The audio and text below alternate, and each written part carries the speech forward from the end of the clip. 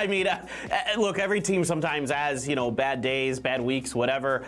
The Sonics, it has been a little bit rough and tumble for them since their PGIS win. Just doesn't seem like they're quite gelling again yet. They're quite on the same page. I mean, the rule format change again. A lot of these things could be coming into play, but certainly the Sonics are a force to be reckoned with. I found out that Dressel is a sub-member of Sonics. What do you think about that? Well, Dressel just can't stay out of PUBG Esports. I mean, how could you not, right? Like. So maybe we can expect him playing in PCS6 Americas? Maybe. I mean, I'd always like to see Dressel play. He's a great bolter. I'm a big fan, but the Sonics have a really stacked roster. Moving on, there is also Dodge again. They're a really, really good team. Cherry, he's always been a competitor in the Americas region, a very strong one. Then up Nootropic, a pretty interesting team here with Hello Senpai and some others putting together one Lata as well from the former 300 squad. And last but not least, the Rumblers. I mean, they're a fun team to watch. They're great dudes. Los, Waldo, Valiate, and Corsac this time coming in. I'm really excited for this team as always. They're going to be fun no matter what. So today we were able to break down the 32 teams from 2 regions first in details because we divided into 2-2. So I hope the fans could also enjoy the full month of PCS6. Yeah, I really like this format a lot. Now you can kind of focus on a couple regions at a time, and then, eventually you'll get to see Asia and Europe. You just got to be a little bit more patient. Yeah, Pick'em Challenge is also back for PCS6. This time, due to the changed format, PCS6 Americas and APAC Pick'em Challenge opened first in April 6th. So don't miss out the Pick'em Challenge. Support your team by purchasing the PCS6 exclusive items. And again, here's our pick.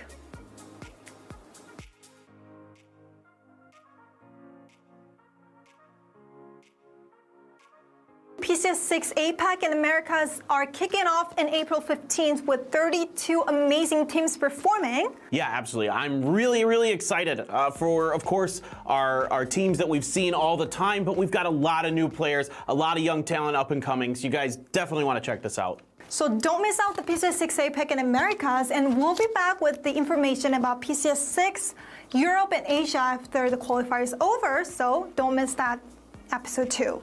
We'll be back soon. And don't forget to like and subscribe.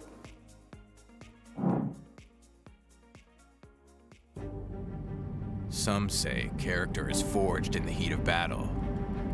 Others say it is only revealed. But I don't need to tell you this, because you're a survivor. Your choices define you. They make you. They reveal who you are. You know how to take that shot.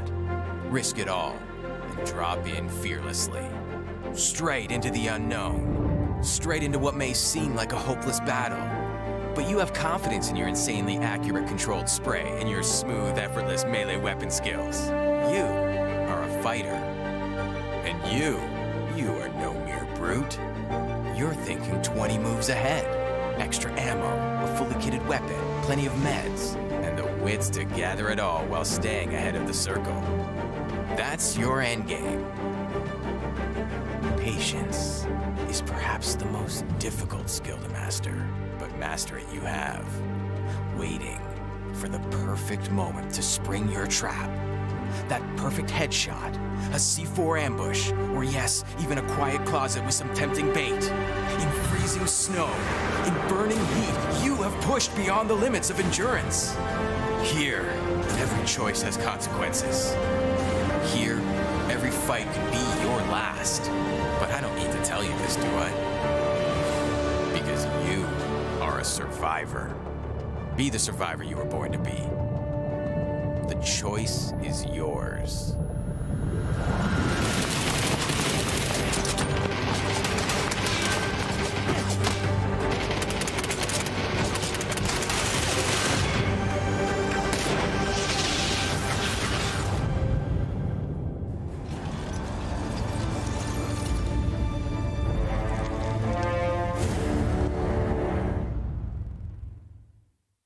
Hello, everybody, and welcome to the first day of the PCS North America Regional Playoffs. After these 3 days of play, the top 6 will be going on to the grand final. Well, let's take a look at the teams that we will have playing here today. Again, 3 groups. Today is going to be groups A and B. And you can see some pretty heavy hitters in that lobby. It slows them down, like I said, and Oh, that could be big. What? Oh! No way. Oh, he finds 2, and T-Sock and Zealot less than half HP. Kurt will try to take the high ground. He's going to spot out 1, but he goes down. T-Sock will trade it. It's now a 1v1, Alo and T-Sock. The smoke cloud could keep T-Sock alive or could try to maybe get the res, but the flashbangs from Alo, T-Sock can't go for it. It's going to be a big 1v1. T-Sock, the smoke wall, you can see it's starting to go down. Alo working around the edge, goes for the flush. And he wins it. At north side here, you can see the angle he's got is forcing STK to move around a little bit. They will get the knock and the flush onto Penta. 15 kills now. Just like that, it's done. Gas Cans back-to-back victories. 16 kills this time around. At the end of day 1, that's what your leaderboard is looking. 93. Look at that. 93 points for Gas Cans. It's not by any means going to be easy. You're going to try to push the it. angle Oh from my Oldhurst. God. What? That was disgusting. How? To see if Penta will maybe give him gonna make it easy for him. Nope, he won't. Oldless will get it, and bing, bang, boom with the 20 kill, 30 point chicken dinner. Oh, that's where I wanted the grenade from Cater to go. And I'm not sure if that was a Cater grenade onto Hooligan or if that was Sonic's. I think it might be Sonic's just making the push here, but they have not realized he is on the backside. Hooligan gonna have to pull up there with the Scar. The spot out 1. Cater actually gonna be the one that gets him. No, Shrimzy immediately transfers over, and Oldless managing to snake out a second place finish for Bing Bang Boom here will get the win. Sonics with 9 kills. But what a weird, wonderful game. We were saying coming into the final game, just kind of put yourself into a position where you don't have to be as stressed tomorrow. Yeah, much needed. I mean, Twitch chat can rejoice. Now Sonics are once again the best team in the world. They find themselves in 6th place, 58 points overall. Look at it. They just knocked Dodge out. And again, it's not comfortable though. I mean, it feels like Sonics is going to have to commit so many resources, and now that the firefight is opening up, it looks like T8 is trying to come up back behind us. That's going to mean no cover for Sonics to work with. They're just going to have to make sure that they defend themselves with bullets, so that way T8 does not come up back behind him. H1 already taken so much damage. He's going to go down as well. T8 is just storming into this position. Spots out mine, but it's range. It's going to be sparking, providing some type of covering fire for the Sonics to work with. Everybody has got vision on each other, and it's starting to make the push. Now, it's going to be sparking, trying to make this low ground assault on a T8's position. They are weak and goes for the spray and gets a little bit more damage into it, but Balefrost is going to go down. Now the connecting shots are going to come out from Sparking. The push paying off, but you Bull trying to hold the other angle, and that's going to go down. T8 does go down in 3rd. Sonics manages to weather it, but it's just going to be Tiggleton, the last one up, trying to fight his way out of it, realizing his commitment onto one side, goes for the peak, but it's going to be Yahoo that picks it up with 11 kills. We'll be able to recover and get that knock, but Snake is still playing close contact here. You see, he's desperate. He's got this information relayed to him, so he could actually swing this. Oh, walks up into the face. Spray, easy connection. Snakers takes it away, and now it's just Yoho on the other side. He's gonna go down. 10 kills for E United. Overall, you can see it is indeed going to be Yoho in 1st place, tied with Bing Bang Boom. It's just going to be based off of all the way that this is set up with kill points. Oh my God, this is so tight. Gas Can's going to be back behind that one. E United following it up, shoots a kill, holding on 5th, 300, stepping up into our 6th place position. Then Sonic's Spicy Fish, built by gamers, Nootropic, Wildcard Gaming, Rumblers, Dodge, and 4 Funners are going to be going to our LCQ. We talked about it. Now finally seeing Latin America, North America recombining for PCS6. This angle right here is just netting so much work. You can see Nootropic not harassed on any of their angles and are just farming what they see moving around them. Now, going a little bit more aggressive. Got to be careful. Nice Try does have some vision of what's going on, but that nade bounces in and does some very important damage. Fire is being deployed. Mime is going to have the opportunity to get on the roof.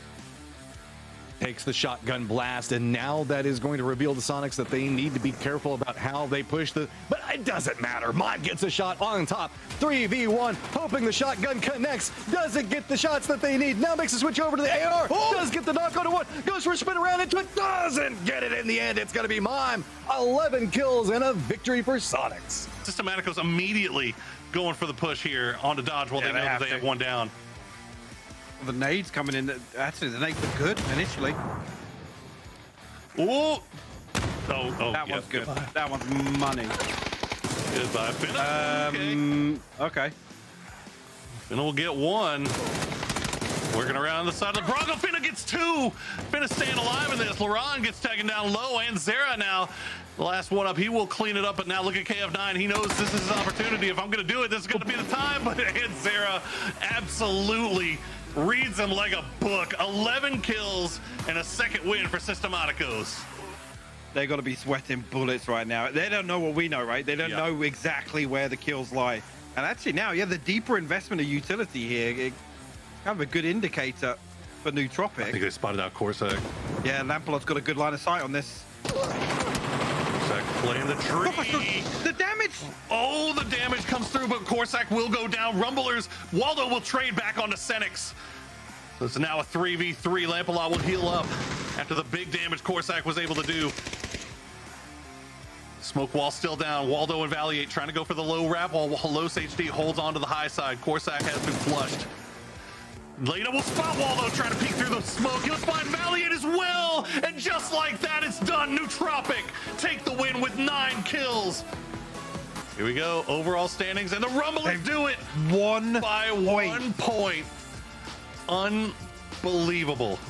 No way. I mean, that's heartbreak for Wildcard, but wow.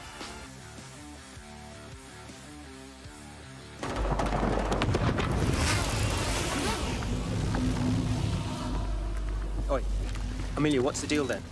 2 up top, 2 downstairs. All right, so we just go prancing in the front door as per usual then, huh? Not today, hermano. We must be like ghosts. Trust me, these will do the trick. The fog of war. Remove all visibility. We take them out one by one. They won't know what hit them. Oi, who's that behind you? Look, here's what we do. Surprise attack. We go in big chicken dinner style through the window, guns blazing. You mean like in Miramar? Oh, shit. Enough. First, we smoke out the first floor, but we'll need a distraction.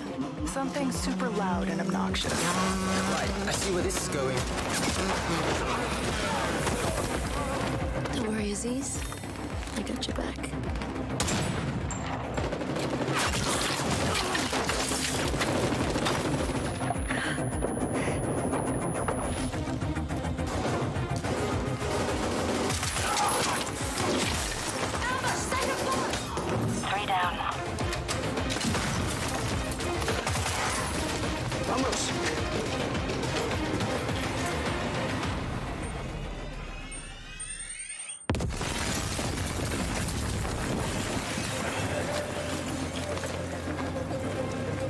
Winner, winner. So, where to next?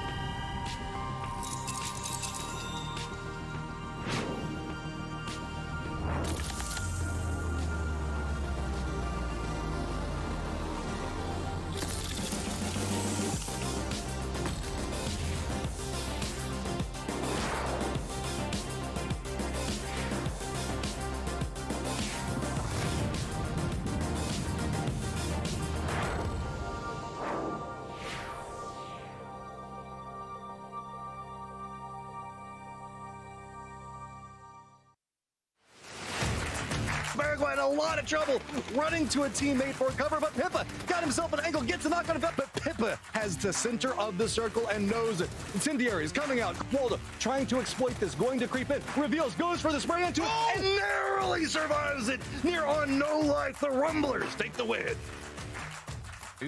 Then keeping 4-up be the priority, not the compound. What is going on here? Uh-oh. We jousting in the middle? Oh, no!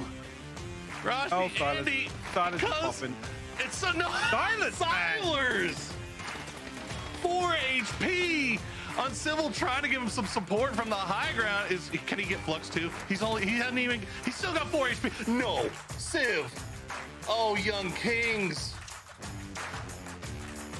Waiting for free agents, and this is free agents have just Nailed had it. a rough go.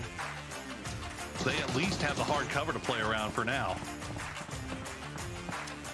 How long that will last, but Wildcard 6 kills on the board and looking to find a few more in the form of Nootropic. Oh, that damage coming through from Fisher. That nade could be terrible. Oh! Yeah, actually got to find him. The pre-nade is disgusting. Pays off dividends, and he will get the flush as well on Namaji. T-Sock now gets taken down. Lampalot refusing to go down without a fight as Ray. No, Zray goes as well. Lampalot is just cleaned up. Wild card. No way, man. 4v4. And a 4v4 for Rumbler's shot at the grand finals. I gotta feel like Rumblers almost have zone control here as Phase 8 comes to close in. A lot of moving parts to this one. Not easy for either team by any means. That nade is huge. Ooh. Yeah, Lampalot's got a good line of sight on this. Corsac playing the tree. Oh my God, the damage! Oh, the damage comes through, but Corsac will go down. Rumblers, Waldo will trade back onto Senix. Holds on to the high side. Corsac has been flushed. Lena will spot Waldo trying to peek through the smoke. He'll find Valiant as well. And just like that, it's done. Nootropic take the win with 9 kills.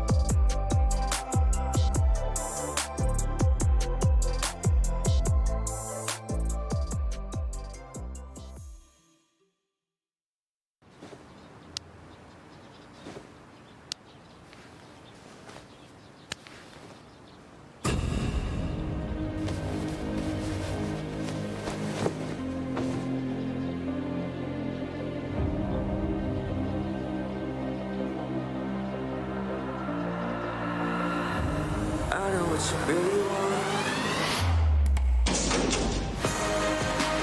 Turn it up and give it die. Maybe we're in paradise. I'm feeling like a hero. Turn it up and do or die. Everything is on the line. I'm feeling like a hero. Turn it up and do or die.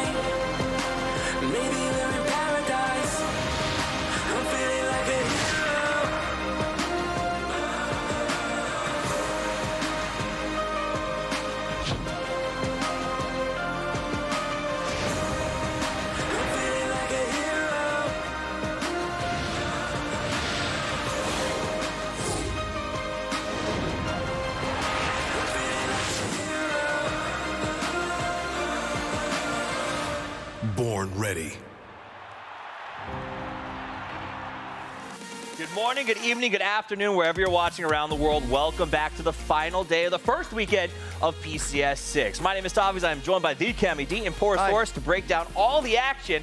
But before we do, let's remind everybody about the road we took to get here. It started off with chaos, 128 teams from 2 separate regions, open qualifiers, a multi-round grind, a last chance qualifier, and finally, 16 teams here this weekend to take the field in the grand final. But what is the grand final going to be looking like as these teams do go to battle? It is going to be a tough one. 30 matches to play.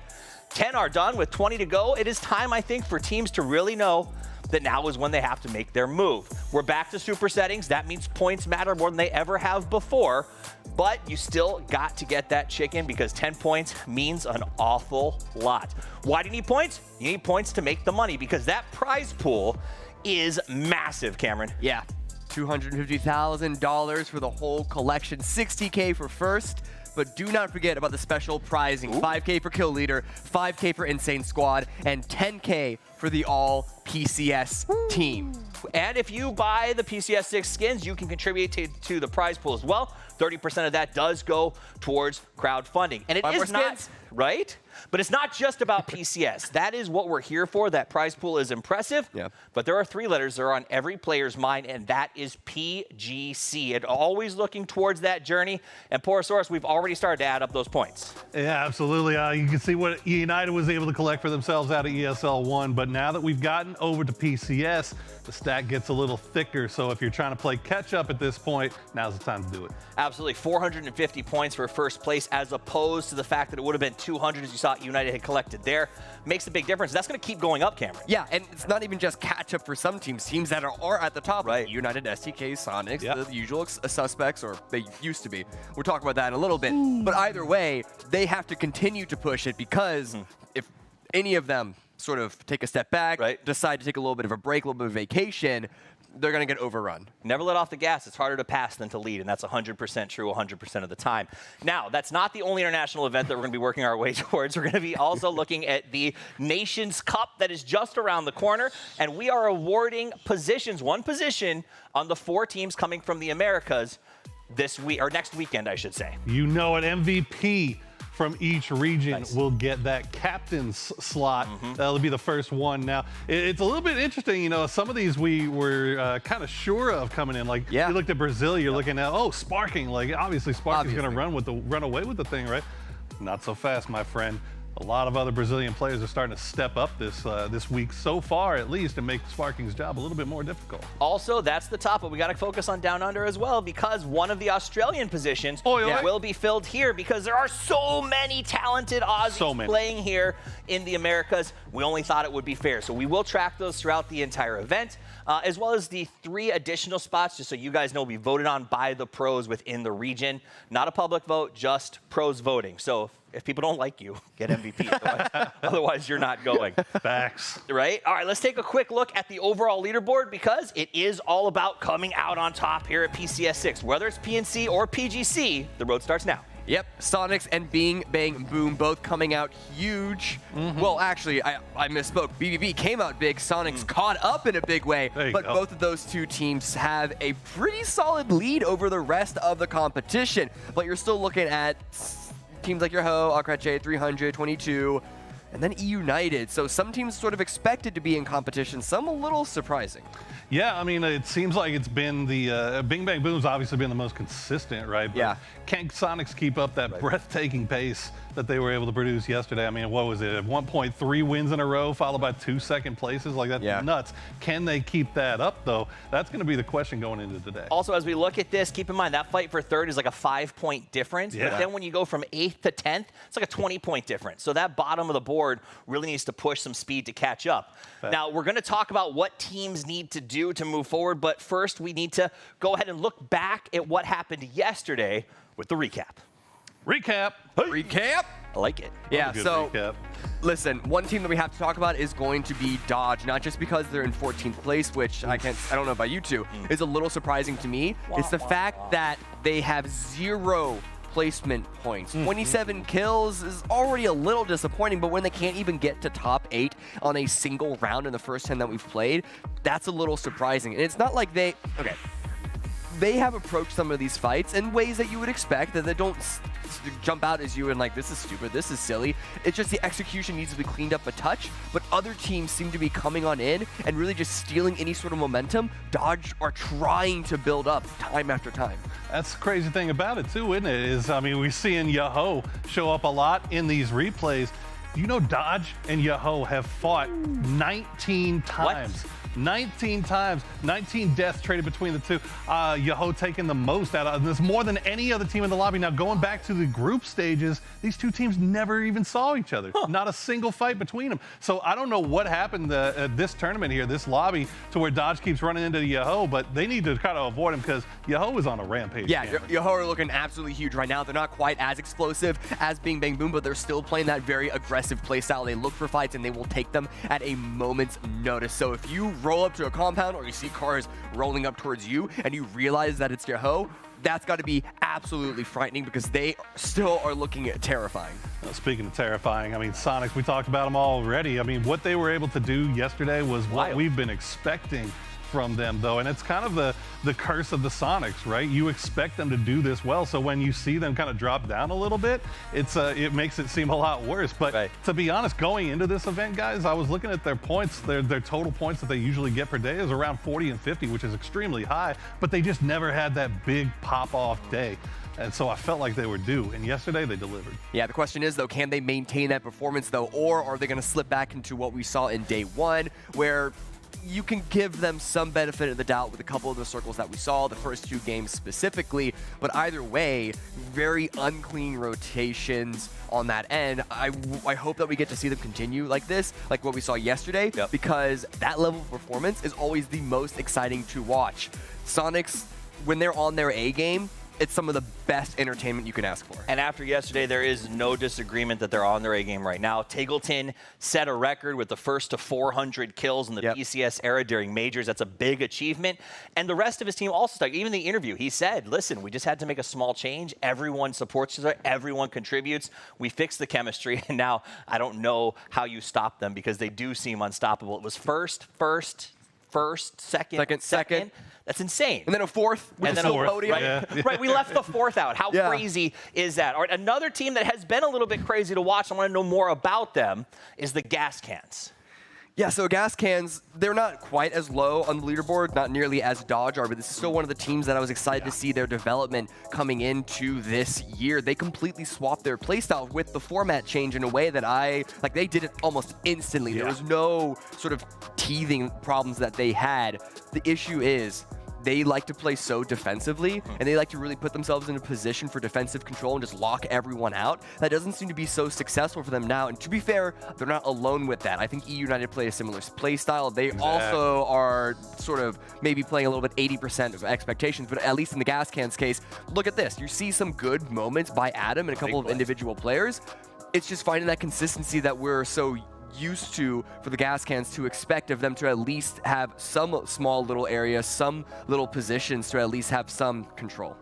Yeah, I mean, you look going back, I think you were dead on with that ESL or E United comparison. You look back to ESL, Gas Cans was doing this wide split where they would take over a lot of area and they relied on their guys at the top and bottom of that split to kind of play their own lives, farm damage, stay alive, and doing that. It's been a little bit more difficult for them this time around. Those guys on the bookends are dying, and it's kind of the whole house of cards is falling down a little bit. Because both teams that have similar play styles are struggling, though, Gas Cans and E United, I'm going to continue to look for this. I'm starting to wonder if it may just be a strict meta punish where everyone, because now we're back in points rule, teams are getting used to just farming up on the edge. And so those teams that might have been used to having an easier time establishing edge control might be trying to do too much at the moment, and hopefully they adjust in some way. So you guys brought up teams that I think a lot of people had high expectations for that maybe aren't stepping up, maybe messier than we'd like. Let's go to something good, a team that I think a lot of people didn't expect big things out of necessarily, but came out with 2 wins yesterday, and that is Akreche.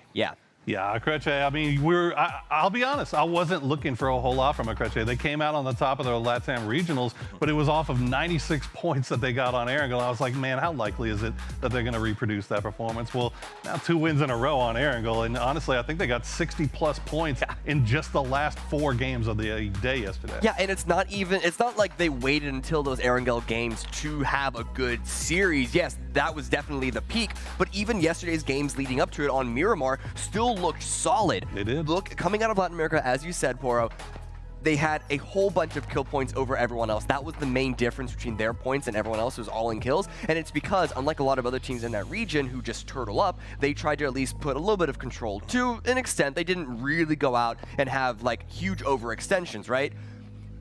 But they had a day on Friday where they might have struggled to adjust that playstyle here. They have found a really good median where they're giving space to the teams that they know they can contest whole cloth, but they're finding opportunities like this final game here, which, yeah, sure, only ended with 7 kills. Right. But they had control of their space, and they saw everyone moving around them, and they just slotted in to grab the win. They made a good choice on movement, and they got to the end game. Yeah. That's great. Now it's only fair if we go back to Messi again. And the same idea. Teams that seem to be struggling with early rotation. I mean, honestly, I don't know. Explain to me what's going on with SDK. Man, I'm after this tournament, I'm gonna love to have a sit down with Kurt or Gunnar and kind of pick their brains about some of these rotations that we were seeing from them earlier. It feels like they were kind of taking stuff that they didn't normally take. Like this one in particular in game 1, you know, this was a right in the middle of the circle. They usually kind of hang around at that the road map, but instead they elect to push into the city, right?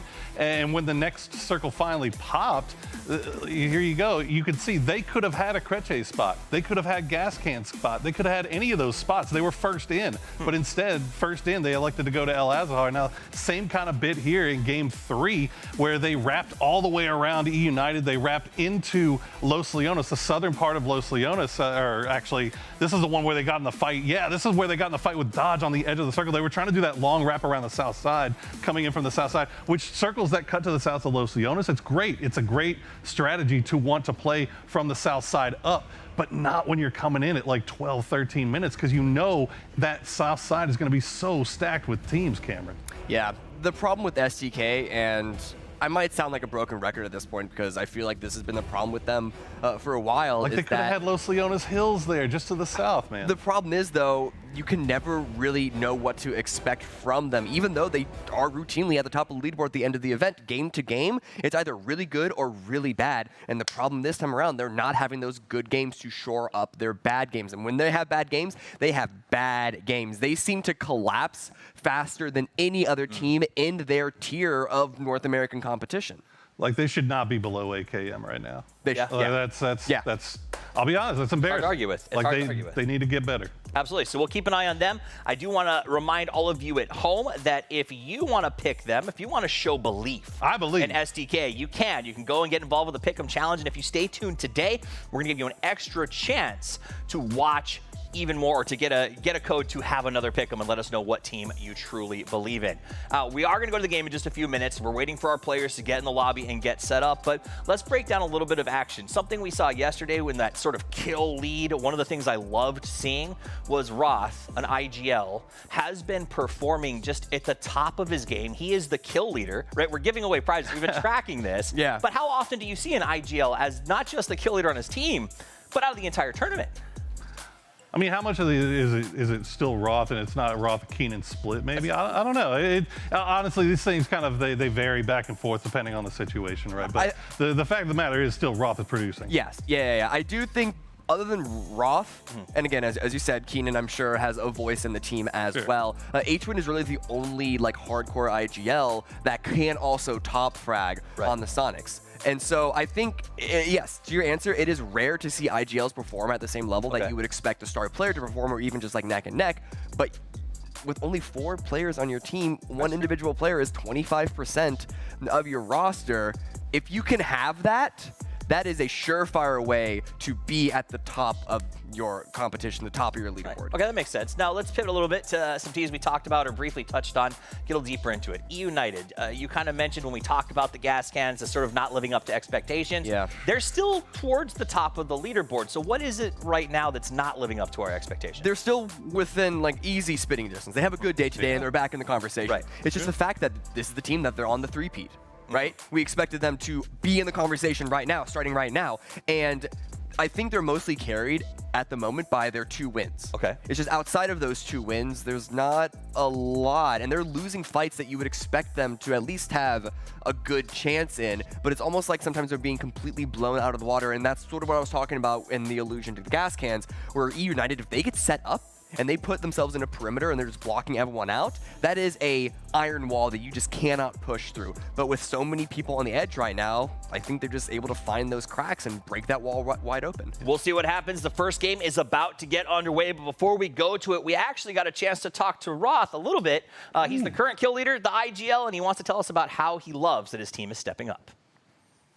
We're excited. We're pretty confident right now. I think between ESL and this event, we've been really consistent. And, we know what we bring to the table. And I think we are sick about hearing about the Sonics and United just as much as the rest of the world is. So it's about time that we step up and prove that we're just as good as the rest of them. You are as good as the rest of them, and don't let that analyst desk take your laurels away from you. IGL, by the way, fragging up at the top of it.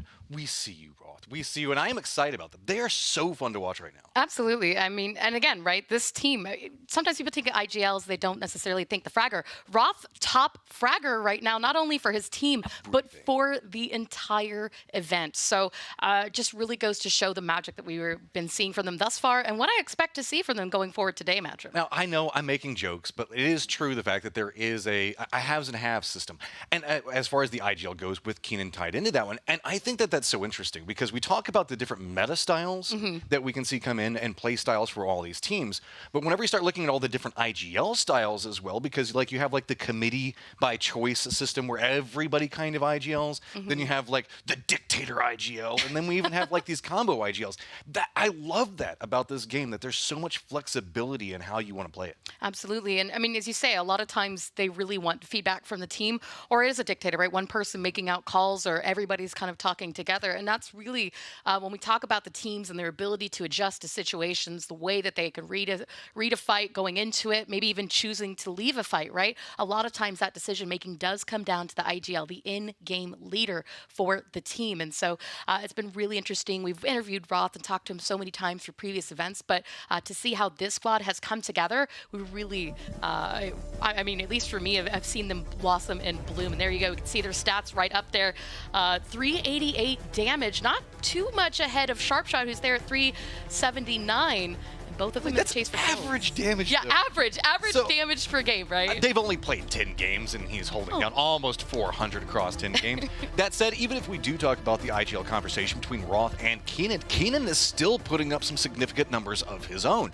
And again, that's the secret to success. The Bing Bang Boom and their approach to it is different than what we're presently seeing. We were having a fun conversation with the analysts earlier regarding the speeds at which teams are moving. And I think that might be a fun conversation to start looking into, because it feels like Bing Bang Boom is one of the pace setters that we're looking at. And Sonics tends to be another one of those. They tend to move quite quickly to get in position. We all know about the Picado shift or the Pachinki shift that we see Sonics do. I feel like Bing Bang Boom is approaching that in a different styling. And while we have moved away from the chicken dinner system, that was very focused on get in the circle, get in there fast, so that way we get a good spot in the circle. Now it feels like people might be meandering a little bit. Yeah, and too, right, there's been a lot of shifts and adjustments, something we've talked about a little bit in the way, because we've moved away from the most chicken format, a lot of teams are looking to play the edge more, they're looking to farm for kills, and right now we can see on the screen total kills. Roth is actually leading Tiggleton there in average, Keenan just barely behind him, but the stats are so close, and these guys, I mean, the longevity of which Roth and Keenan have performed not only at PCS events, international events, big time events, there is a lot of just longevity and PUBG greatness on the Bing Bang Boom roster. I love production for giving us these side-by-sides and how it stacks up in this situation. I also love the damage proportion that we're starting to see. Whenever you see, because we saw earlier, the Tickleton is a huge amount of the damage proportion on Sonics, but on the other side of this one, it looks like it's a little bit more averaged out on Bing Bang Booms. And I mean, if you're gonna name yourself Bing Bang Boom, you got to be able to frag out, and that's your approach to the game, right? Yeah, you've got to have the bang bang and the boom. And we've seen so much bang and boom out of that roster so far through this event. And I'm really excited because, again, yesterday, there were so many times where I thought we were going to get really close to that chicken dinner, to that win, bing, bang, boom, up present in the late game. And I've talked to Roth a couple times lately where I'm like, what has really been your focus? And he said closing out the games. They're really happy, obviously, with their performance right now in terms of frags, where they are on the leaderboard, but they know that they can do better in terms of winning those chicken dinners. Well, again, it's the difference in consistency and performance. Sonics had a rough first day, but then had a phenomenal day too. Nobody's arguing that in the slightest. Bing Bang Boom's approach has been much more fluid. Okay, just keep the points per game up as much as possible. If it comes down to kills, great. If it's kills and placement points, doubly great. But it's almost a tale of two different approaches right now. Now, the thing that I am concerned for Bing Bang Boom, while it's kind of close right now, if Sonics keeps up the trend of what was happening yesterday, it's going to get I love talking about Bing Bang Boom, but it might start to be a little bit harder as we move forward. Yeah, I mean, Sonics being in pure form has definitely thrown a couple of other teams through the ringer as of late. I mean, that was the big story, right? Day one, Sonics' first 4 games, an average placement of 12.25 because they hadn't done better than 11th place coming into day 1, game 5, finally getting that chicken dinner, and it seems like things have been going smooth for them ever since. And that's where teams like United, Bing Bang Boom, Yahoo, ones that we were really expecting to pop off from the Americas region, Akreche, who came in as the strongest team from LATAM, we're like, all right, where's the step up? Akreche did a phenomenal job closing out yesterday, and that's another team that I'm watching to see if that momentum carries through to today. I've also got my eyes on 300. They've been a very sneaky, well-performing team right now. And it's not like it's anything crazy or we're just missing where the firefights are and how they're breaking down.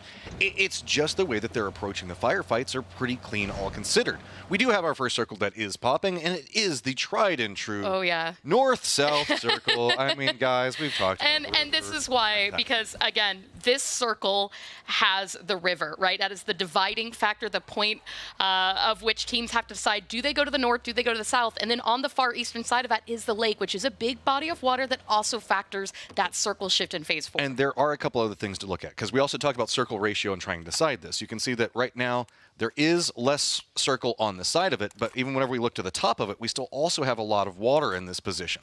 So that means that if you're going to lean in, that means this area specifically is where you're going to try to want to be at. And I wouldn't be surprised if we see a large percentage of our teams moving into the north, or at least playing that 50-50 that we saw a lot of teams doing, like, holding down Rajak and then also getting somebody across the river just in case. Absolutely. And I mean, again, that edge play, those rotations, the things that we want to watch for, this is a good circle to start for shoot to kill. And I anticipate truly for them to go ahead and take a rotation early on past, potentially set up 1 or 2 in cube, but then go on past. That's right? not a shoot to kill rotation. This is a shoot to kill rotation, if anything else. That's the way they do it. Man, look, they give us teleprompter toys and we take them absolute to town. So thank you so much to our production crew for that. And also to our observers for really giving us this opportunity to catch a lot of this action. And again, now, Bing Bang Boom, Roth, here we go. I mean, we've been talking so much about them today, and it is because when we say where the potential is, this is one of those teams. And we've been talking about him a lot, but let's go ahead and get more coming out from him. I mean, he's been providing so much insight already. So, Roth, go ahead and let us know what you're thinking. This is the first time that, aside from like going way back, I don't want to be, forget about the old MPL rosters, but this team to me is a lot like a family. And I live close to Sharp. I mean, he's about 10 minutes from me, so we hang out on occasion. And then between Keenan, Oldless, and even Wooly, we have our days like everybody else. We're frustrated, but families fight. And but at the end of the day, no matter what happens, we have each other's backs. And our talent is there, our chemistry is there, and the sky's the limit as long as we keep going in this direction. I love to hear that, especially the fact that they're willing to be they're saying the part that most teams don't say. Like, yeah, we do disagree, but we see it as family. And I like that approach and styling, and we've talked about it. We know if you have been a historic PUBG watcher, Keenan can be a little loud. Sure. And especially in stadiums, if you're trying to figure out what his team is doing, you can probably you can always hear Keenan. You can put somebody in like 10 sound booths, and you're still going to know what Keenan's planning. But I like the fact that this is a squad that we've known can perform, and finally coming together in this fashion.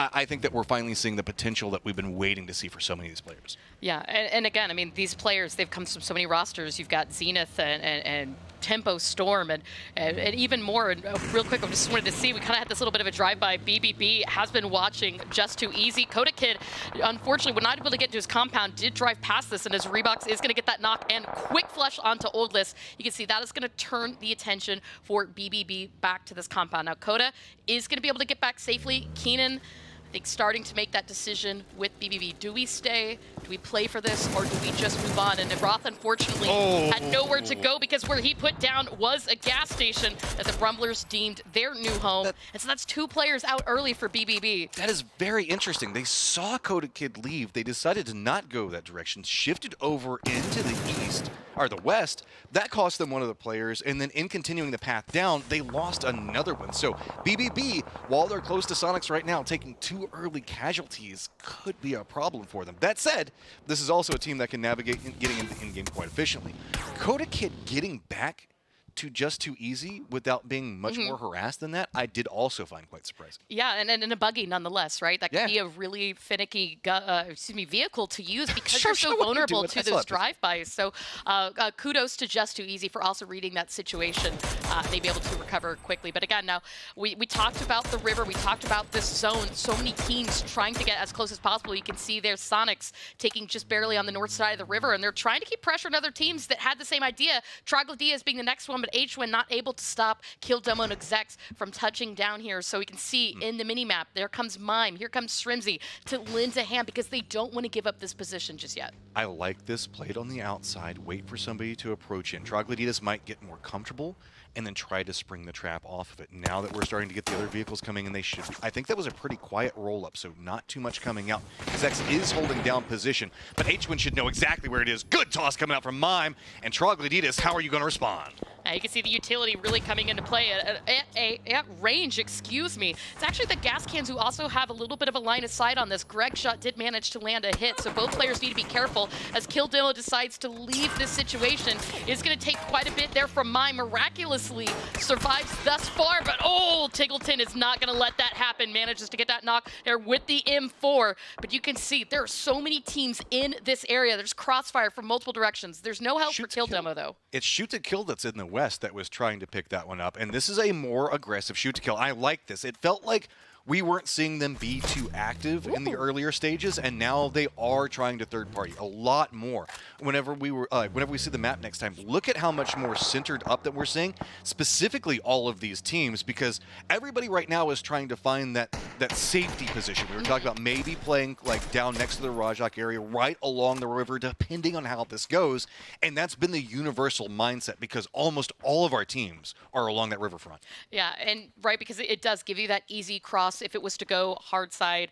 Now we've got a couple of teams that are coming in a little bit late. Newt actually did catch a Kreche who was rotating in from that position, gave him a little bit of pressure, some damage, but they're able to keep on out. AKM, very last minute rotation out of Military Island, but you've got United who are going with a very wide rotation. They love to come in from the north on Erangel circles, but always hang out to the eastern side. So I anticipate potentially either stay near Stalber, maybe go up till Severny. It's 22 that I've got my eye on, though, because they've come into this so late. They haven't really picked a place to sit center yet. This is the problem for so much of what's going on right now. Regardless of how this shifts away, if this doesn't center up, if we see it move any direction other than along this riverfront, it could be a problem. Because if you look at the crossing locations, whenever we all come in all considered here, we've got like these areas that everybody knows about as we're coming in, but there's little clustered sections that you have to be very cross in this. So you end up with minor bridge camp locations into this on a very regular basis. And with the way that we see the cluster leaning north, if you're a team that's playing south, I mean, even having safety players such as we see Cherry and Ethan for Dodge, or even Shinboy and Balefrost, if they have to make that cross, it's going to be difficult. Now, on the other side of that, if we do get the hard shift in the south, I don't even know. Wheels come off. And again, I mean, my eyes go to some of the teams that have chose to rotate in late, as well as shoot to kill. They did what I anticipated, right? A 2-2 split, sitting 2 a little bit higher for that high ground, kind of see the teams in the area, and leaving 2 at Q, because it gives them that troll bridge kind of ownership of the western bridge there, so that if they want to rotate, they've got that opportunity for them. 22 right now, taking a very wide rotation, a page out of the book from E United. And that's also where they've got to be careful, because they're rotating in right behind them. And E United, they don't like it when anybody comes in behind them. I think they might have felt a little confident that they cleared out that position, but 22 just a little bit late. So that's going to be something to be mindful of. They just kind of slow roll it in. They want as little attention as humanly possible, and they want to try to sneak their way in.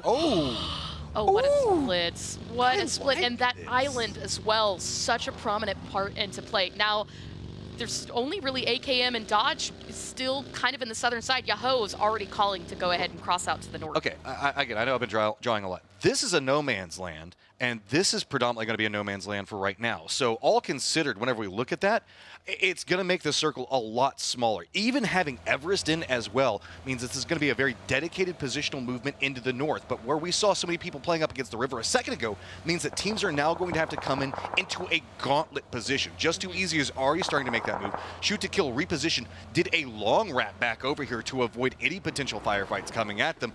And it's about to get pretty chaotic in the east. Yeah, and a lot of teams, I mean, Shoot to Kill, they read that situation very well. They very quickly pulled back to Cube. Again, the importance of that position in a zone like that, it's good to have all 4 squad up, because you don't know if a crash is going to come. And as we see those rotations, we're anticipating not only is 22 on United, but Yellow Jackets were also still in this area. And so you can see Felipe actually landing quite a bit of damage on Flood. The knock is going to come out, however, and you can see very quickly Batunga's making sure they get credit for that kill as the rest of the teams continue on. 22 Esports is not worried right now about stopping and engaging. They just want to get themselves into the zone. So they're going to hold on to the beach and try and stay out of the line of fire for most of the teams. So we can see Kickstart is not going to let this be an easy one for him. I love the fact that we saw, that was a PUBG moment if you ever saw one. A second or two difference there, E United would have gotten away with that pretty clean. But instead, now we're seeing the dominoes fall. E United had to stop. 22 now starting to suffer casualties because of E United stopping, and 22 is taking the shots at it, but it's going to be Yellow Jackets' position that just sets all of that off from how it was wanting to go down. The north is pretty open, but if you're going to move into this area, you're probably going to continue to try to do a longer wrap in. So E United not content in this position. They're just making sure that they don't have any more teams that are coming up back behind them.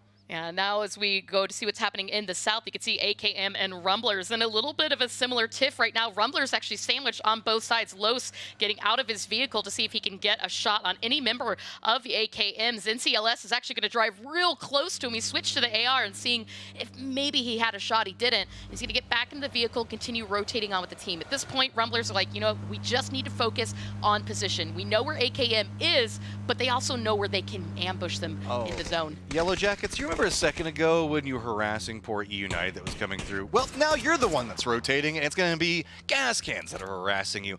The front man is making it through, as Felipe Broca is going to be able to get position, but the ones coming up back behind are going to have to deal with gas cans as they're starting to cluster. You can see on the mini-map, it's getting, I would say, problematic for Yellow Jackets to continue along this path, and even with Felipe Broca, that is in the forefront position, he doesn't have a place to stop. I mean, he's going to be bumping into Newt in any given second now. I think this has been a big problem for Yellow Jackets. They're really slow to make that decision on when they want to rotate and where they want to go to. When you get circles like that, the problem is if you take too long, you really run out of options and opportunities. You can see they've got ideas on where they like to go. The problem is most of those places are already occupied, and that's where the struggle comes. So now that it looks like they found themselves a nice little spot of safety, Nootropic heard those vehicles, and Hella Senpai already cresting over the hill to see where those shots can go, but the circle's going to shift again. And Matt, we are still split 50-50 with the water. Luckily, the island's not into play, but we've got part of Crates, part of Georgia Pole, and yep, there you go. One of my favorite compounds that Rumblers wasted no time getting to. There is so much strength in that position, in this circle specifically. Shoot to Kills compound right now, having the quad in that spot also going to be good, but look at what's happening. Sonic's trying to hold back Yoho as they're moving in. Yoho's now had to shift into the north. They're going to be bumping into Troglodytes as well as Gas can take the shot. Crash moving in from the north is going to be bumping into 300. 300's trying to make a counter move around it, but you can see 22 is going to be coming back behind them as well. this is just about to be explosive in the north. Ooh, you talk about explosive nades there from Rusty Zera as they continue to bombard Yahoo. I mean, Troglodytes have basically just been fighting compound fight after compound fight since the very beginning of this map. They've lost 2 players in this, but they are not wanting to lose this fight with Yahoo. Yeah, the problem right now is that this position is not in the circle, and it's not really a safe spot for them to leave yet. They've got to make sure that their backs are safe, and you can see in the background, gas cans set up outside of this to try to see what they can pick up, but oh my goodness, it's actually going to be Snakers and E United who read this are going to pick off Adam. But here's the problem, like, Yahoo can't move, Troglodytes can't move, they're not really inside the safe zone. We're going to have a stack of teams, gas cans trying to move in, BBB's off on one angle, E United to the north. This is just near on certain doom for everybody that's in this compound right now. Here you go. The smokes are out. He saw Necro lying prone. It looked like Sparking might try to jump up for him. Oh! Shoddy! Oh, that was not the place. There you go. Shotgun. Necro does get the opening knock, but down to 48 HP. He's got to be a little bit careful not to get shot one more time. That Molotov's really going to assist him, but you can see Sparking managed to crawl away. There's still potential here for res from the members of Yahoo, but they've got to make sure they act quickly here on Troglodytes. They don't want that to happen again. And Rello, E United, still in the area. They're rotating on the back end of this, trying to see if they've got one last opportunity to maybe steal a kill before they head to zone. That's kind of what we're looking at right now. I would have to say Troglodytes throwing out the incendiaries as well as shotguns. You guys are winning my love right now. Yahoo, though, in a bad spot. E United just shifted down the hillside, so they are waiting. Whoever wins this is going to have to deal with the trap that is presently being set. Rusty Zero coming in, trying to finish this one out. He's trying to make the push up there. We'll have to see. The flashes are stopping him in place. Yeah, I think his teammate Necro accidentally flashed him, but you can see Rusty Zero is really just concerned about securing kills. I think Troglodytes have read that the win might not be here, but right as he goes into the door, he's going to get taken down by Punage. Necro, though, with the shotgun again, finds another knock. I think at this point, Troglodytes just trying to get as many points possible. And there you go, that final elimination coming into play. Sparking, the only one still standing up for Yahoo. But again, I mean, United haven't fully left this area yet, so Sparking's not out of the blue. And here's the problem. They waited so long, they're only going to get potentially 1 kill out of that. Good job on tracking what's going on the kill feed. New Circle has popped 300, feeling great, vibing in a phenomenal position. But E United is on the opposite side of that, and it's just going to have to be fight your way in. On the opposite side, we do have Just Too Easy making a move into Sonics that is going to provide a reprieve for E United, who is face first in the gas cans.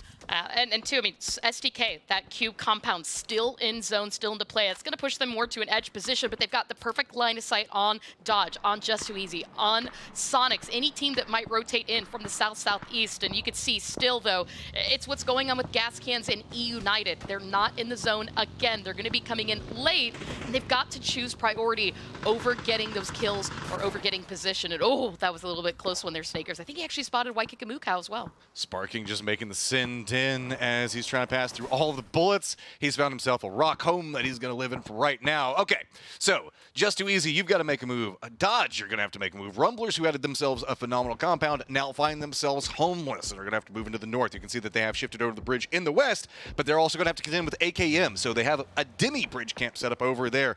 It's about trying to navigate these hills. As you can see, what's going on with Sonics right now, the hills are going to provide so much line of sight blocks that are going to let you navigate this and get so close to teams. Yeah, I mean, there's, as you say, there's a series of hills. 300 owning probably one of the strongest hills in this position. Sonics trying to keep making sure that they get rid of everybody else here on this eastern hills. They get that opening knock there on to Kickstart. Tiggleton has an idea of where Snakers and Rello are going to throw more throwables to keep them not only from rezzing Kickstart, but giving them that opening point into zone. Meanwhile, it looks like AKM chose not to rotate on the bridge by vehicle, but instead opting to swim. It did manage to get 1 kill on Valiant, and that's going to open things up. But Corsac might have the line of sight here. I don't think that AKM wanted to do that. I think that was kind of a setup with what Rumblers has in their position. You can see Corsac playing in this area. He's going to go ahead and take down NCLS. We have Los that's on the opposite end of this one with a lot of vision coming into play. Corsac playing the low ground inside of it. But now AKM, Rumblers, they've just been destroying each other. Dodge is now holding down the eastern bridge, as you can see off in the distance there. And it's going to be shoot to kill that's just going to be looking down this ridgeline at everything. Sonic just said no to Just Too Easy. There you go. I mean, they're still, though, not in the clear on the eastern side as the Rumblers aren't in the clear down to the south because Dodge has finally taken a peek over what was happening. Dodge have been slowly trying to creep up onto SDK's position, who, again, still are at Cube on the eastern edge, but they've got that line of sight there onto the Rumblers. And there you go. Sparking, who's been trapped, is managing to get some damage here onto members of Sonics, but ultimately is going to fall here. And that was a good distraction that the United need to finally leave this eastern edge. But now, for the remaining teams, depending on where this blue zone goes, we'll see where they have to go and which hill is the strongest. Sonics actually not at a bad position. 300 still looking good as well. But 8 kills for Sonics already. And remember, BBB went down early, now starting to get more cemented in their lead. Problems along the riverfront still continue as all these teams are still caught up in each other. While all of this is going on, this mess between E United, AKM, Rumblers, Shoot to Kill is using this opportunity to move in. They've got an eye on what's happening. You can see Puri is kind of looking into it. Penta's playing low. It's also going to be 22 on the other side. 22 not finding the circle love does mean that they're going to have to move into a ridiculous position. Up in the north, Yellow Jackets, while they've been holding the north for a while, we saw them kind of kicking off early. Nootropic feels like they're going to go ahead and take that away from them. Yeah, and I mean, Nootropic's position, this could be a really strong one as well, because that hillside that 300's been holding, it's very, very hard to hold the entire thing, especially having Extreme down in the compound. So for Noot, not only to make sure that they've got that northern dominance, but they need to be a little bit careful not to be walked up on members by 300, but who also needs to be careful, it's still Dodge. And there you go, E United. I mean, kudos to Snakers and Rello. They tried to find a place to put down. Unfortunately, there's just not really a lot of free spots here. But I got to give kudos to Dodge on this one. Dodge are doing a great job in surviving here. They've been being picked apart from multiple angles, finally having multiple members go down. But they've been trying to weather this the best they can. But with Dodge now being harassed from Shoot to Kill, that's opening up movement for AKM. Problem is, AKM still has a long way to go. 22 is moving down the hillside. There is a crate that AKM is moving into, but it looks like 22 is looking that same direction. Hasten spots it out, knocks down Damix, but now it's going to be the tidal wave of different movement. Yellow Jackets coming in as well. I mean, it's just an absolute bloodbath here in the corner as Yellow Jackets find themselves eliminated. 22, AKM. Rello for E United still trying to keep the dream alive. And even when this fight ends, you've got to wonder where they're going to go, is they've still got to cross the street. And that's where the rest of the eyes in, really in this whole zone are really going to have a perfect sight here on them. And it's talking about perfect sight. Dodge, Ethan, getting more knocks. The thing with Dodge is they need to make sure they clean this up. They need credit for their kills, something that they've been struggling with. But they got up to back to 3 members in that situation. They're finding the opportunities in a way that they shouldn't be able to. 22 trying to take the shots at range, see if they can get some more out of it, but it's going to be 300 with the angle. 300 has so much control in the circle. There you go, Neferhor, as you say, so much control, great line of sight. Unfortunately, because 300 has been here so early, they haven't had much kills or action to show for it elsewhere because everybody else has really been hugging onto the edge. And part of that edge hugging now is a Shoot to Kill. As you can see, the blue continuing in. They do have vehicles, but again, Matt, I mean, the question remains is where are these remaining teams going to sit at? 5 teams, 17 players left alive. 300 Nootropic in the strongest positions. That's probably not the direction. Luckily, it's going to be 300 that's shooting them at the same time, but now Sonics is taking the opposite side into the shots of Shoot to Kill. Alo is now all by his lonesome right up next to Dodge. The circle's going to move in an entirely different direction. Oh, Alo at 3 HP is making sure to get the most amount of work for it, looking to hit those hits. But talking about hits, that nade by Ethan is going to bring this down to our top 4. Dodge, once again, needing to put that time in to try to see if they can recover back up to 3. But they've got to act quick because here comes 300. That was dirty. 300 now at 5 kills, making that one look clean and easy. You really love, I mean, this is what 300 does best, right? They really like to keep their head down, wait to the late game, wait till they have the control spot that they want, clear out the south. And now they've got to turn their attention one more time to Nootropic. We talked about this hill and how these two teams were going to come together. This is it now, but as Senix gets spotted out first, Leda trying to swing low and see if he can get that line of sight on Richie B. And luckily, this is out of sight for Sonic. So 300 and Nootropic have a little bit of time to fight this one out. But Nootropic is split into a 2-2, so they're sending 2 to fight Sonics and 2 to fight 300. 300 at the same time. They've already had one of their members go down. 300 is collapsing into this, and this is a huge problem for Nootropic. Now it's just going to be Leda. While Leda has been playing out of his mind, this is a ton of people that are going to be looking for him. Yeah, and Vox heard him. You can see he actually creeped back away, making sure that Leda didn't surprise him there as he takes a quick second to recover, get that reload in, pop that booster after taking that fight to Sinix. And again, as you called it, I mean, Halo Senpai and Lampalot focusing on Sonics, making sure that Mime, Tiggleton, the rest of the team doesn't wrap back around them, but it also doesn't help out Leda to take on the rest of 300. Nootropic still without a foothold in this next circle. And this is a secondary problem. 300, who's been the beneficiary of these circles, does have Leda that's next to them. Sonic has more free movement, and Sonics have been picking up some games lately, so if anything, this is going to spell bigger problems for these two teams that are much closer to each other. And it's a good job by Mime. You can see controlled this. This is a valley situation that we're looking at. So leading into the hillside and making sure to harass people before they can even move into these safer areas. Deny anything you can. Attrition war is so big right now. You can see Nootropic just trying to keep anything that they have present control over as safe as possible. I mean, we got 40 seconds left here in Phase 6. That Phase 7 shift is going to be a huge dictator onto who benefits this from the most. We've got 3 members of Sonics, 3 members of Nootropic, 4 of 300. Right now, 300 pulled back to the compound. They're just waiting. They want to see where the circle's taking. They're waiting to use those resources until that circle pops, right? Because their mind is in the long game. And again, that circle's still not really giving a good position for later Halo Senpai. I don't think they can get to where Lampalot is. And so they're going to have to use that vehicle and just send it and hope that they found a safe spot away from Sonics and 300. But there is no real safe spot. It's the issue in this circle. I mean, Nootropic is leaning 300 side, so that could potentially just feed kills to 300, or it could feed kills to Nootropic, depending on how this goes. Hillside is going to still favor. You can see Sonics are going to have to move down, but they are going to have to move after everyone else.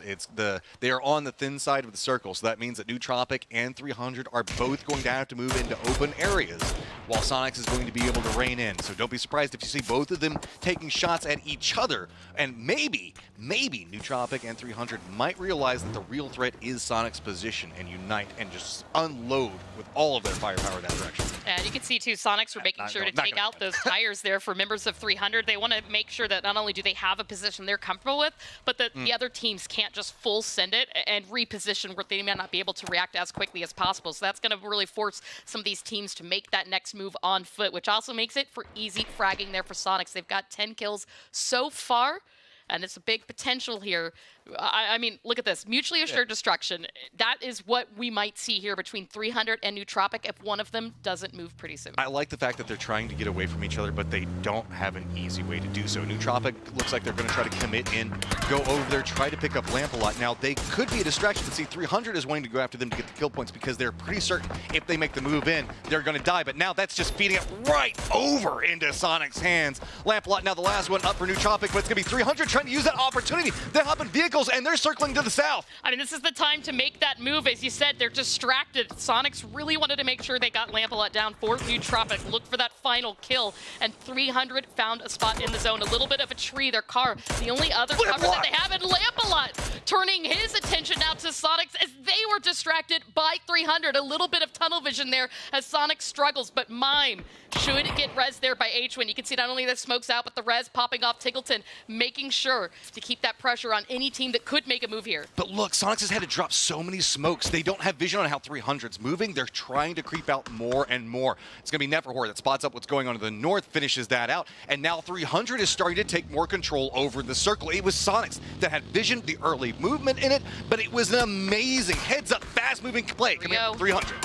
300 still had a buggy that could move, and you can see waste no time to reset up. Extreme, Neferhor, Vox, and Richie B. They have all on line of sight here on Sonics, and you can see the bullets coming out in every direction. Again, remember, 300, they saved their utility, they saved their ammo for the very end of this game, and now with that Phase 8 circle shift, it is in full favor of 300. They just have to wait for Sonics to come to them, and with Sonics tires all blown out, that is that's going to make this for a hard rotation. It's just going to be a bit of a waiting game, but right now the favor looks to be for 300. But that said, Sonics is a fragging team, and they've got hella momentum coming into this. You know they are going to fight this one through. If they can find an opportunity to get a knock, specifically on the northern side of this, where Extreme is extremely vulnerable, he's doing double-up peeks into this one. Now he could find himself in a problem. Sonics is realizing where the vulnerabilities in 300's line are, and how are they going to choose to try to exploit this. You can see Extreme also is really low on armor, has absolutely no helmet, and that's where he's got to be a bit careful on these peaks. The vulnerability, one shot,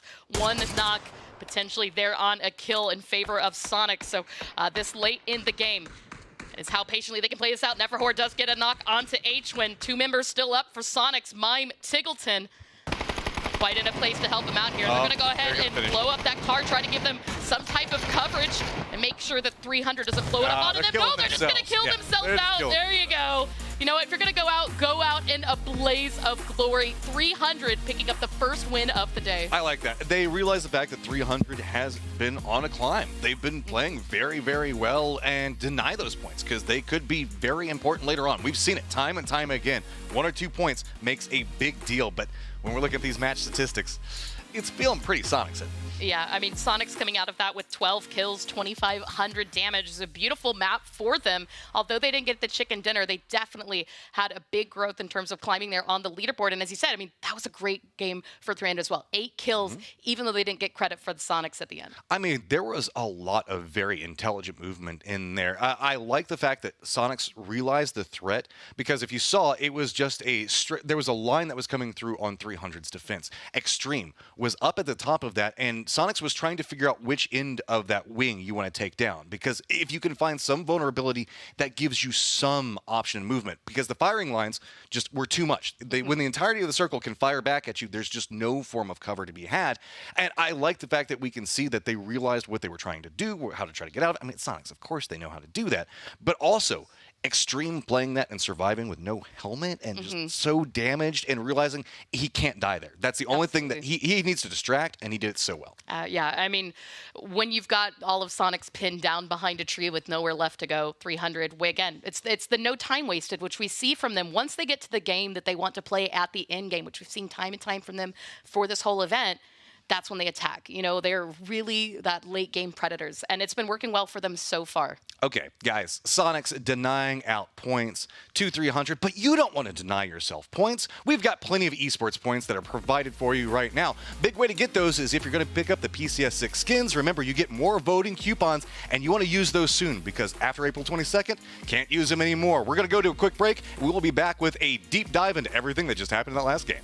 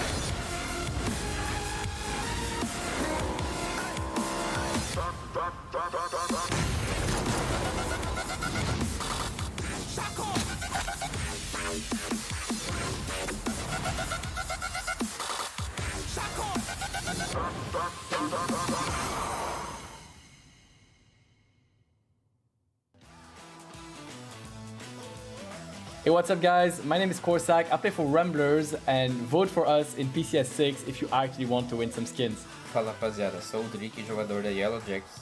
Quero convidar vocês para votarem em nós na final do PCS6. Vamos dar nosso máximo para representar o Latam nessa grande final. Go Yellow Jackets!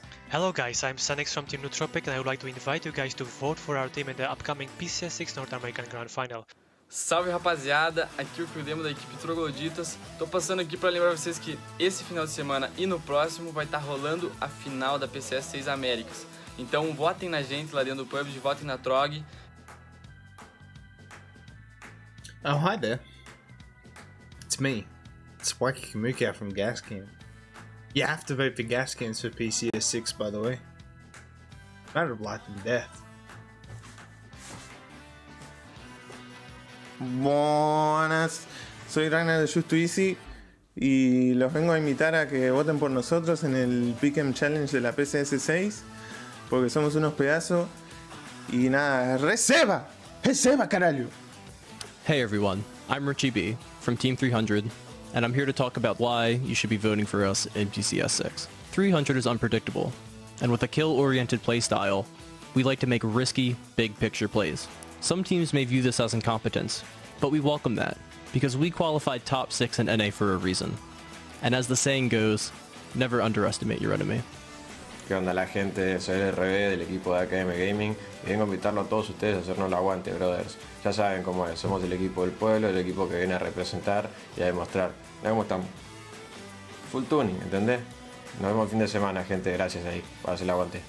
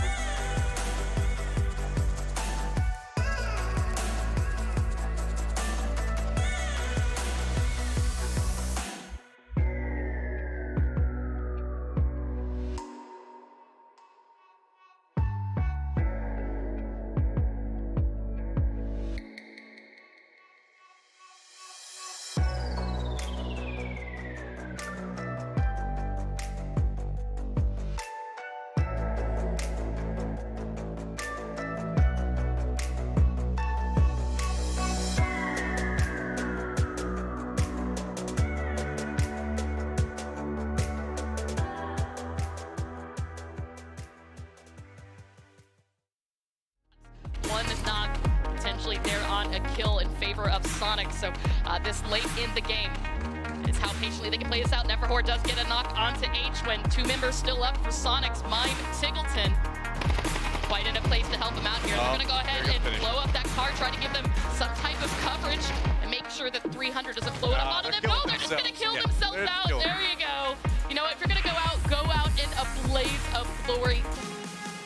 Welcome back. Game 1 is done. My name is Tavis. I'm joined by Cameron and Poro here on the couch as we get things underway, as do 300 and the Sonics going 1 and 2 in game number 1. Let's take a quick look at who got the chicken dinner, the dinner winner, if you will, and it's going to be 300, also the game winner. 8 kills, almost 2,000 damage, and a heck of a lot of smokes. Yeah, we have to acknowledge they were in a really good position in regards to where the circle was ascending towards, right? We have to acknowledge that they were given a leg up, but going towards the end game, we were kind of worried about Nootropic, especially if they would be able to use that pressure from the north side to really try and like steal control from them, and I think they managed it really, really well.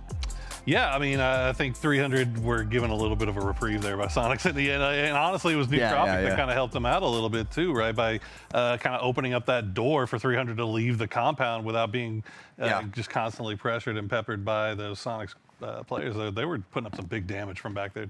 So we saw the Sonics and the 300 at the end, but we started today by kind of talking about STK and what we wanted to see them accomplish in game number 1 in regards to early to mid game rotation. So let's take a look back at that match and see exactly what STK did to start the day. Yeah, I mean, this was weird. We got to see Matt and Clover trying to talk about what their rotations normally are. Now, I was saying I think STK usually likes to go plane crash on this one, and instead of they didn't actually do that. They didn't do that. That was one thing they did. Instead, they decided to do the cube split, and it worked a treat for them too. I mean, they got center circle here. It was looking all great and well until they had to leave. Well, yeah, but then even now, them trying to scout out, try and really continue to use cube as the pivot point. But then they saw 300 there, they pulled back, which was a safe play considering there was a team already there.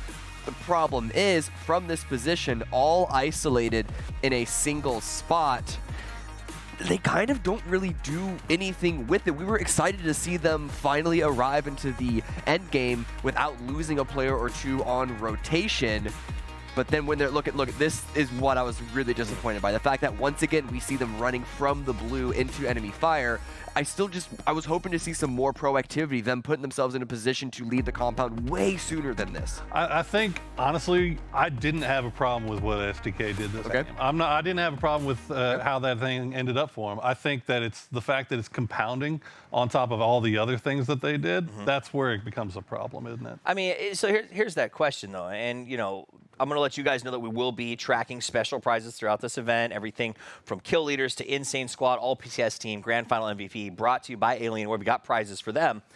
But, you know, we're giving some flowers to SDK for the way that they played that game. But I can't help but wonder, like, whenever 22 has a similar instance, it seems like people are a lot harder on them and saying they're just lucky they get the circles. Oh, everybody's a rat in this lot, Toffees. I thought you knew that. No, I think we're actually looking at 22 with a very reasonable perspective that, yeah, they're given a lot of advantages by being in the center of the circle, but from the very beginning we were saying, yes, they're in second place when they were in second place, but also at the same time, like, how are they going to do when the circle pulls away from them? We have to ask the same things about SDK. All right, let's take a look at the match leaderboard. Sonics comes out in first because of the kill count. So 300 was the dinner winner, but ultimately Sonics get first. So let me ask you guys real quick, because I've been counting in my head their performance, right? First, second, fourth. Is this a first or a second? First. Poro? It's a second. They're tied, and they also there are tiebreaker rules that gives it to the kills. Yeah, there's also rules for numbers and how numbers work. Yeah. Like first place is first. Yeah. Second place is second. Is this not the match leaderboard? All right, I have an easy solution. Twitch chat, this is your chance to vote. We'll go back and check it afterwards. Is Sonics first or is Sonics second when it comes to this game? I want to hear your opinions. Okay, let's take a look at the overall standings. Do you really See, there you go. Sonics is first. Do you really think that Twitch chat is going to have an unbiased perspective on I don't the Sonics? care. Do you? I do not, but I did not ask them to vote. It'll be fun. Let's see what happens. Sonics at 115. Bing Bang Boom, who started in first yesterday, has been just letting that rope slip little by little, Poro. I mean, that the rope slip, or is just Sonics being even more explosive? This last game, yes, from Bing Bang Boom, really wasn't that great. It was tragic. It was really tragic, but that's like, they've had so many good games leading beforehand. I don't think it's Bing Bang Boom sort of starting to perform less well. It's just the Sonics are sick, dude. Yeah, was that a Big Bang Boom failure, or was that just a situation? You know, things happen in PUBG. That was just one of those weird off chances. I mean, because look, Bing Bang Boom is able to get guys up to the late, keep guys up until the late game, and they get kills all the way around. Yeah. Now this one, it was a circle one, cross the river, lose one, lose two, lose Roth at the gas station. They left with two, and the two that stayed alive, they managed to stay up a little bit longer. But you know, it's not the end of the world by any means. Listen, there's always the game that you're shouting, why is he there? Right. Why are they there? There's a reason we play 30 games here. All right, let's talk 300 for just a second. The game's almost ready, but I want to dig into them. They got the chicken dinner. They haven't had lots of FaceTime when it comes to this event so far. It seems like they've been kind of collectively plodding along, but nothing super highlighty. What are you taking away from 300 lately? What do you love about them? What are you interested in? Voxic is fragging out right now. That's true. Like, Voxic is putting up ridiculous numbers. And the rest of 300 kind of keeping up with him. And the fact that Richie B, this addition of Richie B, he's actually performing pretty well. I mean, we saw him yesterday in the vehicle chasing a guy out in the blue to make sure he got that kill. I mean, that's the kind of mindset that I think 300 is coming into this thing with. I think what's rewarding 300 the most is that their playstyle is very good at essentially exploiting what everyone else is doing. With so many other people at the moment playing heavy edge, let's frag, let's get kills that way. 300, they're not playing full center like teams like 22 and AKM are, but they're waiting for all that chaos on the edge to finish, and they are there to mop up the rest, and then also have the benefits of edge, which is a widespread control that you can't necessarily guarantee by being in a center position. I don't think it will be so effective if more teams start to do what they do, but at the moment, it's a good best of both worlds. All right, we'll keep an eye on them. We'll see if 300 continues to hold the pass and lock up third place as we head to game number 2 with your casters, Clover and Matchroom. Thank you, Toffees. Okay. I have a favor to ask of Sonics and HWin and everybody that's involved. We need you to stop winning because, see, this is my job. And they can just have so many recorded times of us saying, Sonics wins, and then we could lose our job. You have to relent at a certain point. My family needs this income. And I feel like at this point, it's starting to get dominant, the amount of points that they're starting to walk away with. It is. And you know what? I want to weigh in real quick on what they said about whether or not it was a win. All right, when we look at our stat sheets and we break things down, we say, how many games did it win? We count the winner chicken dinner. We don't count the match winner. Oh, I'm sorry, Sonics. I'm going to take that one away from you. I'm giving it to 300. They won that one. Okay. See, I don't know. I fall into more of the whoever gets the highest points. I know that this is the big debate, but I feel we're not playing the chicken dinner system anymore. So if you have the most points, you win, right? Yeah, absolutely. Sorry, every time I see that in military, I just think it looks like a waffle iron. I mean, there's so many, everybody has so many crazy names and call-outs for things on this island. I mean, the players have different call-outs for different things, different teams we have can't different use half of them because no, we can't. They're not Many of them are appropriate. not radio broadcasting PG-13 approved names. I don't even think some of them are R-rated. Like they go well beyond that, and so don't be surprised. That's one of the reasons I often see chat being like, "Why are they calling it this instead of this other thing?" There's a reason. Yeah, but then you know what else? There's also a reason is that we've got this flight path Matrim because this is a lower flight path. Obviously, it's going to cut out Yasnaya, a lot of things that people like to have into play, but at the same time, this also gives us an opportunity for a milli circle, something that I know these guys are probably tired of already. Oh, yeah, time and time again. But look, it's kind of like whenever we used to get the Impale Circle all the time, right? You're going to, sooner or later, figure out how to handle every version of this circle with these teams in this lobby. I would be willing to bet that most of the teams are starting to get pretty aware of how to approach this, as well as quarry circles, because, man, how many quarry circles does one event need? Yeah, I mean, gosh, I can't even remember the last time I casted, let alone played in a quarry circle, because I feel like in the day, they used to be way more common than they are now. But another thing that's been really common is some of these really strange hot drops here on military rumblers and yellow jackets opting for the same compounds. I didn't mean to do it. And look, we're not even going milli. This circle popped and just instantly said, hey, we're going to go to the mainland, but that is a lot of unplayable zone. And oh, yeah, okay. Okay, you guys know. We've talked about this one a few times. Quarry, it sucks. It takes up a lot of space. Also very hard to traverse. There's a lot of water. Water you can't play in. That also kind of sucks. By the way, you know all that area around Gatka, it's really flat. Oh, by the way, the area that's east of Quarry, that's really flat as well. So all of that area is really places that you don't want to play around.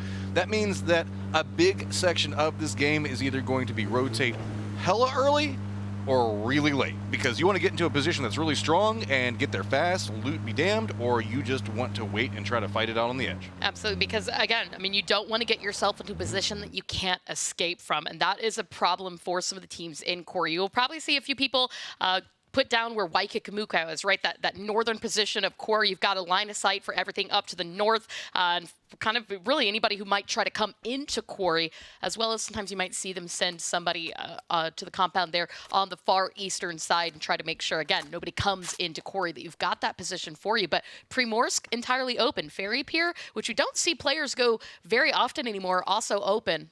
I find it very interesting because we have gas cans in this position, and Waikikimukau already holding down Quarry. Again, one of my favorite things to do is watch how a team reacts whenever the circle is right on top of them. Where do they feel this is their background? This is their territory, right? So where do they consider to be strongest in this position? Because a lot of times you will see teams move away from where they drop, even if it is center, because they think somewhere else will be better later. Yeah, well, and also, too, I mean, it gives you that opportunity for additional loot, right? If you're stuck in a spot, then you don't have those resources. And speaking of resources, we wouldn't be able to do what we do without the observer zones. Shout out to Alienware for sponsoring it, and for our amazing observers for catching all of the action. So what's that action we saw with 300 last game, Matcher?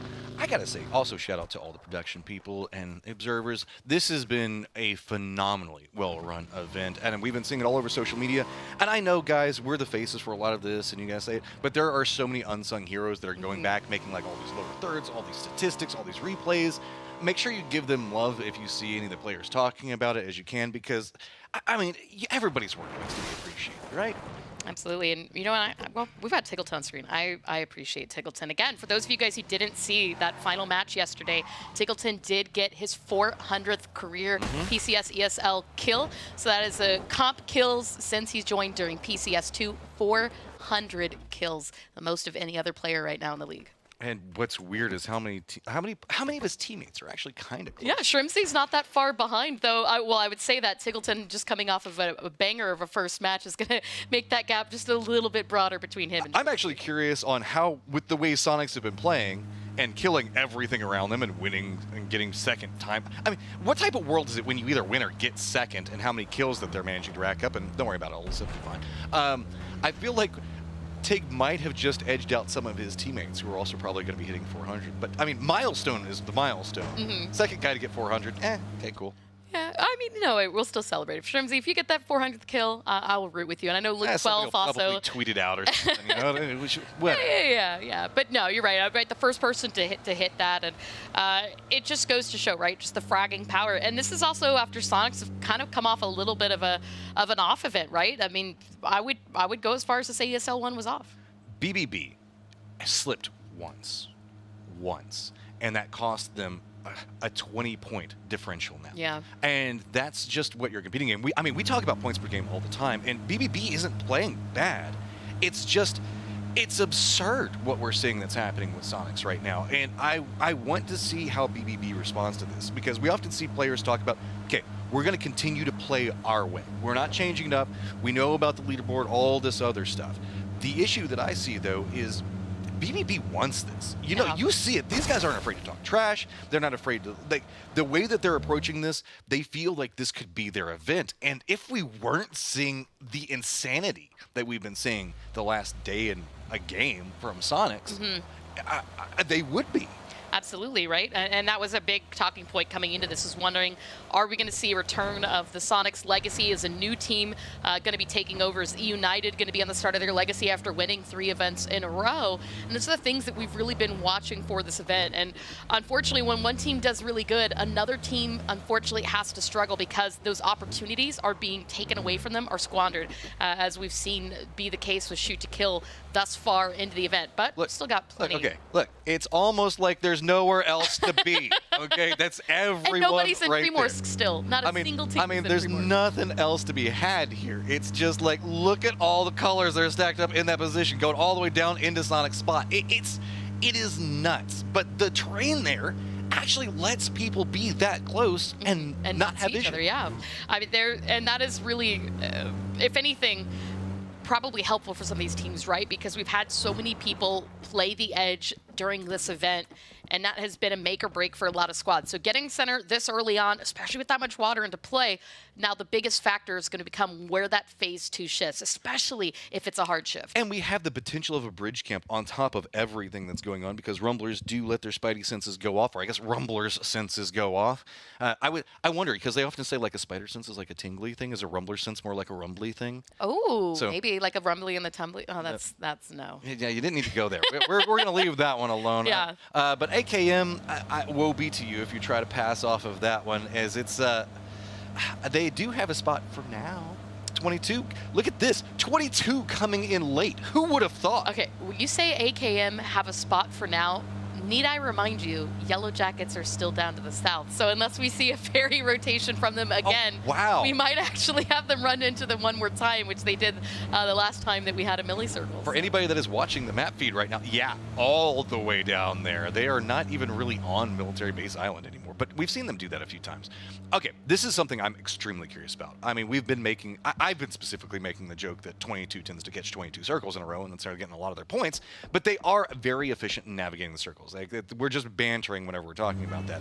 They have a good heads-up awareness on how to move into a circle, but this one, they're the late-coming team. You can see Yahoo is already harassing a little bit, and they don't have the normal options for the way that they like to center. So if you're a team that usually moves into position early and tries to navigate that, how do they react to the circle? And that, I think, has been the struggle for 22 lately, is that they've had some of these circles that they've taken a little bit too much time getting into. They're coming in late. They're not getting that priority position. And then you start to see the panic set in as they look for another place to set down. They do have that ability to navigate and have a general idea of where those teams are going to be. But irregardless of that, they've still got to get where they're going next safely. As you can see right now, they're taking fire on for both 300 and Dodge. Sonics glancing down to the south to see what everybody's shooting at, but mainly making sure that they've got this position and not going to be challenged from anybody else. The only team not yet really in the zone, Yellow Jackets side, is United. How did they get through all of that? And they're getting down to the coast where there we go. Shooting. It is going to be a fairy rotation. But the circle's moving faster than they are. So, well, I mean, roughly the same speed, so they're going to be watching it. Nobody's going to expect this. Nobody expects the Yellow Jacket Inquisition going into the late end. I'm still mindful. 22 managed to get by Yahoo, Sonics, Dodge, 300, pretty scot-free, and finds a compound that nobody is in. How do they do this? You know what? I mean, a lot of that experience, as Hasten was talking about the other day, we got to interview him playing with both these lobbies, and I think just confidence in themselves. We know Vinny is IGLing for this team, but it's really been a good group effort. Circle is going to hard shift. We're pulling away from the water, mostly away from Primorsk. And really, I mean, there's only about 5 teams that have to kind of get themselves into the zone. Everybody else can just hang out for a little bit longer. A couple teams that have a few splits might want to work on that. You can see Nootropic wasting no time to reposition. I think they've read where some of that stacking is and know that they've got some opportunities to try and get another more favorable position out west. There's nobody to the west. Rumblers now moving means the fact that AKM can move. United are coming into this very late. Yoho doing a very long wrap to the north. So this is pretty much going where everybody was expecting it to. They just didn't want to show their hand until they had to at this stage.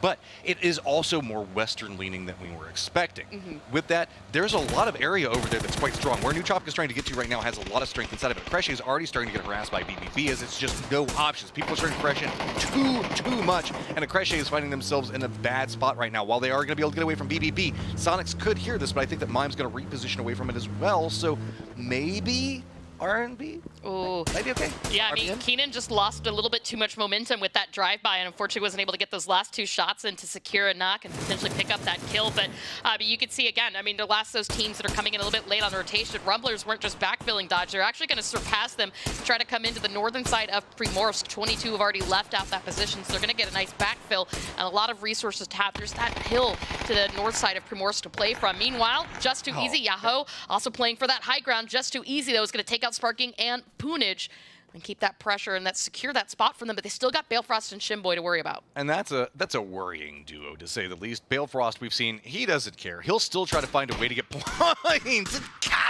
Balefrost, he reveals his spot. Now he's getting sprayed. Finally goes down, but almost managed to take down the other side of it.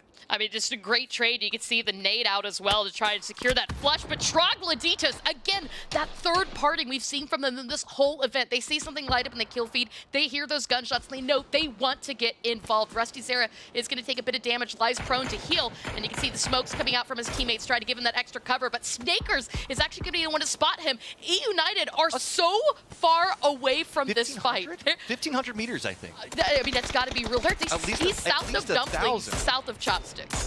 I mean, is that full magnification in on that, going for that? That is a long way, no matter how we're looking at that. I mean, how are we going to see United? Are they going to try to exploit this? They don't have very many options. They can pray for a circle shift. Troglodytes is very involved in what's going on right now. The problem is they're getting picked apart from too many angles because they're cresting the hillside. I mean, again, phase 2, Troglodytes seeing a fight, choosing to get engaged, getting all in, and not having an escape plan as they start to struggle. Cresce also having a similar idea from this, but Yahoo is going to get that knock and flush. There you can see Balefrost is going to pick that one up. Viz King, though, here he goes. This is what we were worried about. Cresce spotting the last member of Troglodytes. And now they did exactly what they wanted. Viz King LFP saw that flush and said, all right, we don't need to get any more involved beyond that point. Okay, I went a little crazy with the math. It was only about 6 to 7. I apologize on that one. Oh, no. So, reset. Balefrost does get rezzed, but again, gonna get knocked down by Just Too Easy. It's holding this one up. This is its own contained fight, and really one of the few moving factors in it, because everybody else is settled into their position right now, and this is one of the few vulnerable places that these teams can move. Oh, all right. Speaking of moving, the circle has moved. It's been a bit of a hard shift towards the swamp, and looks like we might be able to get a little bit of insight onto the circle. Seeing how everything is stacking up right now, we'll have to see how the movement comes in. Lots of swamp that's in play on this one. Gas cans starting to make more moves. Dodge is also going to have to reposition as they're running a 2-2 down to the south, trying to scout out everything that's going on, but they are trying to eye up where Yellow Jackets could be approaching from. And there we go. We can see more rotations coming back in. E United just too easy. Yahoo, Dodge, everybody coming in on that movement. The problem with Dodge right now is they do have to leave 2 people behind. Keep that eye on a couple more teams coming. BBB is having to deal with Cresce. They need to make sure that they get this win. They've already gone down early. If they're wanting to compete up against Sonics, this is an incredibly important fight. Crashes are coming in. They already have Keenan down at the time, but Roth is trying to hold it up. Remember, he's been fragging out right now. Get some damage in, and it's going to be assistance at range to go ahead and finish that one out. Cresce has 1 down and now are in a ton of trouble in this position. BBB does manage to hold it together with some outside assistance from Sonics. Viz King, the last one up. He is going to spot one, but he's down to 47 HP. Makes sure to get that kill. He wants credit for that point. Roth, though, has a nade out and is ready to attack. Sharp shot as well. It's going to be full utility all thrown at Viz King, and he had nowhere to go as he falls here. Cresce out of the game. Also have a fight that's starting to break out into the south. It's going to be Rumblers and Dodge and very minimal space to work with. You can see Rumblers leaning into the hillside, but it's going to be Dodge that's having to regroup off that. Remember, they were watching Yellow Jackets a second ago. Rumblers was holding this in, but now it is starting to be a rolling effect as Dodge has 1 member in and reinforcements are on the way. There you go. As you see Corsac starting to throw out that smoke while giving him a little bit of assistance. Hikerman has the high ground, but here comes the assistance. Finna there with the mini, trying to see if he can spot out. Looks like he did see the smoke for Los HD, but hasn't yet had that that opportunity to get that knock here. Hikerman being up on top of them is going to make this so complicated. Molotov's coming down to slow it all considered, but Rumblers can't really move either, and they aren't inside the safe zone, so some type of play is going to have to be made out of this one. Looks like Dodge is committing in, saying, okay, we're going to wrap, but that might put them in line of sight up 300, who's been having themselves a pretty good day so far as well with the first round. So how are Rumblers going to respond? I think that they are aware, they spotted out the vehicle and are counter-moving exactly how they need to. Yeah, I mean, you can see as well, they're really making sure not only to keep that eye on Ethan and Finna as the shots are starting to come out, but not letting Hikerman surprise them on the backside of that. Corsac's homework is Hikerman, and that is allowing Los HD and Waldo the opportunity to really focus here onto Ethan. But with Hikerman getting that knock on Corsac, that really opens things up for Dodge. The push is coming in. There's a wrap rotation trying to get onto the north side as they wrap around. Los HD wraps around the back of this. He is going to spot Finna, gets that damage in, finds that opening knock. I think he sees Ethan. He is going to connect. Ethan light pro, but it's not going to be enough to save him here. Los switching now to the grenade, seeing if he can get that knock, and it looks to be good. Oh, but he goes down with the nade of Destiny there. It's going to slow it down. Hikerman has to run over here, and that was the low special, man. He knows. He'll step out into the blue, flank back behind you, and he did catch Dodge unaware. This is an early blue zone, so should be able to crawl in. Ethan's going to take some damage, but should be able to stabilize, I think. We are hearing a lot of what's going on, but guess what? Circle's decided that it doesn't even want to hang out around Quarry. We're moving to the road on the coast to the west, where guess who's in it? 22. 22 somehow managed to get into the spot and gets into the circle. I don't even know, man. I feel like Nootropic is also, we haven't talked as much about their circle luck, but they have actually had these situations where they pick a compound that they think is on the edge, and then all of a sudden it centers up on them here in the mid-game. And it's happened quite a few times now. So Gaskins, Nootropic 22 really benefiting from this position, but it's the rest of the teams, 9 teams now that can get their way into zones. Sonics has vision on BBB, and they're trying to make rotations. Sonics could have vision on this, but with them taking the shots into it, that's going to push them into AKM. With BBB having to do a longer rotation, that's going to make them more vulnerable, and BBB is now running right into AKM as they're beginning their rotation. Are we going to see them stop for it? It looks like AKM might just have eyes set on the prize of making the safe zone. But this is just the start of it. BBB realizes it, jumps out, here's what's going on, and now is going, okay, we know that there's no way that we can get into the circle safely. It's time to just start farming. United is ahead of BBB, shoots him on the other side, and now it's going to be AKM pinched on both angles. I mean, this assistance from United is going to be huge for BBB. Saul Sharpshot did take quite a bit of damage from the AKM, and then it's going to be Roth, Keenan, it turns it, Martins, Alir are going to be knocked down, and now Roth trying to close in the gaps, not only to give him that safety from Kickstart as he tries to Serpentine, staying alive. He can't quite make it to that car. AKM is going to be eliminated. Excuse me, Roth did make it. Roth is actually safe right now. The smoke's coming out from Sharpshot and Keenan because now they still have to worry about United, but the blue is closing in, and we're in phase 4. Matchroom United Smoke can't down. stay here for long. Sharpshot is down, but there is smoke in this position. The blue is coming in. The two members from United are not inside the safe zone either. We do have Relo and Flood that's already got a foothold for them, so United content with just getting the knocks, realizing that's going to slow down BBB. They're going to move in. We still have what's going on with Dodge into the south, but it's going to be 300 that counter-moved with Vinny very close. Yeah, Finna, the last one still up from this. Again, 300. That's Southern Control trying to clear up what they can. Richie B gets that final kill, takes care of Dodge. And now they've still got to worry about Sonics, who are wrapping in by vehicles to the similar location. 300 hear it, and you can see them setting up for ambush once again. Richie B waiting for that opportunity, but Sonics making sure to stay as clear as possible. Richie B is going to connect, though. Gets Shrimsy, but 300 find themselves the victim of a drive-by and are eliminated. Smokes out now from Sonics. Try to get that quick recovery, but there is Vinny with eyes on a potential prize here, and I think he's decided, no, you know what? Let's go back to teammates. They have to move, and the circle shifts away, and that's going to move into shoot to kill's positioning right now. So United do have themselves a good spot. They're going to have the high ground vision of what's going on. Shinboy back behind them. Wouldn't be surprised if they focus him out really quickly. So he realizes the vulnerability of his spot, and that United's coming for him, getting in the vehicle and getting away. He is going to be moving down around where 22 is probably going to try to shift to, but remember, 22 plays a little bit more passive, so we might see him be able to get in, and yes, does get in safe zone, but where is he going to stop? Continuing in too much further could spell his doom, so now moving in and trying to use a destructible shack for cover.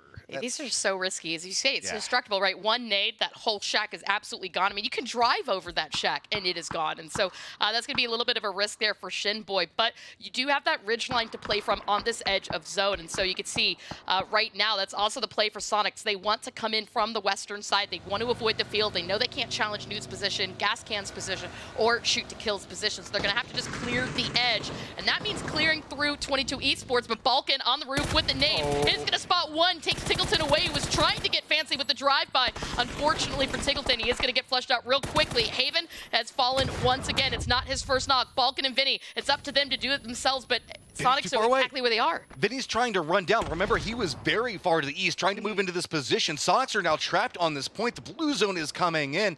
Balkan is up on top, and they know they can't move. They have to find the angle on it, and that's giving Vinny all the time to come in here and support.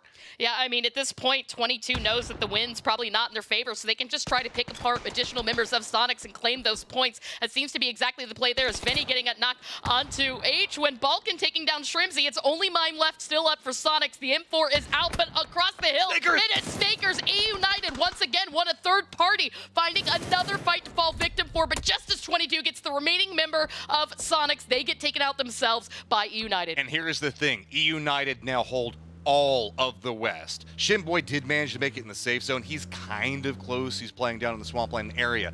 But the way we see this lined up is E United has control of the West. And to the northeast, it's going to be Shoot to Kill. Gas Can's pretty hard. To the east, to the south, it's going to be Nootropic. And Shinboy just chilling around all of them, having to be careful. I mean, we really haven't gotten a lot of opportunity to talk about Shoot to Kill yet this game. They do have 4 kills, but they've also got great control of the North matchup. They haven't really had to worry about other teams coming in and challenging them too hard for this position. And that also means that they're going to come into this final fight healthy. So depending on where this next circle shift goes, it could favor any number of these teams. And do remember, we have our lonesome Shinboy for Yahoo sitting perfectly center of this zone. And that could be a favorable, I mean, nobody really knows he's here unless they spot his buggy. This could be a very big game for E United. 300 is just 6 points ahead of them at the time, and they are going to have a lot of vision in what's moving in, all considered. Shoot to Kill, though, has also been needing themselves a gas-up game, no intended, because they need to try to pass up gas. And they do have control in the north. The circle is going to be in this position. It should be an easy rotation. This is the way that Shoot to Kill likes to play. They're leaning back into their methodical play style, and while, yeah, it hasn't been as kill-heavy as we can sometimes see Shoot to Kill be, leaning into what has traditionally worked for them means the fact that they realize, okay, we need to approach in a vector that works for us. Oh, cow. Nice ankle coming out from Cal. He spots that one, and it's just going to make it even harder. Adam also getting a shot into shoot to kill. So, I mean, it looks like Gas Cans realize the fact that they want to hold that area down. Yeah, I mean, another just beautiful bolty headshot from Gas Cans. And Gas Cans, they've got that ridge line to play from. United have this high ground, this ridge line to play from. They've got Kickstart already in the circle. Nootropic don't quite need to leave their compound just yet. It does offer them a lot of coverage and resources. And shoot to kill Kurt, potentially challenging the Gas Cans for their position as well. But there you go, the Mosin, white kick and Moo Cow, that shot. He got one in. Looking to see if he can spot another. I mean, this is the best thing you can really do in terms of Newt, is just kind of harding them before they can leave that compound. While Gas Cans do have a very small section of the circle that they can control, it is a strong section, and so that's what they're trying to use. There's a lot of this is going to be pretty much a hill and trying to deny slight lines as they can kind of situation. And look, Shinboy upgraded. Apparently he managed to pay off his mortgage, got himself a non-destructible shack. Now feeling a lot better about it.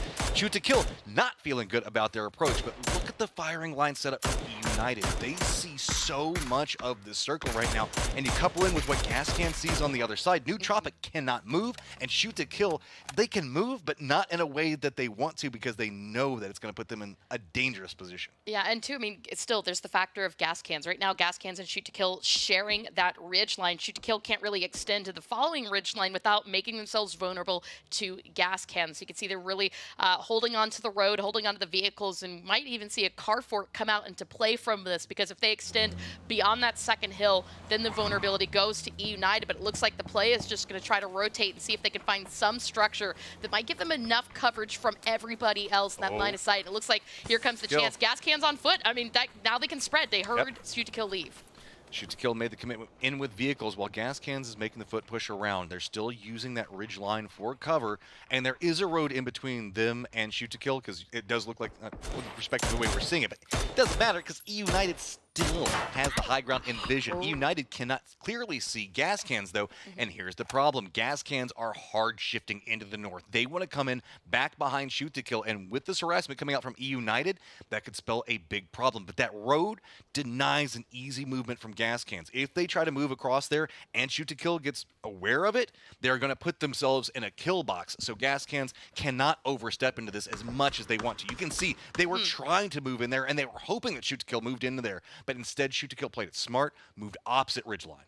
And now the circle has shifted, and it's going to pull away from Nootropic's compound and the high ground that United have had in favor of shoot to kill, in favor of Shinboy's shack and Gas Cans. Waikikamuka and Greg still in the zone. So they've got that ridgeline, and even potentially, depending on how Nootropic moves, they could push across the street and play the downhill part of shoot to kill. The problem comes is that Penta just cresting over the side can get them first, but it also opens up a vulnerability to shoot to kill. So really the factors here are where Nootropic going to go, where United going to go, and that's going to factor how the other two teams can play that hillside. And there is the mini story that we're looking at right now with Gas Cans and shoot to kill being very close to each other on the leaderboard, and both of them wanting their come-up game right now. Nootropic with their move, they're trying to aggress into United's position, but United is about to lose their high ground. Kind of. They're going to have to move into a more vulnerable section of the high ground. Snakers needs to be aware of this. He's in the process of trying to get himself positioned up for it. Are we going to get this? Yep, you see everybody from United responding on the other side of it. Nootropic now realizing the trap is not going to come out. Instead, leaning into the throwables, and Snakers in the point position trying to defend up for United. I mean, they're just all three threw frag grenades at once, and you can see them followed up a couple more times to try and keep that pressure on United, but it's actually, Gas Cans, Nikos, and Greg shot from range, getting those opening knocks onto Nootropic. United, though, are running out of time. Blue is closing in. It is phase 7, and now all eyes on Nootropic. Nikos is going to pick all of that up, but United, I mean, sending in a zone, this was the issue, right? Where could you go where you weren't seen? And Gas Cans using that hill to their advantage. It's Gas Cans that are just influencing everything right now, and it's going to be Shinboy, oddly enough, that's going to be really vibing in his spot because nobody else can easily move. Shoot to kill is opposite of this, and it looks like Gas Cans are finally making the commitment. They said, okay, we finally got the opening up with Nootropic not in position. We can safely cross this, and now aggressing after shoot to kill. That nade. Luke 12 just narrowly escaping a knock there, as you can see. Shoot to kill, give a little bit of breathing room to gas cans, finally giving that ridge line up. But not Shinboy, not like this. He tried so hard. There's nowhere to go. He's healing. He knew it was coming, but there's nowhere to go. Why kick Mukau getting that flush? Yahoo eliminated. We're down to just 3 teams. Shoot to kill, though, still having to hold strong, really, against this push coming from gas cans. Greg shot is just now in nade range. This is terrible for Shoot to kill. Oh, it's pretty terrible right now for E United as well, because that means 2 different team double up firing line coming at them. Shoot to kill, finding themselves the clean lines to work with, and gas cans not getting the cleanest vision on what's going on. It's really just E United that's having to hold out against everything that's going on. Doubles on both sides of it. Good connection coming out from Greg shot.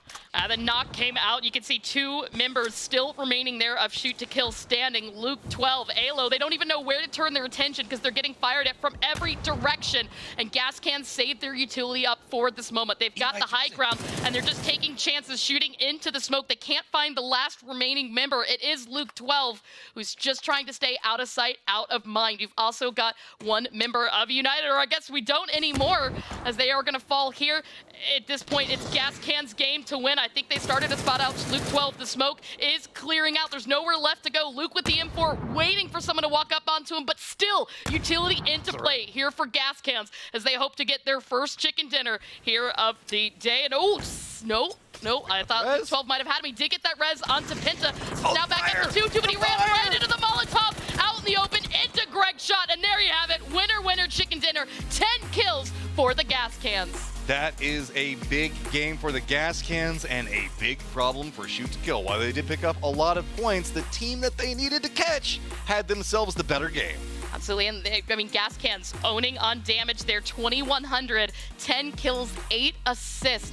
You said at the very beginning, Matchroom, when a circle falls on a team, whether or not they can utilize that, gas cans really kept active, they kept repositioning, and they kept having themselves in a spot that they could manage. I mean, that was a great win for them. It was so well played. They were in control of so much. Between them and E United, it was just catastrophe for anybody that was trying to move because they had so much vision on opposite sides of it.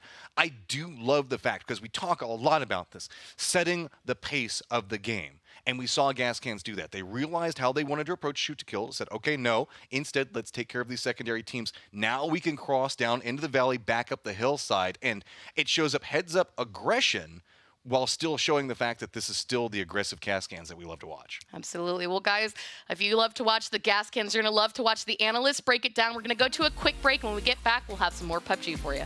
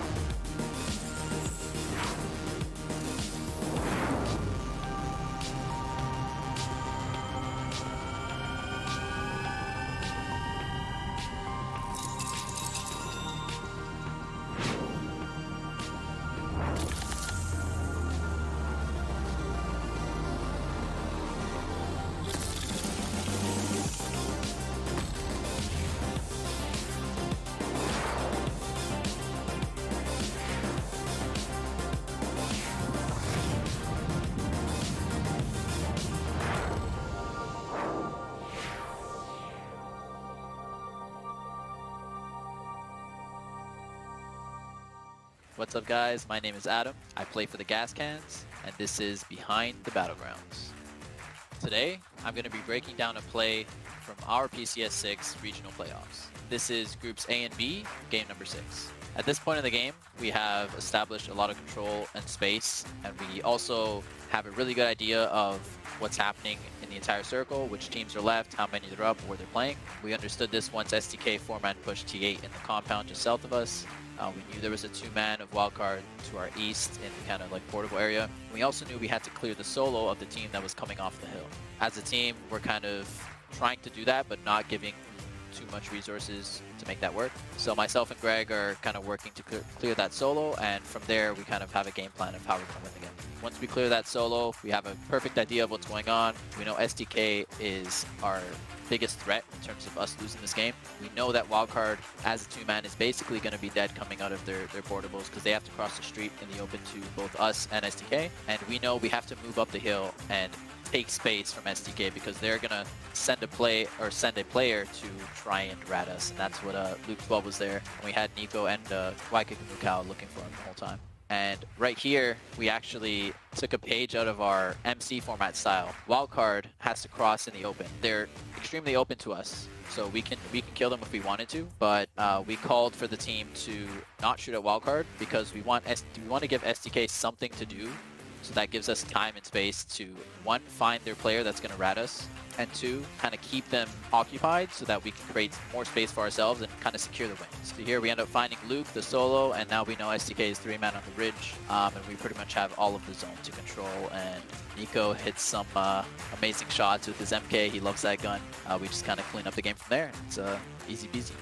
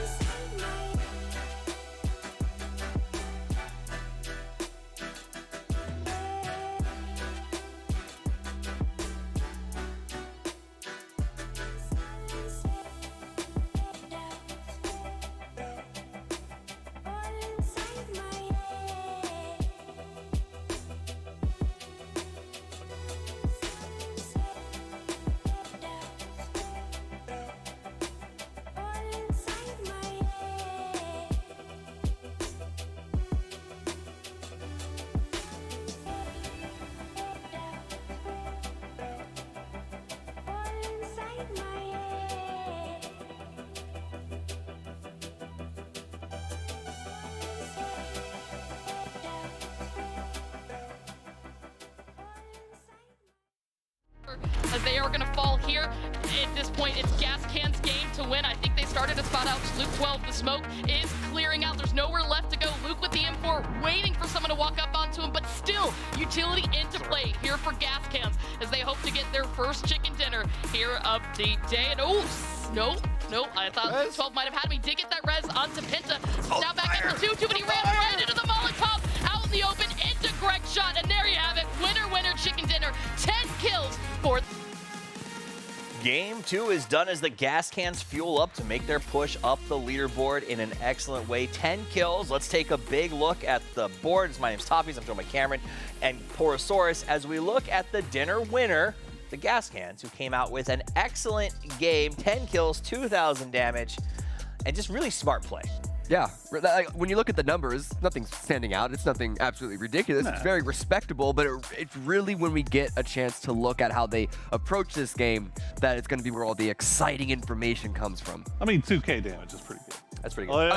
You're right. You're right. Yeah, be fair enough. I just mean like the kills, that's within the mean of a win, and the grenade and all that stuff. Right. It's good. Like I said, it's respectable. That's a compliment, right? It's respectable, but if they're not in the 16K club, Cameron will not be impressed. Exactly.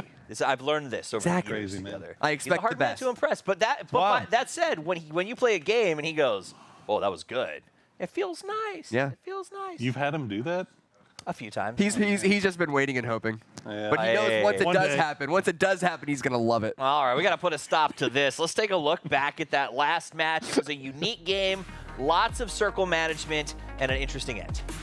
Honestly, the circles really happen weird. I feel like we say that every single event, but it's been so long since we've seen a swamp-focused game. Like, how are these teams even going to manage this? You got to go all the way around Corey, but looking at E United, this is what we were really excited about, wrapping around the north side, all this action happening on the east. They were avoiding that while putting themselves in a position to try and control the end game. It's what we were hoping to see from them from the very beginning. It's the play style that they've sort of grown comfortable with.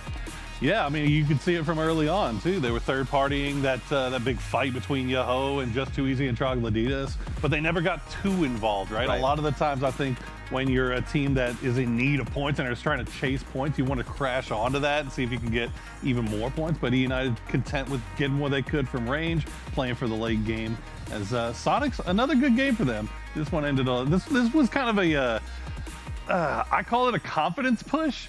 They were down south and they pushed out into the compound that 22 was holding. which was on the edge of the circle. Well, the problem is, the reason why I argue that they had to do that is because of United's position on the west side. If Sonics just sort of went straight ahead, they'd be putting themselves in between two teams. United, no matter what the result, was in the position to be in what looked to be a really strong spot now. But it's after this point that gas cans start to take over. They were more slow and steady from the east, had to manage a lot of different angles with other teams because that's where everyone else came from.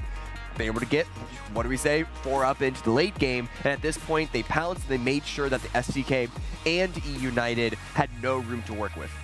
Yeah, I mean, SDK was in just a very rough spot there. So was E United. I mean, SDK actually, I feel like maybe could have devoted more attention over to gas cans, or maybe devoted more attention to cleaning E United up first and then putting their attention over to gas cans. But instead, they tried to take the fight on both sides, and they ended up in this little bowl, and it was just.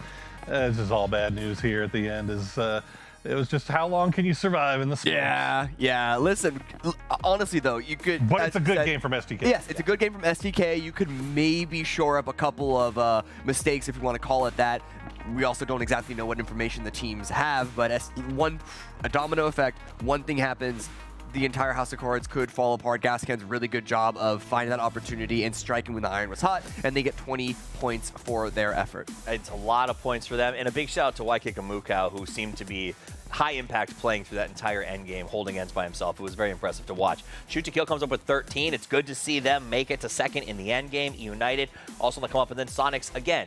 To remind everyone at home, they were in 16th place at the 4th game in this event, and since then, they have almost always finished in the top 5, whether it's kills getting them up there or whatever else. Yeah. It seems unstoppable. Feels like weeks ago, doesn't it? It does. They were 8 points in last place. We after 4 really games. thought Boy. that Sonics were not the favorite to enter this event? Like, what fantasy realm is that? I mean, I would say watch that were my favorite. Were they? I was the only one that picked them over United. I mean, and to be fair, I felt like kind of an idiot because United's won 33 tournaments in a row. But I don't know. I liked what I was seeing from Sonics, and I felt like they were. You liked that they were in the LCQ? I mean, actually, yes, I did. Okay. Because I feel like them getting to kind of roll through the LCQ the way they did kind of got them back on track to remind them what they can do when it's points format. Well, hindsight's 20/20, but I guess Poro. There's also you had the answer. I'm a genius. What can I tell you? I don't know. If you can make it through LCQ, it's also not a bad warm-up for the transition to multiple regions clashing together. There's a lot of unexpected, even more unexpected stuff in LCQ, I think, than the grand final. You know what I understand the value There's of an staying argument. warm. I don't agree, but there's an argument. Yeah, look at Punij leads all players, 75,000 kilometers traveled by vehicle. Now, I'm not saying that's just because he's excited to maybe get his real license one day and practicing. Man, we'll drive to a nice R-rated movie together. It'll be great. But they are doing well. Sonics seems nigh unstoppable. But again, I want to touch on SDK because, maybe they could have cleaned up a little moment or two. But it does seem like we're starting to see the tick up. It's not as fast as Sonics were yesterday, but SDK is starting to feel a lot better to me when I watch. I've liked both games that they played so far today, honestly. I haven't seen the mistakes that we were seeing yesterday as far as early game goes. The thing is, I don't know if they had to move as much the previous game either. So again, with what you're talking about 22, I want to see what happens when they have to push into a difficult situation with the circle shift. They haven't had to move a lot yet, but we have to move right now to game number 3 with Clover and Matchroom. I'm still a little mind broken from that Punij joke. That was just, man. That was a good one, Toffees. That one's sticking with me for a hot minute off of it. I mean, but also 75,000 kilometers. That's a pretty hefty amount. I mean, like, how often are you having to rotate the entirety of the map just to get those numbers? I mean, those are shoot to kill rotate numbers. Oh, you mean like that really big, wide, squiggly one from the military that you drew out? But they went cube. One of these days. Okay, so there's a lot of things that we need to be talking about. Pinnacle on this one is going to be gas cans and a solid performance inside the last one and a strong awareness of how to play that circle. But also, BBB and Sonics. Are we going to see BBB have their breakout game? Because that's still what's kind of weird about it. We've been seeing them get high kill counts. Yeah, I mean, we haven't seen them run away. We might have even, I'm going to go and say, we might have even cast or cursed them, right? It had a couple I don't believe in that. It's not our fault. Okay, look. We are the caster cursors. I love caster curse jokes because I make them all the time. But we don't decide circles and we don't decide bad play. That is very true. And real quick, though, while we do have it up on the screen, we did see Keenan right there up on the very top of the top 5. And again, I mean, we haven't really seen a circle go out in that area in a very long time. And so a lot of teams making interesting plays, trying to take the best advantage of that. But ultimately, again, I mean, it comes to that adaptability. It comes to the resources you can get along the way. We saw a lot of teams kind of read the situation, 22 being one of them, knowing, all right, we can't play for the win at this point. Let's just play for kills. Really did a good job farming Sonics out in the blue. And I think that's the kind of decision making we need. I don't know if that was 22's choice, because it was more like Sonics just rolled into That's fair. them. That is fair. I mean, but you got to take opportunities as they come to you. I mean, if Sonics just rolls up in a buggy and reveals their backs to you and you can shoot them, then yeah, you should take that. I think that's a good call. Yeah, we take those. Absolutely. And we would also take is this flight path matchroom. That puts everything into play. I always like to call out places I haven't seen in a really long time. They'd be really fun. Then we even had like a mansion, Lapavka. You know, I was actually pretty pleased with that last circle. I love seeing the western coastlines, and specifically the southwest of Quarry and that area. I think that that's a really interesting section of the map that when anytime it pops up, that whole swampland area, we got a chance to talk about like all the ridges that the roads are in over there, because that's kind of a distinctive section that feels very Miramar-like and not very Erangel. I do agree with that. There is a lot of more open terrain. I mean, that was really a great way for Waikik and Mukau to take full advantage of the Mosin, and we saw a couple different bolties in action that last game, in part because of the way that the terrain really allotted that. And also, too, credit for Shoot to Kill, right? They've got that western drop, and they were really able to play off of that. But Matchroom feels familiar. This does look very, very familiar. Almost identical to, could we say, match one? It has Zarky in it. Just barely. Shh, don't take this from me. Look, I already got one circle this weekend that I really wanted. I'm still leaning into Zarky. I know Trailer Park isn't going to happen for a long time, but Zarky, it can happen. It can be. You know, I would love a King of the Hill Everest finish. We haven't had one of those in a hot minute. I really love those. I know that it can be a bit of a tough one, and we are just a tad bit south, potentially see this in. I personally, it is my strong feelings that this might go north again. Maybe not exactly where we saw that 300 win from the game one lands, but maybe even closer towards shooting range or airplane crash. You know, a section of the map that we haven't seen in a long time that is actually fairly centered is, I don't think that we've seen a Ruins ending. No, actually. Yeah, and Ruins, again, it's such a really interesting place to play from. You've got variations in terrain, as lines of sight, water, as well as a lot of coverage, a lot of different types of compounds. And Ruins, oftentimes, especially when we get into some of those later games, can be harder to hold by just one team, depending on how many are alive. So that could be something interesting to play. I want to do a quick shout out to what's going on the leaderboard over here. You can see it's 20 points between Sonics and BBB up at the top of it, but we still have the point differential between BBB and 300. 300 having themselves that good game, finally got the breakaway that they really needed, and Gascan, actually earlier today, having 300 to have themselves the good game. United also very subtly holding down position, but Gascan's getting themselves that good game. But they're still kind of in the thick of it, right? There's only 10 points between all of those teams, even Yoho in that same category. I'm worried on the fact of how these other teams, are they going to keep brutalizing each other while we keep seeing kind of the chase after Sonics up at the top of it with BBB? Yeah, and that is kind of the factor. I mean, a lot of these teams that you've even listed are ones that have gotten a chicken dinner, and that's the closeness in points. I mean, 390, Yahoo down to 79 at Krache, 75 points. That is, we always say one good game from any team will completely flip this, and then one good game from even Shoot to Kill could throw them very quickly up into fourth place, maybe even third, if they can pull something off this match. Last game, I liked what I saw from them. The issue right now for 300 is because this circle feels so much like what we saw before, a lot of teams making very similar moves, and now what we saw them do in that first match is not quite available to them. You see early movements coming out for several of these teams. We had Yellow Jackets moving into where Troglodytes was, BBB already on the move, Sonics on the move early again. And this is just due to the nature of terrain in this position. Getting into a strong spot early, as we saw, was extremely beneficial on these northern circles. And it's going to be BBB realizing the fact that, okay, if we want to stack something together, we need to get there early, and we need to make sure that we're controlling a strong section of the map. And that looks like that might be where Troglodytes was trying to go. Yellow Jackets is harassing them, but I think that they have their eyes set on Troglodytes, Brad. This might be one of the first times, too, that I've seen both Troglodytes and Yellow Jackets get in a strong center position early. These are typically the teams teams that kind of take a little bit longer to move, find those scraps a little bit early, this now gets them in a solid position to keep their feet on the ground and play more defensively earlier on. Secondary movement going over to airplane instead, and that could give them, that's still a very strong spot, also very centered. Just too easy. Looks like they might be pathing along a similar area to that. We don't see this be as contested as we used to once upon a time, just due to, I feel like, we haven't seen that area get as much play. Like the top of this hillside, it tends to run down into this valley more than staying up at the top of it anymore. But whenever you're in the spot, you do have vision for days in certain circles. Yeah, and there you go. Vision for days. Oldest taking shots at Troglodytes as they send 2 up north on a split. Sonics taking a gamble on the south. They put it down on the northern side of Everest, and they looks like Tiggleton has actually spotted Viz King up there on top of the mountain along with LFP. And you can see all the teams right now with the DMRs into play. H-Win knows that's not a safe place to keep the car and actually struggled just a little bit, so he might have lost or had a damaged tire from Creche, but that's good damage as well out on. I want to point out what we're kind of looking at here. So Sonics is just south of Yellow Jackets' position. Yellow Jackets went. It's probably better to explain whenever we get the map back up in just a second. But we're seeing a counter move that's come into play from a team that I was not expecting to have to do it.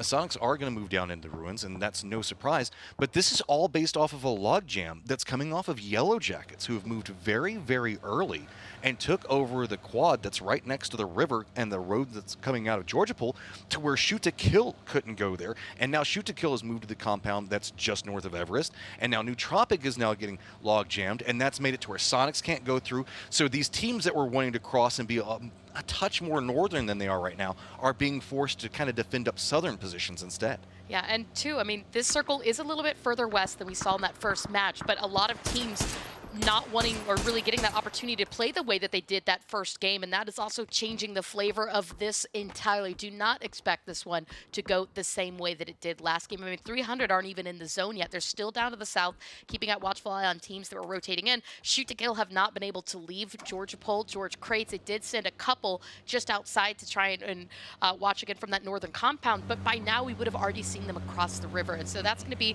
some of the changes that we can really expect from some of these teams. And, you know, we'll take a quick chance. Let's mark this. This is what we're talking about right here. That's the big thing with it. Yellow Jackets getting into that position early has now negated Shoot to Kill, who normally goes into that position, and that's also now why we've seen these two teams also be trapped in their point.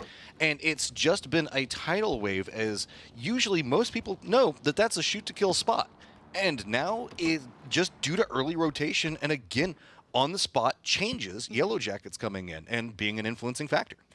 And we can even see Shoot to Kill did manage to get 2 across the river, so they've got a split going for the north side and the south side of the river. And depending on where this next phase goes, we should expect that team to really collapse down on each other, right? Because we'll get an idea of whether it's going to go to north or south of the river. But right now, Waikikamuka out once again with the Mosin, really favoring that Bolty. Got some damage into members of AKM, but not going to take that shot from here on out. They're comfortable with their position. They've moved out from Severny. They've taken up shooting range, but they've also got to worry about Rumblers and AKM backfilling. An uncommon non-kill coming out from Waikikamuka at that stage. I mean, especially that range, he is vicious whenever he can get into it. I mean, again, he's another one of our imports from down under that is just highly destructive and also in the hunt for one of the PNC spots, because we have so many of their strong players, we kind of get one of their spots. Yeah, I believe we have 7 players playing here in the grand finals that could potentially qualify for PNC's Australia team. And remember, one of those spots is guaranteed to one of the Americas players. One of the spots is also guaranteed to the APAC players. So after both events finish up next weekend, we'll have 2 selected for the Australia. United now looking into 22 as they're making a later rotation yet again, and this might be a read coming up from E United, because remember, we saw it whenever the circle went up here, modification comes out. E United playing now further to the south, how 22 chased behind them and has now gate kept them out of that spot.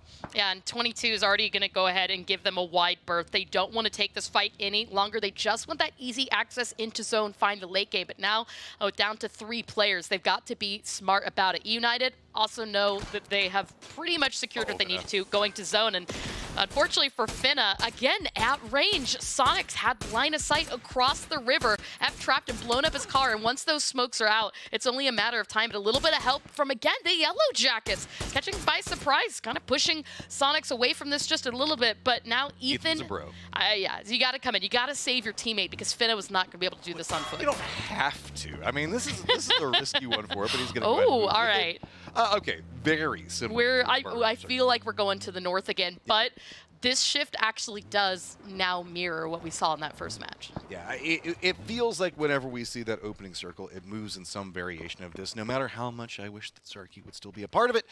Okay, but to the north, you can see that we've got a couple moving factors, and that's going to be E United making their shift in. I do want to note the domino effect, because the fact that E United did hold back 22 Esports just a second ago, they had to move into the south of it. They've had to slow down, and they're going to be eating way more blue damage. You can see that you can't even see them right now because 22 is so far to the east. E United is going to continue their pathing, and it might put them close to Rumblers, but there is that ridge line, and well, I say the top of the hill that they can kind of avoid what's going on there, so that's going to be a near miss. To the north, though, a Gas Cans group might be willing to go after Just Too Easy if they're not too careful. Yeah, I mean, again, 3 points, right? If you have a team rotating into you already have a confident position with Adam playing anchor. You can see the rest of the team just decide to get in their vehicles and chase. E United has done that quite a bit, but right now they've got a good line of sight. So there you go, Just Too Easy trying to stay alive as the gas cans were taking shots, but no knocks come out from that position just yet. You see Danita lost 2 tires, but he's managed to somehow keep that vehicle under control. But here's the problem. Look at this. They realized that is a wounded animal, and gas cans were in vehicles already moving after them. That's the way Gas Cans wants to play. It was a quick reposition, but stop out, picked up their players, and now moving. That touch of a stop, though, also means the fact that Just Too Easy is not going to bump into AKM on this thing. Yeah, I mean, you can see him just pulling into Severny for a little bit of coverage, getting behind that ridge line. Meanwhile, speaking of that ridge lines, we've still got a Kreche holding on to Everest. 300, who likes the south, creeping in on the back side of this. Everest can support multiple teams, but depending on where that next shift goes, this could throw more teams into that fight, that conflict. And so what I know about 300, though, is that they will want to actively clear out a Kreche from this spot. They're going to try to kick a Kreche down off this mountain like they're kicking him down a well. 300, I don't know. But Kreche's been playing very well, and they've, especially in a defended position, they're going to be very hard to dislodge. The problem comes in, 300 is making a committal up on the top of it, while Kreche is running a 2-2. AKM is going to lose their member. Okay, I thought that they weren't going to bump into each other, but AKM took forever to make this rotation. I mean, it's that LATAM on LATAM violence that we've been seeing so much during this event. They had similar ideas in terms of rotation. AKM coming into this one late actually did spot out Just Too Easy, leaving Severny. So we're able to pick off some pills from that. Janita chasing. I mean, they're getting a little bit of taste of the medicine that they just witnessed from Gas Cans giving them, right? But that's an opportunity. It's a scoring chance for them. Meanwhile, that creeping still coming in slowly. I mean, this is what we see from 300. Slowly, patiently clearing out the south. And they are still using the rocks to their advantage, so that way they can't be seen from the other side. But you can see that Kreche is starting to be more committal in their defense, as we can see that I believe that is LP that's sitting there looking at them. We're all just kind of waiting for what's going to be going on, but Just Too Easy, after just bumping into AKM, looks like they're also about to be bumping into 22. Are we going to see some warning shots coming out? 22 is pretty good about the warning shots, but I don't think that they have a clean enough angle to really discourage this. Looks like Just Too Easy might be scouting this out, though. And the circle is going to shift. We're still a split on the river. This time it's going to be in favor of Troglodytes. Just as a reminder, everybody, where we saw our last ending circle, it was right in this area. So I wouldn't be too surprised if we can kind of see that repeat itself right now. With the way that the river is going to be lined up, we're most likely going to move away from Everest. We still do have the foothills of Everest to be working around. And so with this, most teams are going to be aware of that and counter moving around. But remember, it's a giant valley. All right, well, we're actually going to get a little bit of insight from Cameron Davis as well as he's standing up at the LEDL. Cameron, tell us what you see. Yeah, guys, this was a really interesting shift we see here, and the thing that I want to focus on the most is not only do we have a lot of different splits here on the north side, you can already see Nootropic and BBB really using that to keep the gas cans out of the circle. It's this STK split that I think has a lot of potential here. If anyone from the south side is trying to loop up around that, or if anyone wanted to make a wide loop along the west, I think they're in a good position to try and establish control. The problem is this hill that we saw be an impactful part of game 1 is going to continue to do the same. That's exactly why Yahoo are sending it in. I think there's going to be more fights that are going to pop off, so I'm going to, go back to you guys. Oh, well, not quite yet. Not quite yet? Man. All right. Because we have another thing that we want to do first. Okay. And that's say happy birthday, Happy birthday, Cameron! We know it's technically tomorrow, but he wanted us to not say anything. Yeah, chat, let him know how much you love him and happy birthday, because it is Cameron's birthday tomorrow. But there we go. All right, we just wanted that reaction. Cameron's not a big fan of his birthday, but we are. We're a big fan of his birthday. We're also a big fan of this fight that has popped up between BBB and Gas Cans. Only Oldlist still up and standing. That nade, though, can be good to get some of those flushes. I would see the flashbang into play, hoping to see if he could get Greg's shot. He's down low, but he managed to pop off that heal right in the nick of time. This is a 1v1 between these two teams, and it looks like he knows exactly where Oldless is. Spots him. That's it. Gas Cans fall early, and it looks like he might have some time to recover. Yeah, he should be able to get Keenan sharp shots over there, so it should be a little bit cleaner right now. AKM, you can see his turtle down there around where Sonics is going to be at. Nootropic does hear what's going on and is moving into BBB's position, but also United is coming on the other angle for this one, fighting along the ridgeline itself. Sonics doesn't want to overextend due to being shot at range from a Cresce. Yeah, I mean, this is really just a lot of teams trying to make sure that they've got a strong position so they don't succumb to what they did that first match when the circle's in a very similar area. A lot of control for Edge right now. As you can see, AKM losing additional cover. That car is going to explode. And it's not just the Sonics. So many different teams taking shots as they are stuck in that shack. I mean, it's really just a waiting point at this point. And Sonics aren't happy about this position. You don't take this position because you want to. You take it because you're getting harassed and you have to stop here. It's one of the reasons they're keeping very focused on AKM right now, because they know that might be their next move that they have to take. The circle does favor them being able to stay here for a while, but it's real uncomfortable between AKM and Yellow Jackets. Specifically, also note, the bridge that they're next to is one of the, 2 easy paths making the circle, but BBB United's starting to pop off in the north. Yeah, and this circle is going to shift almost entirely on top of what we saw for that first match, though. The plane's still a bit into play, and that gave United a little bit extra time to creep on the backside of Bing Bang Boom. Nootropic ultimately not committing, and actually did spot Yahoo at range. So Bing Bang Boom, Keenan and Sharpshot, there's no time left, right? They've just got to get out of this position and let the rest of these teams continue to fight it out. Sharpshot, though, is going to get spot. Lampalot gets him. Keenan down to 15 HP. A broken vest. That car is on fire. Speaking of cars on fire, a Cresce trying to drive across the bridge right now as Sonics going to punish pick off Kaishin. I mean, this is the unexpected bridge camp of all unexpected bridge camps with Sonics being there. Now, Cresce still sending it in, and they've got to run right up next to Troglodytes. There's nowhere else to go. They have got to commit into this. There you go, and I think he does hear Exec's inside, who had a Molotov, shoots it in his hand. It's going to land on Exec and keep him safe, but Viz King spotted out anyway, is going to get knocked down. Rusty Zera and Necro try to keep it alive for them as Paris, the last one up. You can see a nade out, but he's got nowhere to go. And again, the Yellow Jackets, that line of sight from Cube, are going to get Paris down to 10 HP. This is stalling for just a second while we are going to have 300 as well as Just Too Easy still trying to cross where we saw Sonics at, as well as Shoot to Kill getting vision on Sonic. So we're starting to see a tidal wave that's happening in the south. Just Too Easy is having to vert for it because it's Sonics that are shooting at so many targets just to try to keep them away. 300 has to commit, so they're going to roll across this hillside. They are going to stop right beforehand because they realize where all the firefighting is coming from. There you go, another nade keeping that pressure on 300 as they're going to get themselves eliminated. Help there from AKM and Just Too Easy. Meanwhile, now Sonics having to swim across. I mean, there's really not a lot of opportunities for them. There's still line of sights onto this. You can see Shrimzy trying to work on that res for H-Win. If you want to understand why Sonics are where they are, you saw what just happened at 300. We were like, I'm going to stop and see what's happening around this bridge. Well, here comes Just Too Easy. Firefighting. Shoot to Kill still holding down this angle as well, but that's going to be a good connection coming up from Luke. Spray's now going to come out. Just Too Easy, where are you going to go? I mean, the answer is really nowhere. They've got not many opportunities. Coda Kid manages to get him and Ragnar mostly into safety, and that's going to come right as Shoot to Kill try and reposition, keeping their resources healthy. In that case, it is going to be vehicles. Coda does get knocked down. Pinta with the Mosin out, trying to see if he can spot out Ragnar. Looks like Ragnar has found just the tiniest little bit of safety in that shack. Yeah, it came at a cost, but they did get into the safe zone. You can see Dodge also suffering from massive casualties as they're trying to move forward, committing into a res with one, trying to throw out something to deter anything the Rumblers might be making on the other side of this one. Sonics are moving down to the south, so we could see them and Yellow Jackets get vision on what's going to be occurring. Circle Oh, that nade! And surprise, surprise, guess what, Clover? It is the exact same value again. I mean, at this point now, if you're one of those teams that was up in the late game, or even as I say that, there really aren't that many of the same teams up in the late game. 300 already gone.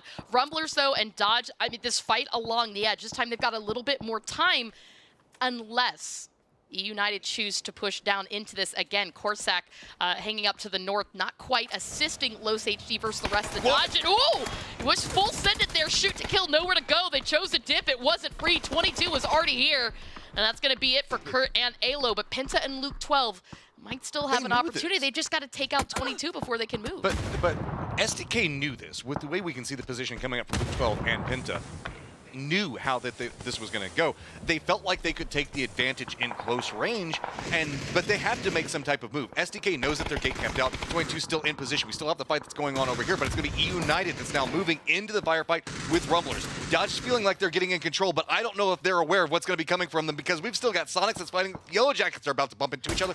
Dodge is surrounded by teams. And United are creeping down further south. They want that opportunity to try and farm out not only some of the kills, but this position. As we saw before, there's not a lot of coverage in this late circle.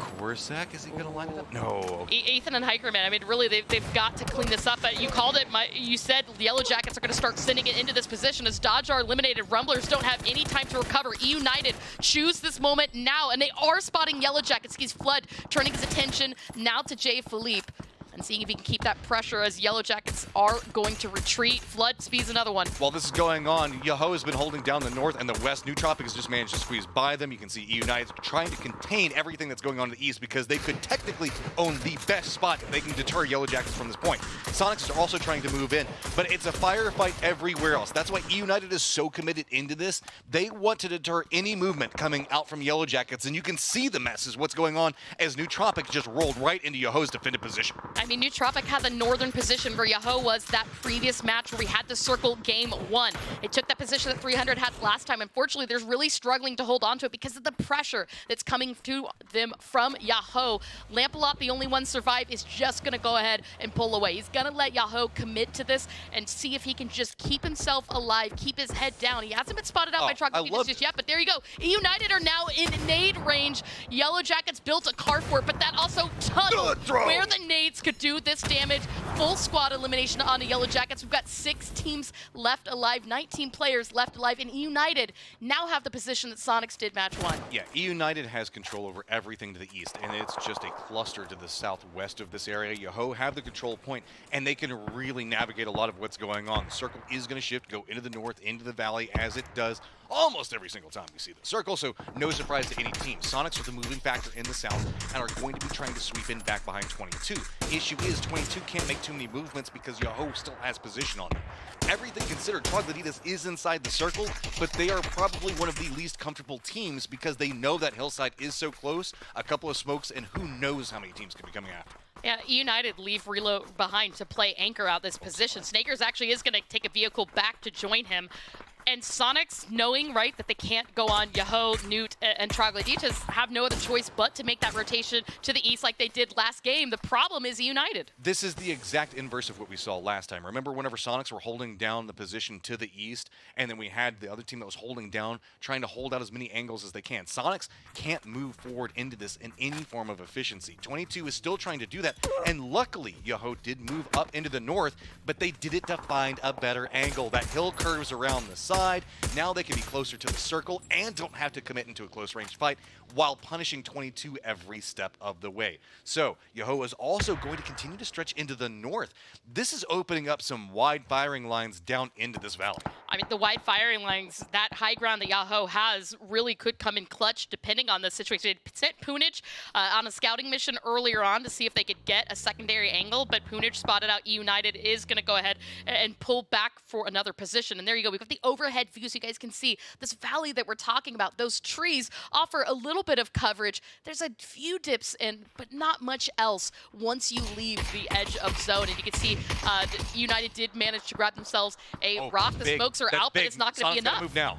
They have to run into this. You're right. No, but they absolutely do have to move now. And you can see Mime doing exactly that. But I don't think Sonics really have too much. You can see they do have a card. Shrimzy, there it is.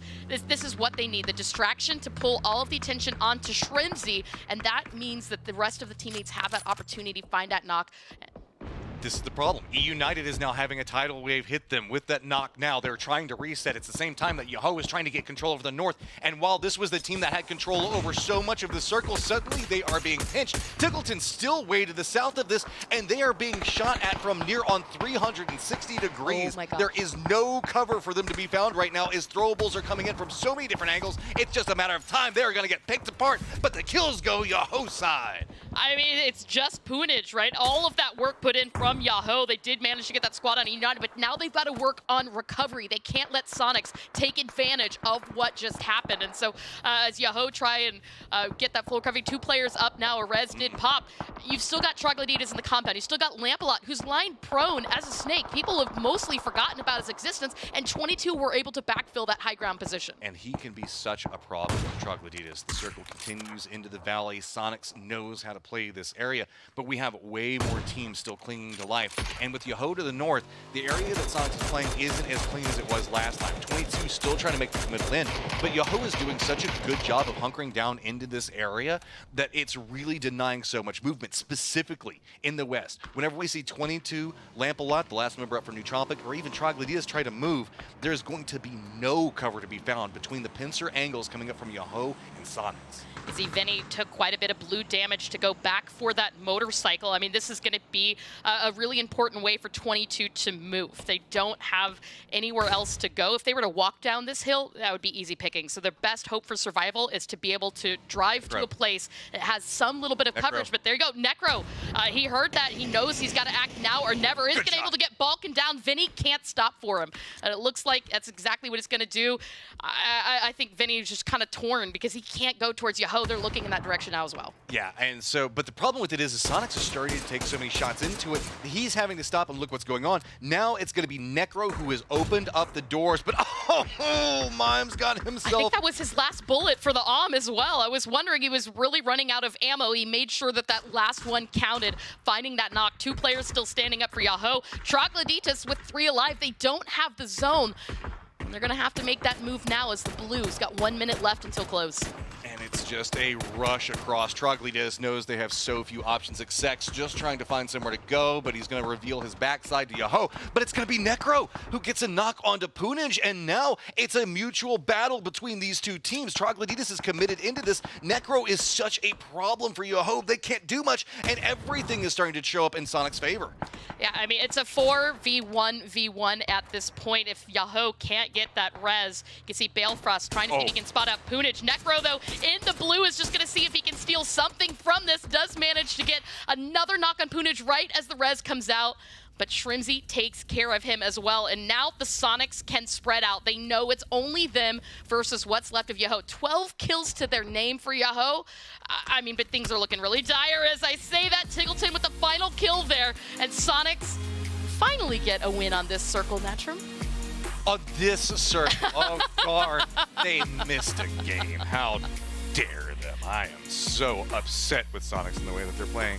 Yahoo, though, picking up a lot of kills, and I do like the modification that we saw coming up from Yahoo, realizing the strength of that northern area. We didn't see that in the last circle. That's a very big thing that you guys can take back into your game because we do see that circle a lot in matchmaking as well. And you see people that'll commit into those 2 hills. That northern area that Yahoo was playing has a lot more strength than a lot of people give credit. Absolutely. And I mean, that was the big thing we were watching when the circles started to eerily mirror the first match that we had of the day, the match where Sonics came in second in terms of placement points, first on the match leaderboard. And that's what I meant by Sonics finally win this circle. We were wondering what teams were going to make the same decisions, what teams were going to change things up. Things were looking flipped for a while for Sonics, but I think finally able to do what they absolutely needed to, right? Not being stuck in a carport behind a tree, but having that full control. And it's about about committing. You saw that the moment they got the knock on E United, they very quickly executed off of that, even hopping in a vehicle just to commit into that stage.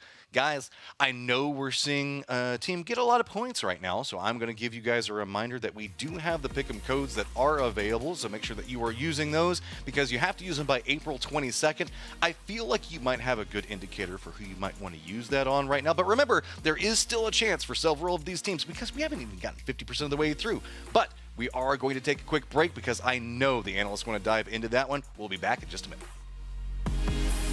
Hello, PUBG esports fans. The PUBG Continental Series is back with PCS6 just around the corner. As the finest teams around the world prepare for battle, it's time once again to learn about what prizes you fans can bring home with the Pick'em Challenge. Want to find out how to earn valuable esports points and free voting coupons? Let's dive right into it. There's a ton of new PCS6 esports items waiting for you to purchase and earn, starting with this tournament's premium items. Until May 6th, you'll be able to pick up PCS6 themed items for your own games and support your favorite teams while doing so. Each purchase supports our PCS6 teams, with 30% of net sales going right back to them via the prize pool. Purchasing PCS6 items will also reward you with up to 14 voting coupons to use in Pick'em Challenge events. Buying gets you cool stuff while supporting the teams you love watching and giving you extra chances to earn even more. One change this time around.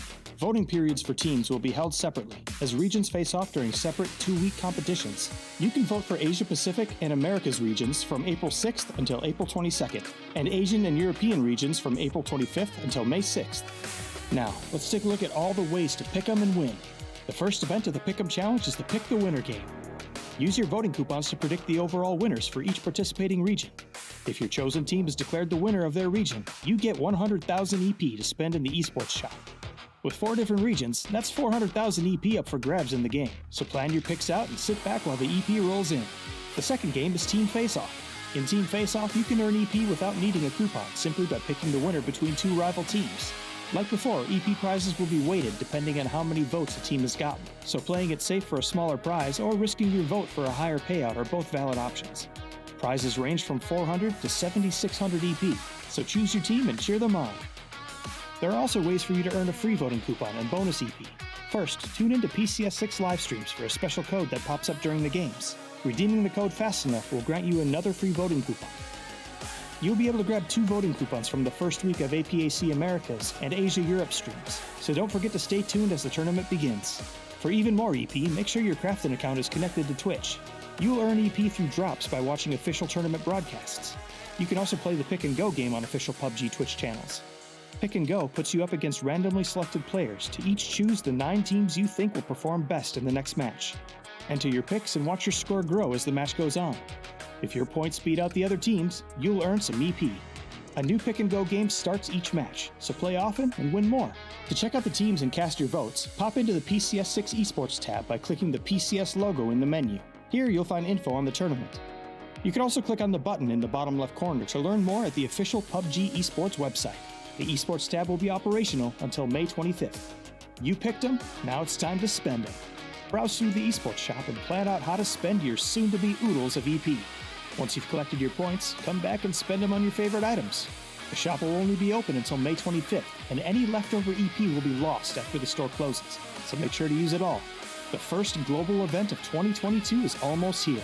Which squads will claim victory for their region? Find out when PUBG Continental Series 6 begins on April 15th. Pick your teams, cast your vote, and tune in for all the great PUBG esports action.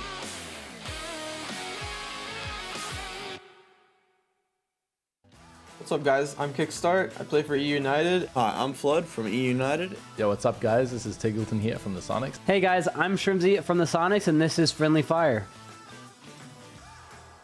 People should vote for E United because we are the best rats in the lobby, and we are also back-to-back champions at proning. So I think we're probably the best team in the world at coming first. E United as a team lacks distinct, mature leadership. You take a listen to their comms and it's just Lord of the Flies out there. Only the IGL with the conch shell may speak, and they're just pack of dogs, really. It's pretty obvious Sonics has fallen off, and I think all the fans are just sucking on the last copium drops that are in their can. Sonics are a great team. They're smart, handsome, good players, good streamers, but they're just in the past, I haven't just won an event in a while. Like, you really want to live in the past? Like, not me. I'm a future man. They don't really have too much fun compared to us. We're basically more light, you know, bigger streamers, bigger personality, better players. I mean, it's just so easy. We're the obvious pick, guys. I think we're just a better all-around team, so we're definitely going to win this event, or at least do better than Sonics. That's all that really matters. Better than Sonics is a win for me. Better than Sonics is a win for everyone. It's pretty clear why you guys should vote for us over E United and just in general anybody, because E United just sits in buildings. They're not really good at getting kills. We always top frag every tournament. I mean, you can just look back at the stats. It's not really even close, so. Well, most of the Sonics fans are like delusional, so I just wanted to read out like facts here from this paper real quick. And let me see, the last Sonics regional plays are 7th in ESL, 2nd and 3rd, and E United's is 1st, 1st, and 1st. So I don't really know why I'm being asked why to vote for us over Sonics still.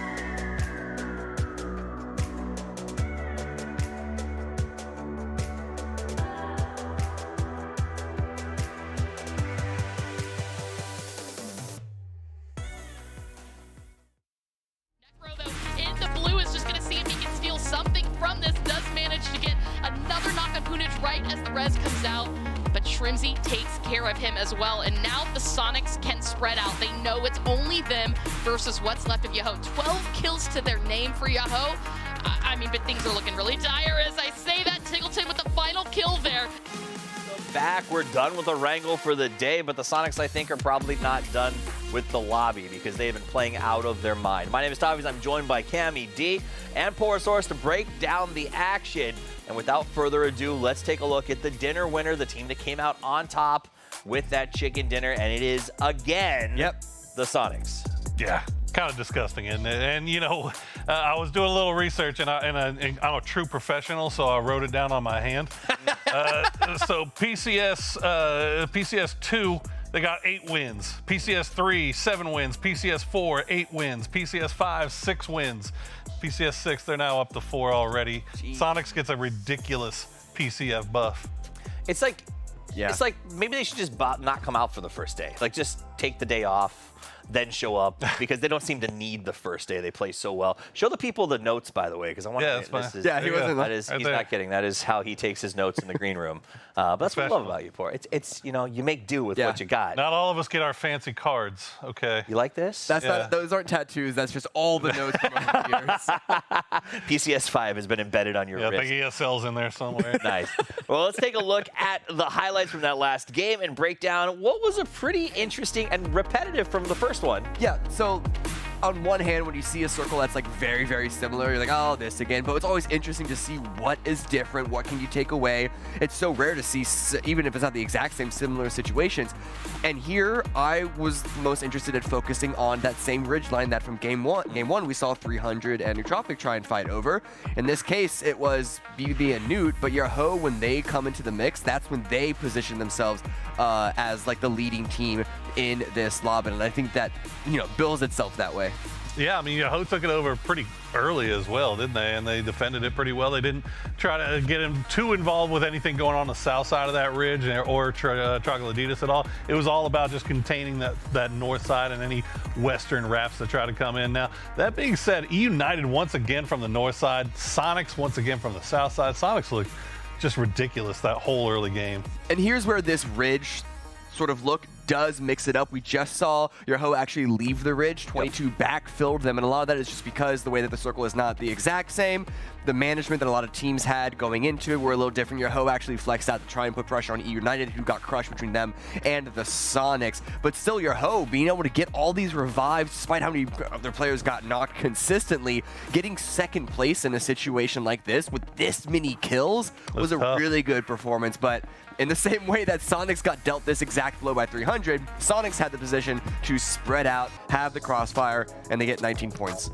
So they do take first off 19, just barely holding on to it because Yo comes out with a massive 12 kills. But it was a really nice game. And what I loved about the Sonics in that one, Poro, is we saw them at the very beginning of that sort of closing come in from the south. And they looped up and backfilled E United because they know that that's the sort of a similar spot to where they played so well in the first game. Like, they seem like they are systematic. They've got a process in place and they stick to it. I'm not gonna lie, man, it looked kind of dicey at mid-game. They were kind of hanging out on that bridge. They were underneath the bridge. They were having a hard time making their way across, but you know, they held strong and they were able to clean up AKM. They were able to kind of clean up everything down there on that south side and just kind of bide their time and pick the right moments to get involved in fights to where they were able to keep all 4 guys up. Yeah, and that's what makes this Sonics team so scary, is that previously when they were in a position like that to try and break into a rough situation, they would fail at it. The fact that they're able to survive in a very confident way is like, it's almost like we're back to 2020 terrifying Sonics. 35 point lead over Bing Bang Boom. I was trying not to cough when I saw the Sonics numbers. Like, Bing Bang Boom had a lead yesterday. Wait, and it's what? Yes. Let's talk about this. The kills are tied. About what? But the difference in placement points between Sonics and Bing Bang Boom, we sort of alluded to this yesterday, but I think we should probably start to talk about this, I think, at least a little bit, is that how much value a single kill gives. Bing Bang Boom, they do a lot of fighting early. Yeah. But because you only start getting placement points when teams get removed, 8 and above, when Sonics they wait at least a little bit before they start to take a bunch of engagements. That means that the kills that they get provide so much more value because they're coming along with placement points. Real quick, I just want to give a shout out to Dodge. They've got 4 placement points now, so things are looking better. But you go, that's the come up. Go ahead. I was just going to say, I think it's funny, you look at Sonic's overall placement points, you take away their 4 wins, they still have more placement points than half the lobby. It's absolutely wild. Now, here's my question for you about the Sonics. I, in my opinion, and maybe I'm wrong, just a host, have never thought of Sonics as a placement prioritization team, a team that likes to look for fights, sort of aggressive, plays by the whim. It feels like maybe they're placement focused now, or is that just a byproduct of them fragging out of their minds? Yes and no. Okay. All right, because I think the other day yesterday when we saw them get a lot of their wins, they were kind of low kill, right? Yeah. It was positional wins. It was stuff where they got either high ground or they got a compound. It was. I mean, I think I even remarked towards the end of the day they actually had more placement points than they had kills for the day, which was crazy, which I don't think I've ever seen before. But the fact is, they can do it either way, right? They're not necessarily reliant on one or the other. Yeah, I think the big thing of why I would also hesitate, and this could just be could be a little bit of an aesthetic choice, I guess, of calling Sonics a placement-focused team, is that unlike teams that are fully, like, we're going to dive center, like, of course, 22. Yeah. Okay. Sonics don't go to a position to try and get placement points. They put themselves in a position where they refuse to allow any other team to have anything. Yeah. So they're not greedy. They just want more than you. That sounds like the definition of greed. I agree with Cam here, like though. My dog only wants what's on my plate because I'm eating it. Well, but I strongly agree with Cam here. 22 is more of a placement point team. That's a team that dives center, gets a compound, sits there and waits for the game to come to them. Sonics, they're getting placement points because they're killing everybody else. So they're not just finding a spot and turtling. They're growing spikes. They're using their team. They're taking advantage of the position and then owning a portion of the circle because of their ability to sort of take that spot over. There you go. Very interesting. Now, let's, for a second, talk about that hilltop where we saw Yoho sort of playing the ridge. They came down off of it to play the north side. Do you like that? Do you think they should have stayed where they were? I like it just because the circle did pull in that direction. The worry is that if they did stay on the ridge, not only was there the threat of Chocolatitas looping around like they did to 22, but then also when the blue comes in, like if they weren't able to find the knocks from the angle that they had, then like they'd be taken out by the zone. All right, well, I know 2 people who won't be taken out by the zone. It is our casters. Matt Trover with the call. Matrover. That's a new one. I don't like it. It sounds like a really weird Pokemon. I was gonna say it sounds more like a lawnmower or something, right? Or like I don't even know. 3000. I have to say I'm very curious because they're spending a lot of time trying to figure out whether or not like Sonics is a placement point team. Whenever it just feels like they're just a chicken dinner team right now. Is it like if you just keep winning, I guess you're a placement point team, right? Well, I mean, look at that damage from the last match too. Tiggleton almost breaking 1,000, but I mean, this is also something that's been kind of curious to me. I feel like typically we've seen teams have no problem breaking 1,000 in a match, and I haven't seen it as much lately in a lot of these games. Well, keep in mind we're looking at just player damage right there. Well, that's true, actually. So that's a part of it. I mean, whenever a player is Do putting better, up like Sonics. how dare you? You're only putting up like 600 to 700 damage Only player. 2,500 damage a match. Oh. Boo, I say. We want more. Okay, hashtag bias casters done for a second. All considered, I am actually really hoping to see Bing Bang Boom figure out what's up. I mean, this is the best time to do it. We have a map change, right? A map change worked wonders for teams yesterday. Wait, what? Okay. Yellow Jackets again. Yellow Jackets have been changing things up today. A big problem, though, is that they've been changing things up once again on LATAM teams. And yeah, I like the fact that they're trying to assert some authority. They're not just going to contently hide back in the corner. We were talking about that yesterday for a decent section. Sure, it's not always working the best, but this is how you learn. Like, okay, a prime example is if you, oh no, Keenan, this is not the way to do it. Yes, stay alive. Hug that tree. Stay alive. Just go, no, okay, shots coming out, teammate's going to defend it up. That's good. 2 other members of Bing Bang Boom are still in the air. But coming back to this, you don't play passive because you don't learn anything that way. Yes, Yellow Jackets isn't having massive successes, but they are constantly learning. Corsac. Oh, buddy. Ooh, jumps out of the vehicle. That hurts. I think Lampalot really did a number there to push Corsac's car off, and I think he sensed Waldo's in the area, so Lamp's happy enough with that. He's like, you know what, let me just go back, let me get some armor. I wasn't fully ready for a fight. Keenan down the flush too. Oh, Keenan. Oh, bud. This is a awkward beginning for like a lot of what's ominous. happening right here. We also do have the circle that has gone shoot to kill's favor. Hacienda pretty strong inside of it. Yes, okay. Batungas. Okay. I know this is Pora's new favorite guy, just to say his name. Batunga. But Batungas with a Winnie, do it. Batungas, yes, give me one more. I want to see some Winnie stats. Like I want to see people really start to favor the Winnie. It's gotten actually a lot of love along with the VSS in terms of the way that they've updated the gun, and we've seen occasionally. I mean, again, the Mosin, right, really coming into play more through as the Bolty as kind of returns to PUBG Comp. I know we both want more and more Winnie, but also I know that people watching right now want more and more esports points. Do not forget to link your Crafton ID to your Twitch account to enable drops. By watching every single one of our matches, you can earn up to 30,000 esports points. Type exclamation point drops in the chat for details. Hashtag, no, it's exclamation point.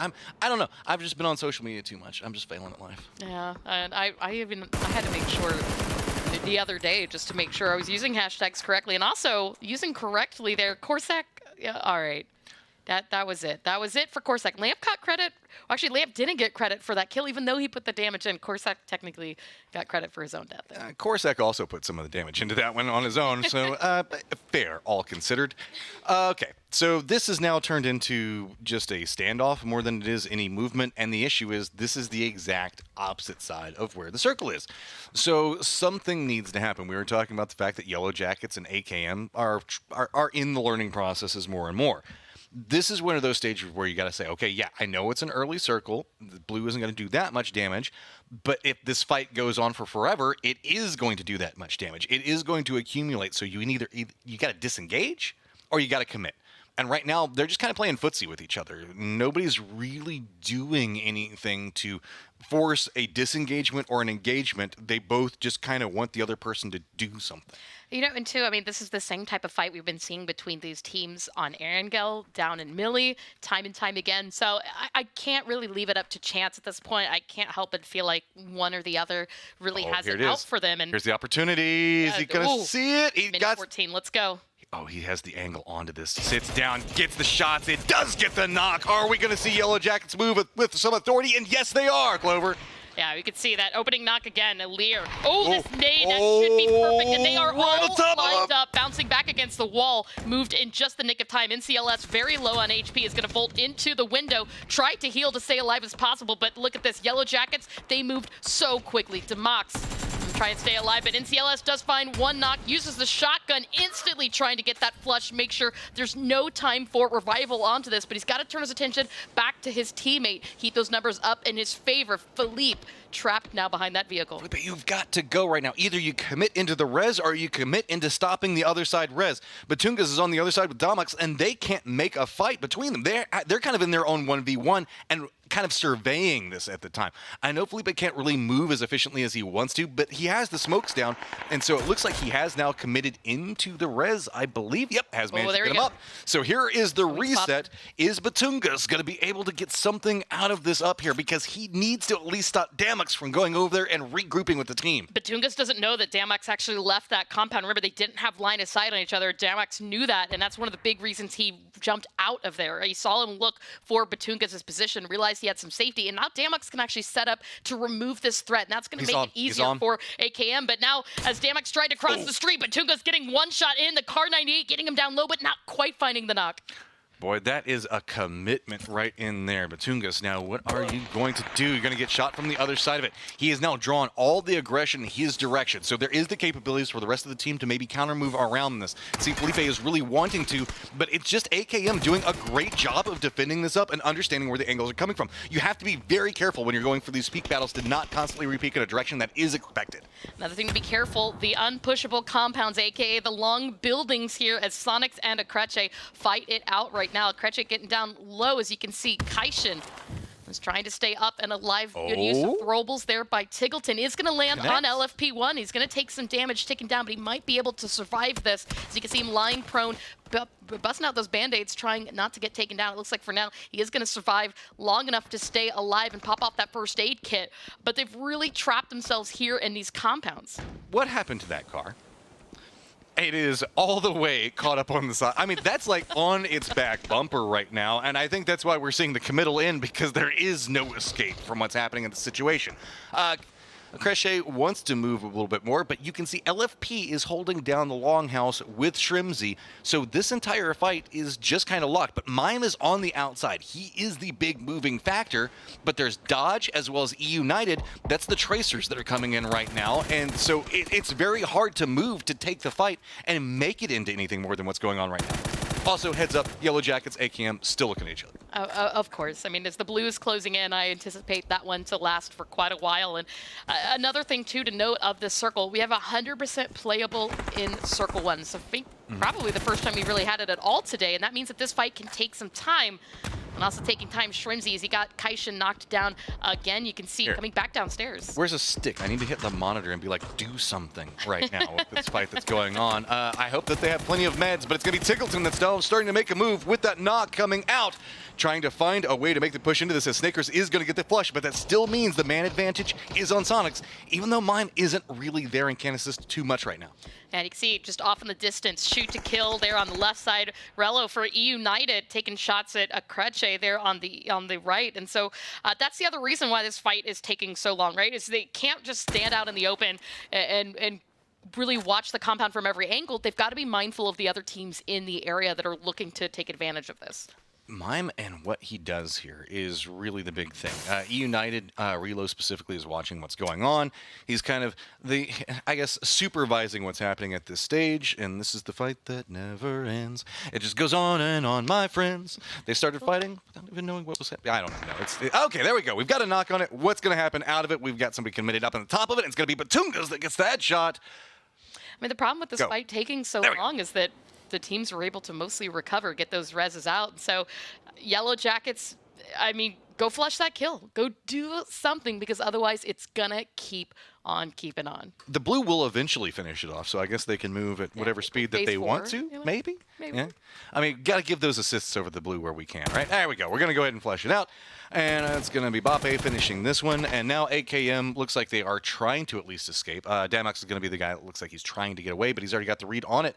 And it's going to be off of good supervision coming out from Batungas and really not being as assaulted back as we thought. But we do have Martinson that has moved. Akreche with the shotgun, but it's not going to be enough. LFP1 was just too low in HP, and Sonic sent 2. We're going to take down 2 members of Akreche. Waste no time to secure that flush on RBN. Now Viz King trying to stay up and alive in his compound, but you can see the confidence starting to amount here for Sonics. They're just taking pop shots at every opening on that compound, hoping to catch that last member of Akreche off.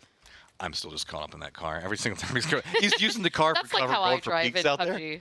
Oh my God! Well, it is providing some opportunities with what's happening there. Okay, you can see the fact the circle is continuing to lean into that northeast. Oh, We still Sonics have a shotgun. Death Star H1. Trench.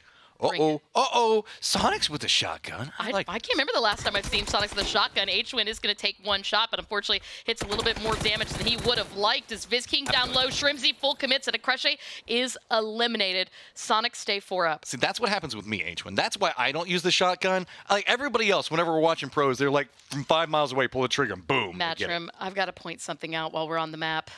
We have shifted to a Death Valley. We, unfortunately, as you see that fight is finally popping off again there with Yellow Jackets. This is going to be a difficult situation for teams now to make that decision. Do they go to the north? Do they go to the southern side of the road? Batungas just has so many weapons up there. He's chilling up on the top of it. Okay, this is about due to be finishing any second now. It is going to be Yellow Jackets. Martinson can at least possibly get some vengeance for his teammates. Batungas has been holding up there, but that's a very scary. That stairwell trying to push up on it is near on doom. Gets a pan ready. Oh, he could have thrown the pan. Batungas! What? What? He heard the footsteps and he played that perfect. All right, now get to zone. Yellow Jackets, you guys have proven your point. Get to the circle. You've got a long way to go because, again, that circle, the Death Valley, it's a lot of low ground. Not really high ground. It's high ground on every angle except down below.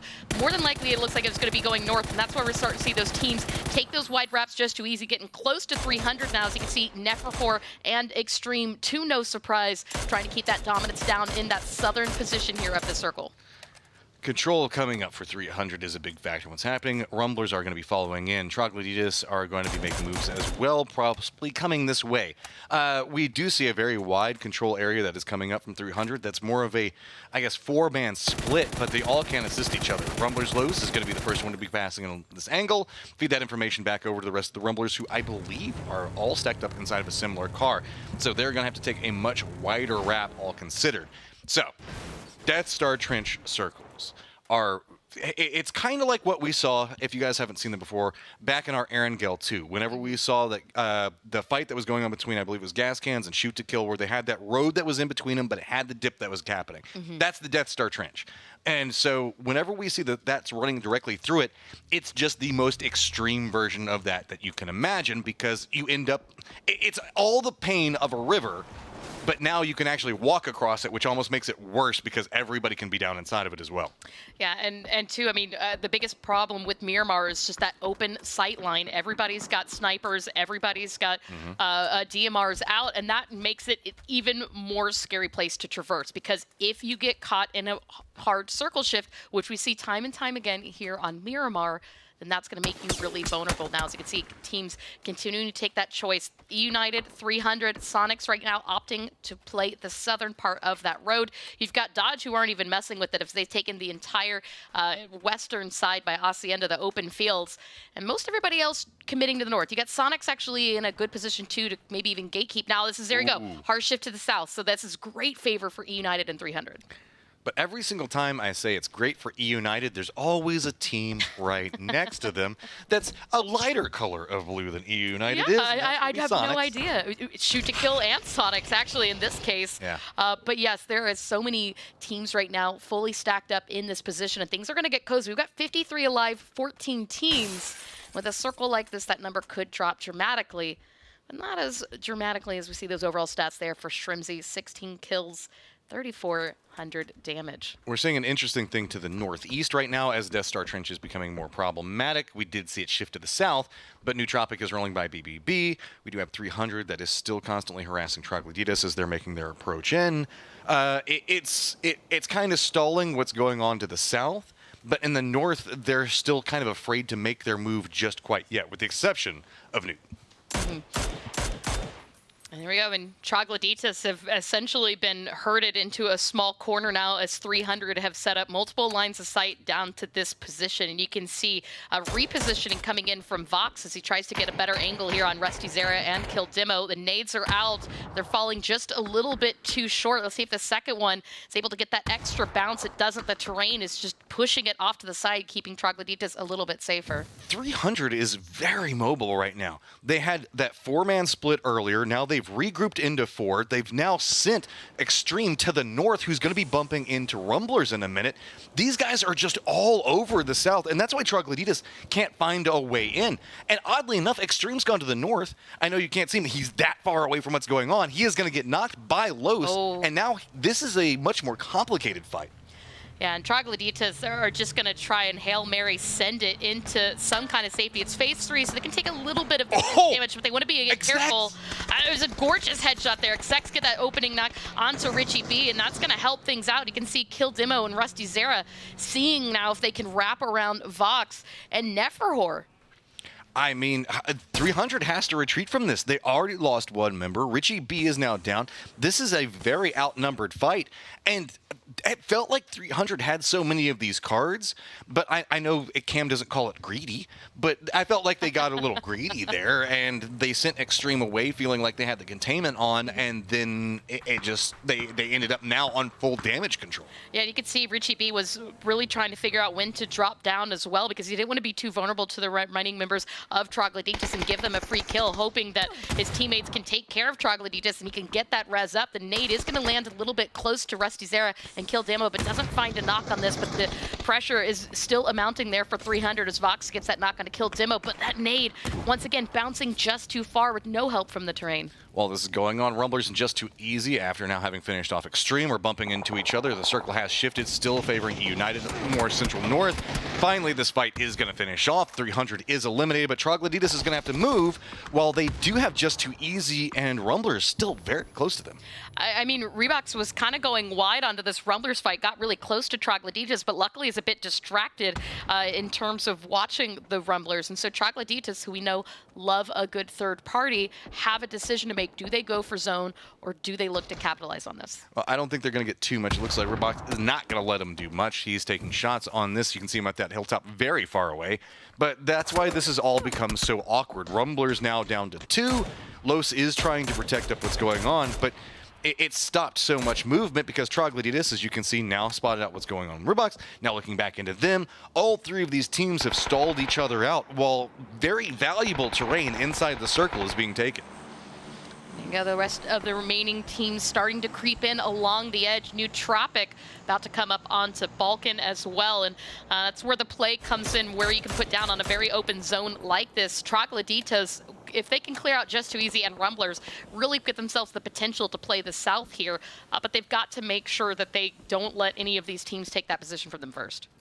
We're seeing some Wall Street bets level greedy plays that are going on right now where people are thinking this is going to pay off. It's big. And then Kill Demo doesn't even look, he's no armor. His vest is broken, his helmet's gone. Like, at some point, you've got to say, hey, we've exhausted a lot of resources. Let's start changing the focus and thinking about the late game. I do like Troglodytes here being a moving factor is what they should do. They have the high ground. They have the advantage in position. Just Too Easy, though, is Ragnar, man. He's doing a good job on navigating this and being more threatening than Troglodytes really is expecting them to be. The problem is, Los still wants some vengeance back for his teammates. He does get spotted. Cody Kid's like, okay, no, we're done with this. Now it is just going to be Troglodytes figuring out, okay, do we finish this or do we just leave? I mean, again, I still vote for leave, right? I want to see them up in the late game, and the biggest problem that Troglodytes sometimes find themselves in is they really overly commit to a fight, right? They don't know when to let up, but Necro repositioning, having that spot in zone, is going to be a big help here. Just Too Easy's best option is to maybe take that wide rotation beyond the warehouse here. As you can see, they lose yet another Coda Kid. Trying to drive back in, Rusty Zera looking for a better position here. Ragnar is going to fall to zone. Coda Kid, don't get out of the vehicle. Keep going north. Ragnar is done for. You're just committing yourself into being killed yourself. It's going to be Troglodytes, very aware they heard him spot, and now Coda Kid, who has abandoned his vehicle, is doomed off this point. He's got to fight his way out. He does get execs. Can he string this together enough? He is hardcore outnumbered, and you can see they're like, nah, man, we don't even need to finish it. We just hit you enough. We're just going to walk away. Like, cool guys don't look at explosions. And while that was happening as well, Gas Cans and Dodge have been in a little bit of a slow fight. You can see the high ground still in favor of Dodge. Neither team, or excuse me, Gas Cans, as they watch over Dodge, but neither them or Dodge is in the zone. See a couple nades there still falling short. Cherry, he's just got the tiniest little mound of cover. At a second that he stood up to try to turn some of that fire to Gas Cans, he's going to get hit by multiple players there as Ethan gets flushed back out. Nikos and Gregshot will take some damage from nades, but it's going to be Finna. It's making things a little bit difficult for him. Does get that knock. Nikos tries to see if he can get that flush. Cherry is very low.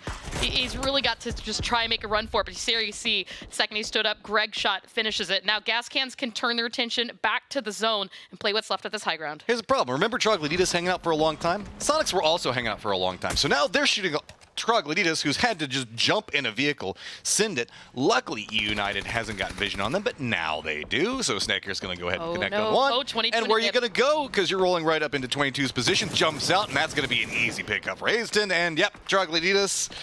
Oh, that was a problem. But guess what? Remember those two blue teams that I was really worried about? United now has a target on their back as Sonic's coming after him, but it's going to be shoot to kill that stalls that. And you can see again, I mean, that damaged armor coming into play. Tiggleton's level 2 helmet in the bright red. So this peek across the ridgeline is going to make things a little bit scary as he does take some damage from Snakers right there on the peak, going wide, trying to see if he can get another angle as Shrimzy creeps in, not only as a distraction, but for that close range fight. It's going to be a bit of a tag team between both of the players to see if they can get some kind of knock here onto a member of United. But Shrimzy, a little bit of a wait.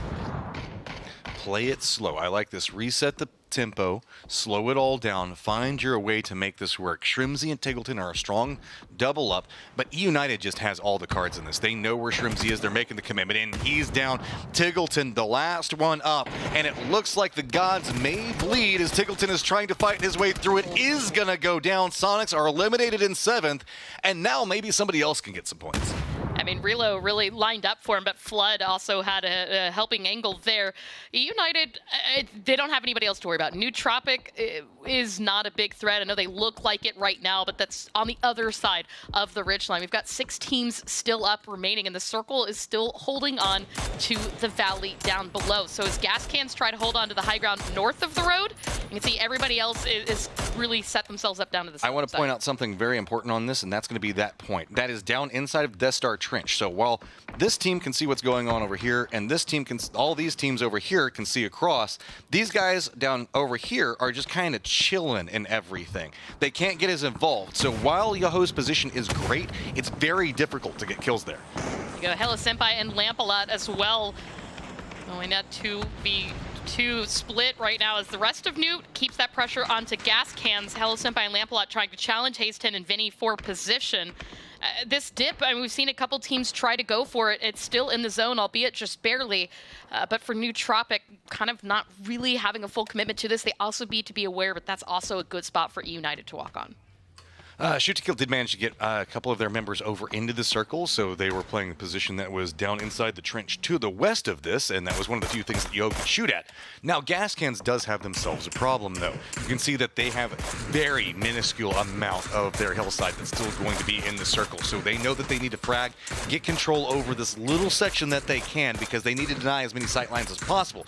22, Newt, both making the moves, but United is going to be sneaking up right back behind them. You can see them dancing in the background, about to make Newt have no angles of safety.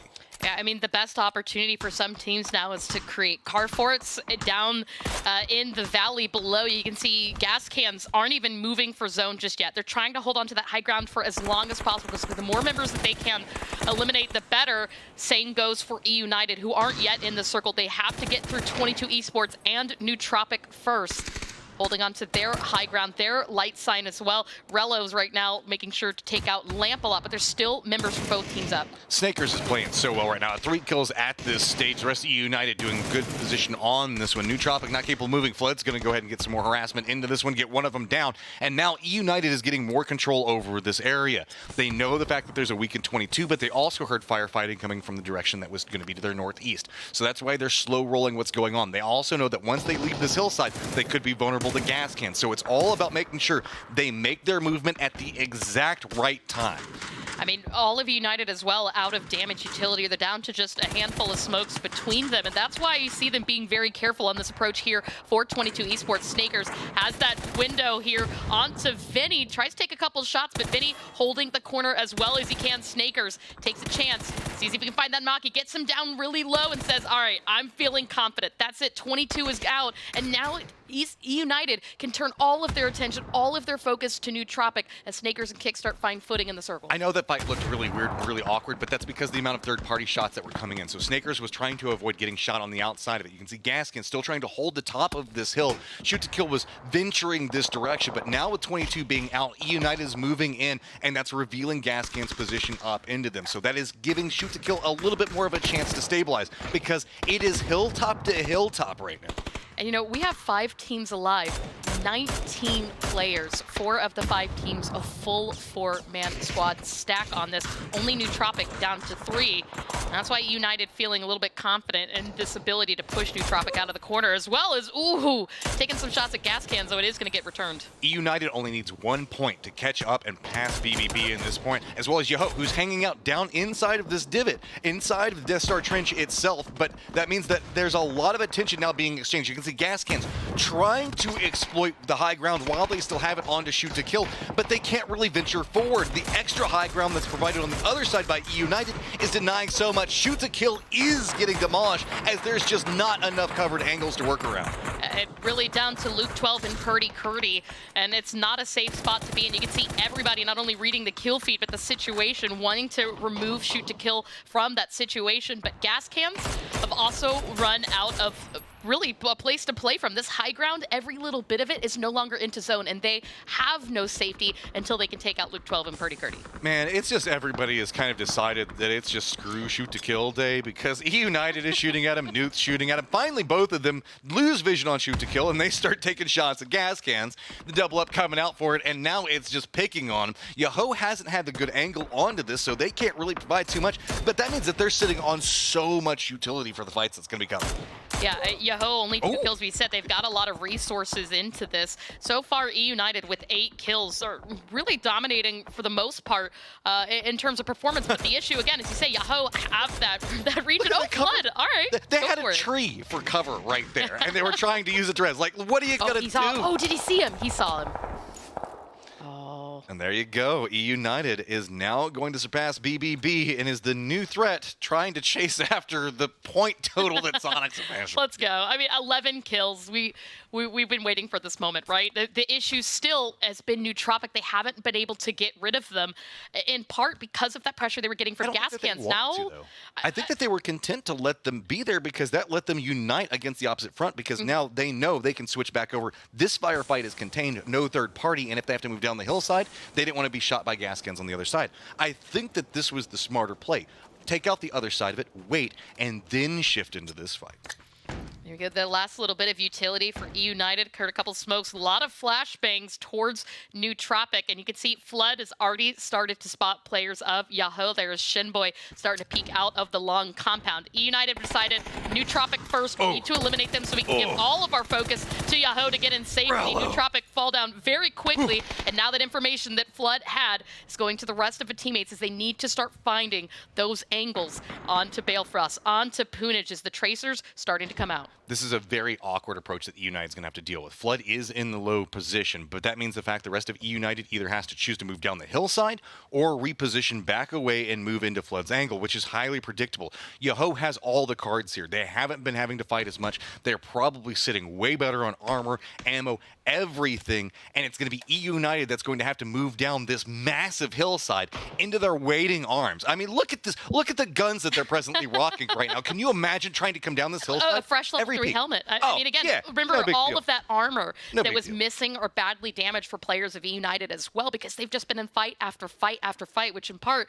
has led to the 11 kills they've amassed this match. But coming down from this hill is going to be so difficult. They're also going to have to really utilize all those smokes that they've been holding onto as well. That's the whole thing, is it's so vertical, you can't really even get much out of smokes. It's just going to roll down the hillside, so unless you go Flood's angle, but they already know. They know that that's the only real way that they can make it into this. United has got to pull some type of magic trick out of their hat or get a huge knock to open up something, because you can see, how do you push down into this? They, like, Yoho knows there's the path right there where Rello and Kickstart are. Flood and Snakers don't have an easy way to move into this. I mean, they can crest down that hillside, but let's be real, that's just target practice for Yoho if they do. Yeah, and the other thing too, I mean, this is the end of Phase 8, so we know that the Phase 9 dot is going to be in the center of this current zone, and that is really in favor of Yahoo. So all they have to do is wait for the circle to close and United to come to them. Snakers sitting on 6 kills. Him and Relo have been doing great. And Snakers, man, I feel like sometimes we don't talk enough about the fragging power of this guy. Sitting at 14 kills altogether as the team, while Yoho is sitting in a good position. Points-wise, it really does feel like United has been running away with this one. I mean, yeah, at this point, even if Yahoo do get the chicken dinner, the game is going to go points-wise to United. So they can feel confident knowing that they're going to come out of this. But you still want that chicken dinner winner. As you can see, the blue is closing in. Phase 9 is starting. Poonage scoped in with the waiting to see if he can find that knock. Does spot one, knows exactly where Kickstart is, takes the shot, but it's just a half second too late. Rello falls down, spotted out by Balefrost. Another shot out by Poonage by the but again, it misses Kickstart. He still manages to stay alive. A smoke wall coming into play here from United to try and get themselves up to the zone. They've got a tree, they've got a rock, but they've got to get to it first. As Flood gets spotted out, it's only Snakers. All of Yahoo feeling confident in this. They know they've got this one in the bag. Snakers running to blue to deny. Yeah, he was just trying to connect onto it, and valiant attempt coming out from United, but it's going to be Yoho. They had the spot, they knew where to go, they got control over it, and they just got to sit back, chill, and just listen to all the firefights as they knew that the circles were going to be coming to them. Absolutely, and again, big credit to United, who played phenomenal in that match. 14 kills, 2,700 damage. That is going to be a huge leap for them to leaderboard, even without the chicken dinner. I know we've been waiting for a while. United to have their come up moment. We're now getting it. And also, Sonic's not getting, I don't know, get like 30,000 points in a game means the fact that other teams now have the chance to try to catch up, try to figure out something to work, because it's almost like trying to wake the sleeping giant right now. You're trying to just dodge around and not make sure Sonics don't get any more points if you want to try to catch them.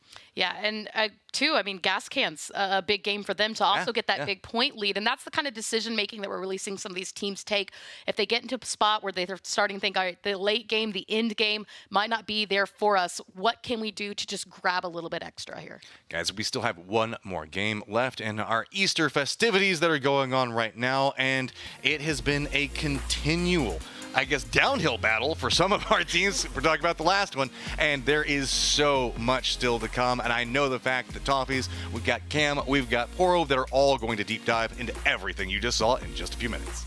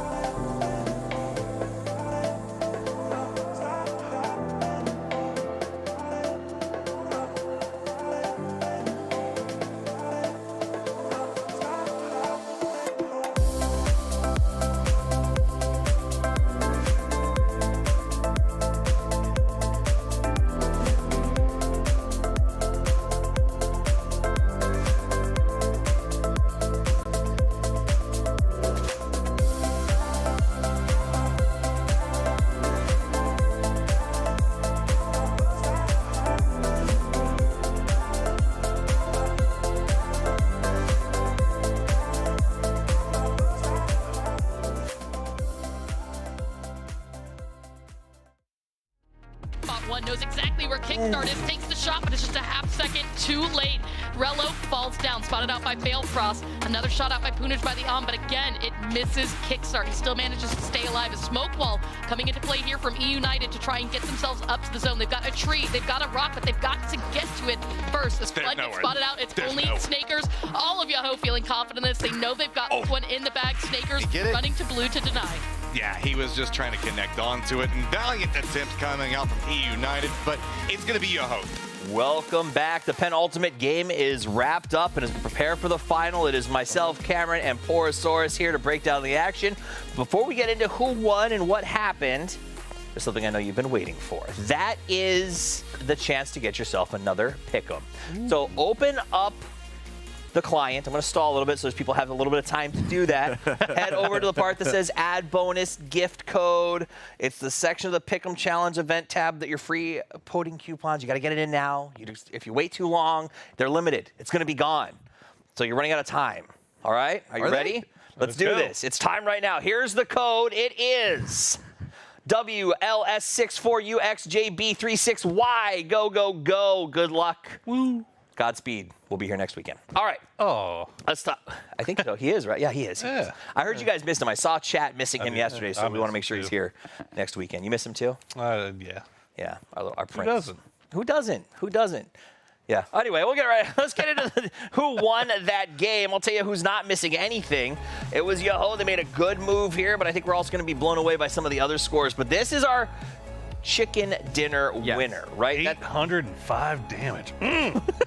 Cameron, you know you're hard on teams sometimes. Is this an acceptable chicken? Yeah, because where would they get the kills from? They were at the pit of a valley. Everyone was fighting them. Like, they literally had no angles. It's not like they just avoided fights. I'm pretty sure they were trying to look out any and every single angle. Hoping. Like, come on, someone peek me, someone. Right. It wasn't until E United and E United even went to go and deny because of how close these two teams are. Yep. And dinner winners, you know, maybe you rat yourself into that win, but nobody's going to judge them because they have been playing aggressively throughout this event. They've been putting in a lot of work, and they got themselves that nice win. In fact, let's take a look back at how that game went and how we got to that part of the match. Yeah, there you go. I mean, look, it's a Death Valley circle, and this is why I think we saw so much weirdness happen. That's your shift. You're thinking that that's going south, right? Like you're not thinking any chance that that's going to land right in the middle of the valley. Like everybody's playing north, mostly on the south side, which is where I think United got the majority, the lion's share of their kills. Yeah, the circles that have this big giant trench in it are incredibly weird because, yeah, as you said, the trench sort of like divides north and south, which you would think gives freedom to just focus on your half of the lobby. Okay, so there's no longer 16 teams. This is, I guess, roughly 8 teams that I have to, 7 other teams I have to worry about. But then they can also see each other from the north and the south, and it's actually incredibly complicated to worry about all the angles. Gascan's doing a good job of taking control of the north side, and now that they had that all to themselves, they can just focus on the other side, and they actually help. I think they're one of the teams that helped ruin Sonic's approach here. Yeah, it was a combination between Gascans and I think STK from the weirdest angle on earth. But yeah, I mean, look, STK once again. I mean, they have a great position, and then it's just bad luck, really. I mean, you always think that this is going to pull away. So they're thinking, okay, well, we take control of the low side. We'll clean up anything that's coming from north to south, and then we'll move up that hill to the south. Well, when it just keeps sitting on top of that road, there wasn't really anywhere they could pull to, and the guys up on top of the ridge lines were able to just free farm damage onto them. Really good focus on Nootropic there. They had 1 or 2 members, E United, looking at Yoho, making sure that they couldn't backfill up that hillside to keep them pinned down, but take this one fight, clear it out, and then they can focus 100% because they knew this was going to be an incredibly difficult push. Once the first couple of knocks went their way, I'm going to say it, it was a good call to deny. You know, I think that is a good call, and I think that we're going to see it here in a second that Yoho did get stuck there. They were hoping for more kills. E United at one point in this match, Poro, was tied for overall points with Yoho. So, you know, smart, right? Yeah, absolutely. I mean, if you're in a fight with the team that you're chasing on the leaderboard, then yeah, absolutely deny those points. So there you go. United will take the lion's share of points from that round, even though they don't get the win. But yeah, I mean, Yoho, you can't take anything away. You can't discredit. I mean, they had to play the game that was in front of them. Unfortunately, it just didn't allow them to get too many kills. You play the hand you're dealt. Sometimes you get an unbeatable hand, but nobody else goes in with you, and it is what it is. Yeah, I find it really interesting how the past couple of games we've seen Yoho sort of change their own playbook, and they, instead of focusing so hard on edge fighting, they go towards the center this game and then the previous one, which was the second round north of Cube on Erangel. And I don't know if that is just because they realized in these particular positions coming from the edge is rough, or just the fact that, listen guys, edge is rough in general because everyone is doing it. Let's throw in a couple of curveballs ourselves.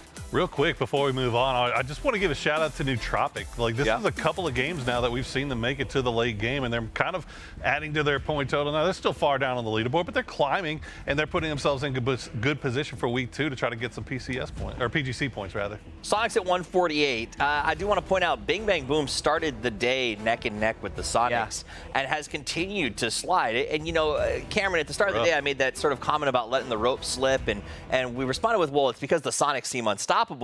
But at this point, it doesn't seem like the Sonics have anything to do with the Bing Bang Boom situation. Yeah, maybe this is, I don't know if one of you guys told me Roth said this or this was Roth officially on camera, but Bing Bang Boom, they were saying that they wanted to focus on cleaning up their end game. The thing is, they're actually not even making it to the end game anymore, whereas the past 2 days they were. So I don't exactly know what's going on. It's just not as tight. They're finding themselves in positions that they can't even really put up a good fight. It's not like they're losing fights. They're just not really fighting. They're just getting shot at. I think they're finding themselves in a similar position to some of the other teams that we were talking about that were having some struggles where they're trying to play that edge, and they're used to the edge being a little bit more empty, and now they're running into more teams that are trying to do the exact same thing. So, you know, maybe it's just a consequence of the circles or whatever, but that being said, Bing Bang Boom, they're still winning fights. They're still getting involved. They're getting points, but the placement, like you said, it's just not there. And I think that's the thing, is this meta, especially when Super's in play, it seems to ebb and flow. This idea that you play edge, but you also have to be able to adjust for the middle. And when everyone else starts doing that, go back to the edge and be ahead of the choices everyone else makes, which is interesting because we have 2 people who are ahead of the choices that every team makes. They seem to know what's going to happen before it does. It is our casters, Matchroom and Clover. Guys, a lot of good, solid information inside that one. There are so many things to look at. I'm sad for BBB. They're such a strong team, but it's just like they were talking about. They can't seem to find the end game through that. Yoho and now United have usurped their position, but it's still a giant Sonics up on top of that they have to catch up to by, I guess, 2 solid games. Yeah, well, even 2, I mean, obviously Yoho with the win, it was kind of, I want to say it was a little bit of a luck win. The Circle had a lot of favor to do that. United also kind of been struggling, right? They've come close so many times. They've worked really hard for it, but they're not getting it. I don't understand, but I keep being told the EU is nothing but rats. How does Snakers get 6 kills and 800 damage and Relo get 4 kills with 900 damage if all they're doing is just ratting? I don't get it. Muscular rats. I know. Those have been like working out, chasing down the cats and still letting the cats chase them. I made a strong joke yesterday that I kind of thought was pretty cringe, but I'm still feeling it. Like, there's a lot of strong players on that roster. And I mean, that's really what we need to see with these kind of crazy circles, these crazy situations. You heard the analyst desk talk about it. Teams really having to change up the way they're playing the circles, whether they want to play along the edge or go to the center. And I think that that's catching a lot of these teams off guard. They're really having to juggle more than they're used to. Well, see, I feel like the last 2 days we've been seeing far more crazy circles, quotations around them, than we've been seeing today. I mean, hell, we saw the exact same circle twice today. So if you can adapt quickly, you should have been able to adapt quickly to that. It feels like maybe BBB might be a team that thrives in that chaos a little bit more than some of the others, and that's why they were finding success. Now that we're leaning into more formulaic circles, that might be why we're seeing a return of some of our other teams.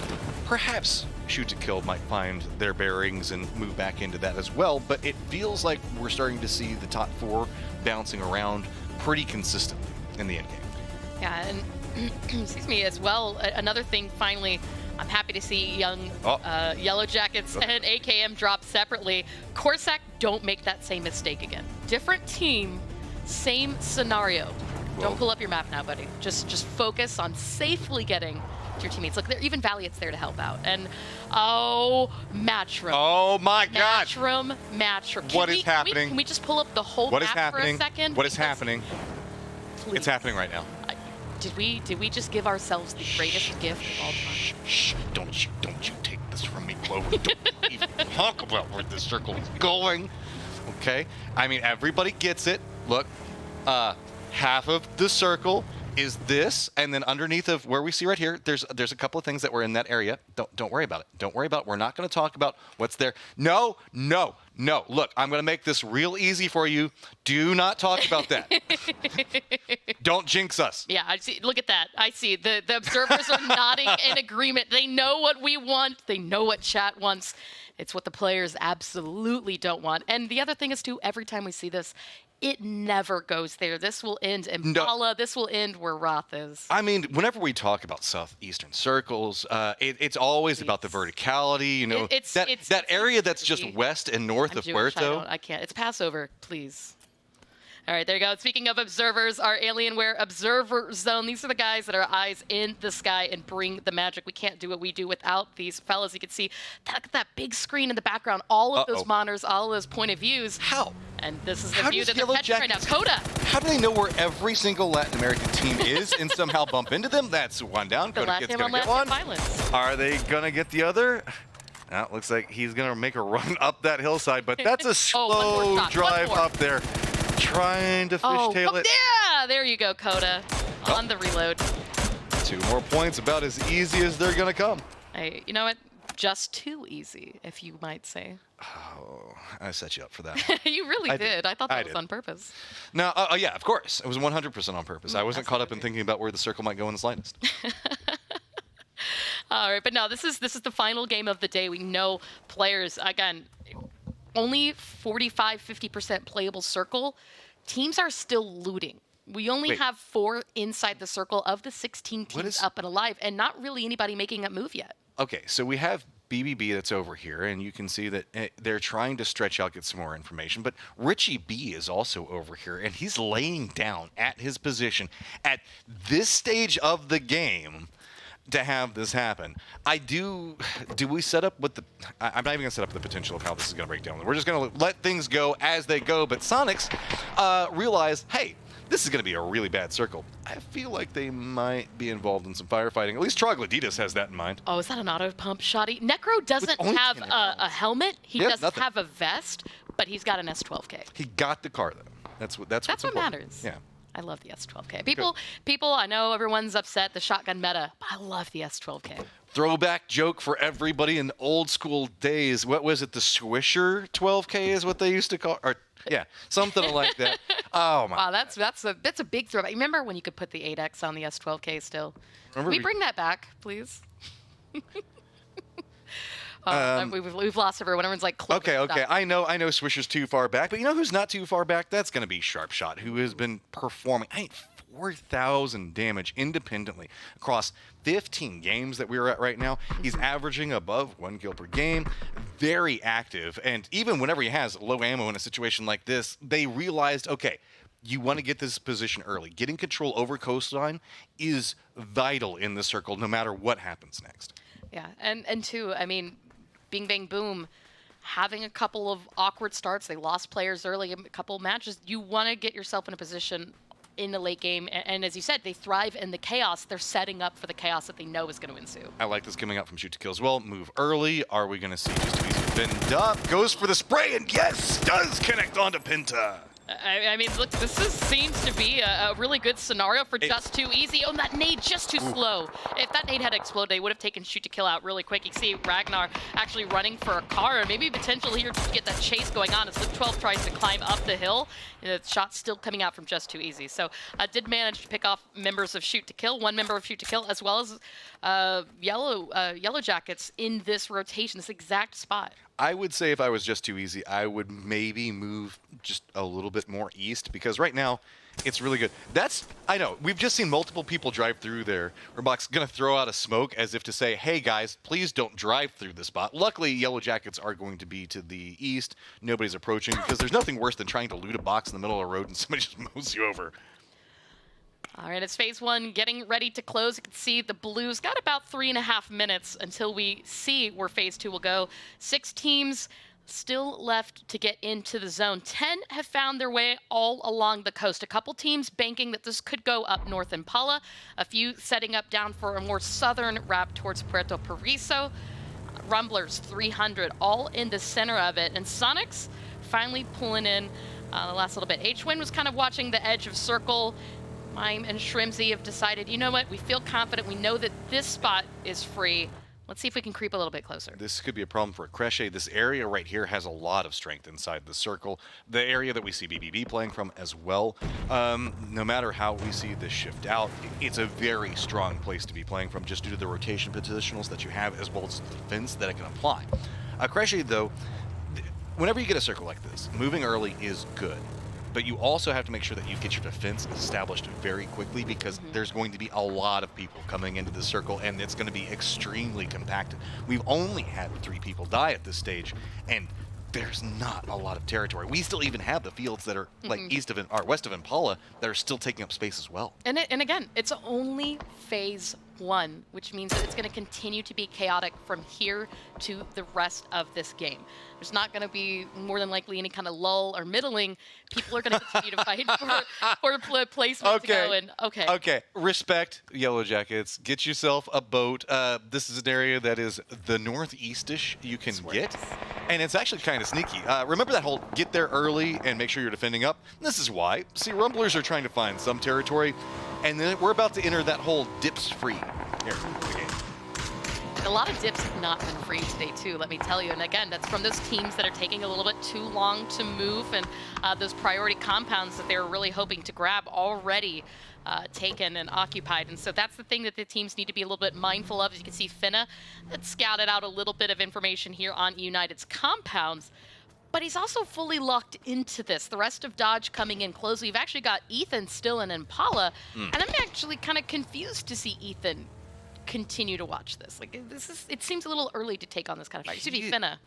Moving into this, he has been their guy whenever they need to get into a good fight. But Ooh. Finna, Okay, you can open the doors yourself, Finna.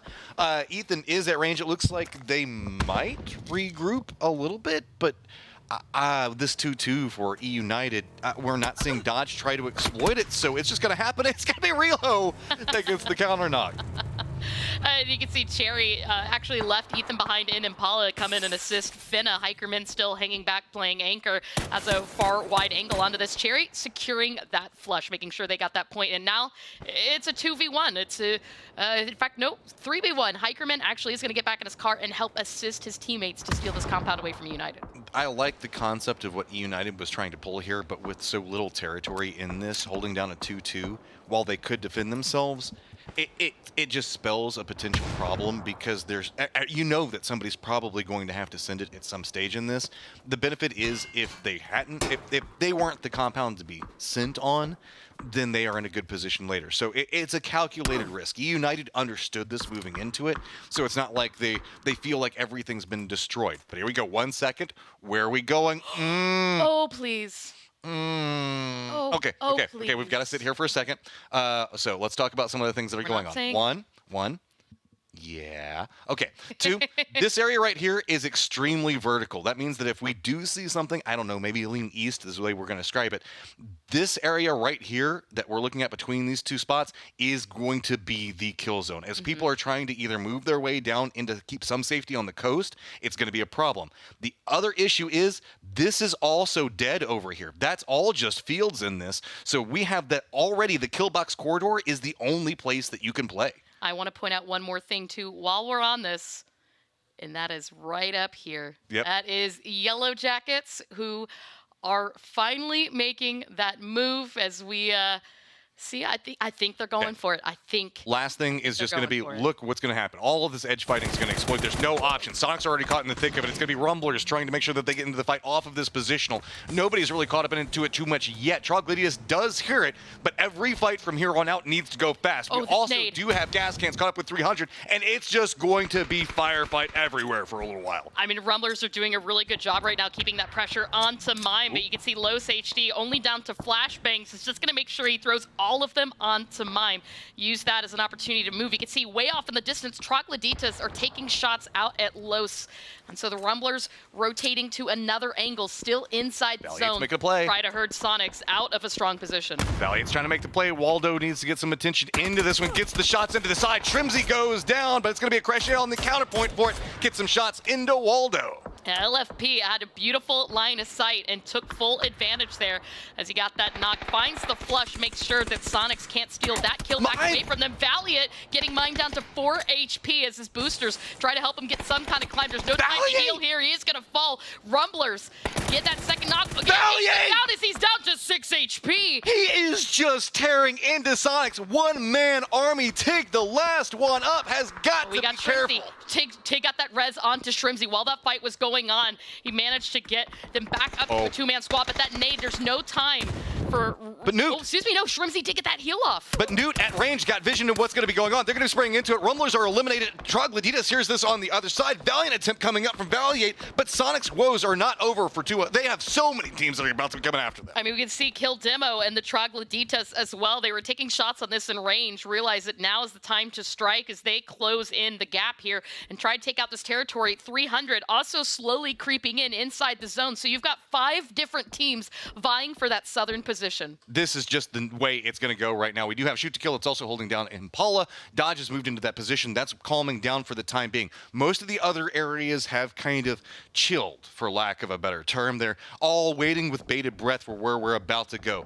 Nobody is committing into the pounce. If anybody could have pounced Sonics right there, it would have been Troglodytes, but they just showed too much hesitation, instead waiting for how this is going to go. I can see you bouncing over there, Clover. I am waiting. I've never got to cast the potential of where this is going before. Well, I don't even want to say it. Calm. We're calm, we're collected. Take a breath. A few seconds. It's okay. We're going to see where it's going. It's okay, doesn't matter. Still kind of the same thing. We're still going to get a very fun circle regardless of how this is going to play out because it has popped with the way that we know that land ratios and everything like that works. Last, this area is most likely not going to be a thing. There is a chance that it could happen here, but remember what we were talking about? Now, this is about to be party central because this area right here is extremely vertical. That hillside back behind them is very difficult to navigate, and guess who's there? 22. And you know who else is also here? I think potentially Cameron to break this one down for us. Yes, hello guys, welcome back to Cammy's Considerations. Yes, Matt, you're absolutely accurate about how all the chaos is going to be in this central Impala area because as we can all see, there's so little space in the circle left to actually control. But what I want to see is how well BBB can hold this split. They have angles onto Impala. The concern is that they might be so kill focused as we know that they can be, that they're focused on that and they're going to allow all these teams to push up and even use this ridge to sneak up behind them. We've seen multiple times that teams are able to use the coastline as a way to block their line of sight from the rest of the lobby. But outside of these guys, I think everyone else is just going to fight for Impala. Pretty much, it's the battle for Impala right now. We do have a couple of navies that are coming into this, as I believe Nootropic did find themselves a boat, and they're going to be very far out in the east. This is just where do we even want to start? I mean, well, here you go, the high ground, right? You had BBB. Relo just didn't even want to be involved. He just said, "I'm done. I don't want to do this anymore." And just but right, you've got a lot of that verticality, part of it coming in favor of BBB, and so for the rest of the teams that were fighting on edge, Sonics, Troglodytes, so many of those teams, that was to give them that option to take that water, to take some of those rotations, play the coastal line. But now inside the city, E United struggling to get across the street if they're still continuing on that pressure from Dodge as well as the rest of the teams inside. We do have Newt making the smart play involved in what's happening. There we go. See, there's you know that verticality we were talking about over here? If they crash into this, they can still have their boat to use and be perfectly safe. Like, they get to just chill here. Sonics do get eliminated. Guys, there's just going to be a lot. We're going to try to follow the main threads of this, but yeah, don't expect to watch everything. There's also going to be a lot of teams that are like, okay, we don't want to push into this fight. We don't want to surrender points to this specific team as they're getting knocked. So a lot of people in this situation are going to be feeding kills over to the blue, self-sacrificing, just because the fact that, I mean, if you look, it's everybody is here. If you're not there right now, you're just dead is the easiest way to look at it, because you're going to have to fight your way in. or find some sneaky area. Yoho has a firing line in, but the circle, unless it shifts in their favor, this is a bad spot. This is just hard to I mean, and this is where we shift away from the water, as you said, centered up right there onto that high ground that BBB have been shooting just outside of Impala. The thing, though, is that it's also a bit of a split, right? We've got the city, but unless you take that center position, it's kind of divided here. The only way you can really come in is from the edges, or you're going to have to climb the mountain in the center. And do note the fact that we have Yellow Jackets and Newt, who are Navy teams that got themselves boat. They're pretty much inside the circle at this point. All right, firefighting time. We've got gas cans right up in the thick of this one, trying to go for the spray, and what's going to be happening? Good pickoff. It's going to be Troglodytes. Is going to get it from range. Gas cans finding the way to finish that one out, and it's going to be all about what's going to be going on in Impala, as we have gas cans holding up them position. Shoot to kill it are going to be over there. Dodge, it's in that point. United on the outskirts of it. AKM that's going to be in the center. To the east of that's going to be shoot to kill. And in the north, it's going to be just too easy, holding down a big split. Outside of this, it's going to be 22, who somehow, someway, always finds a good spot in a circle and are heavily rewarded right now. I mean, yeah, they've been holding this position alongside Bing Bang Boom for quite some time, and you can see the Bing Bang Boom split. We've been watching this for a while, but Sharpshot and Roth can't break away. They're going to have to commit to really getting their focus onto a Crochet before they can go back to join their teammates. Newt also on foot, and so, I mean, the decision, it's now or never, Roth. This is good. Retreat out, use the sight lines for your teammates, surrender the position. If you're running a 2-2, whenever you're going to see heavy crashing, surrender it. And it's so well played because as they're leaving, Newt's coming up on the other side of it. They might see BBB, yes, but a Crochet is actually going to be the closer target. So by stepping away, leaning into your team's defenses, you actually get to dodge a lot of it, but a Crochet is going to get the shot into them and get one of them down. But I don't know. Can we see defense come in? Yeah, you can see Oldless is really trying to figure out who he can take shots at. He didn't quite spot Viz King just yet, even though he's getting call-outs from his teammates. Viz just has enough coverage right now away from that mountain as he gets that flush onto Sharpshot. Roth, though, spotted out by Vinny, and so those two players for Bing Bang Boom, unfortunately, not able to connect. There you go. Loot was waiting for that opening, did get that knock and flush onto Viz King, so Crochet are going to lose that anchor. I still don't know how I feel about 2-2s in a split like this, because it feels like there's a chance for death. Crochet is going to be caught up in this fight with Nootropic. We have 300 that's making a heavy sin. Looks like they're going to be going into BBB's other duo at the time. So that's going to be its own independent problem. We'll have to watch how that one brews up right now, as Oldless is going to be able to take on Extreme. Again, firefighting in a lot of different areas. Bing Bang Boom does get eliminated, as 300 is going to take down the other duo. No surprise, numbers advantage involved in that. Everything is actually a lot more calm than I was expecting, all considered. You can see that nobody really won this fight, though. While BBB is eliminated, there's still two members of 300 that are down, and Vox is like, nah, man, I'm not going over there. I mean, Vox was the safety net, right?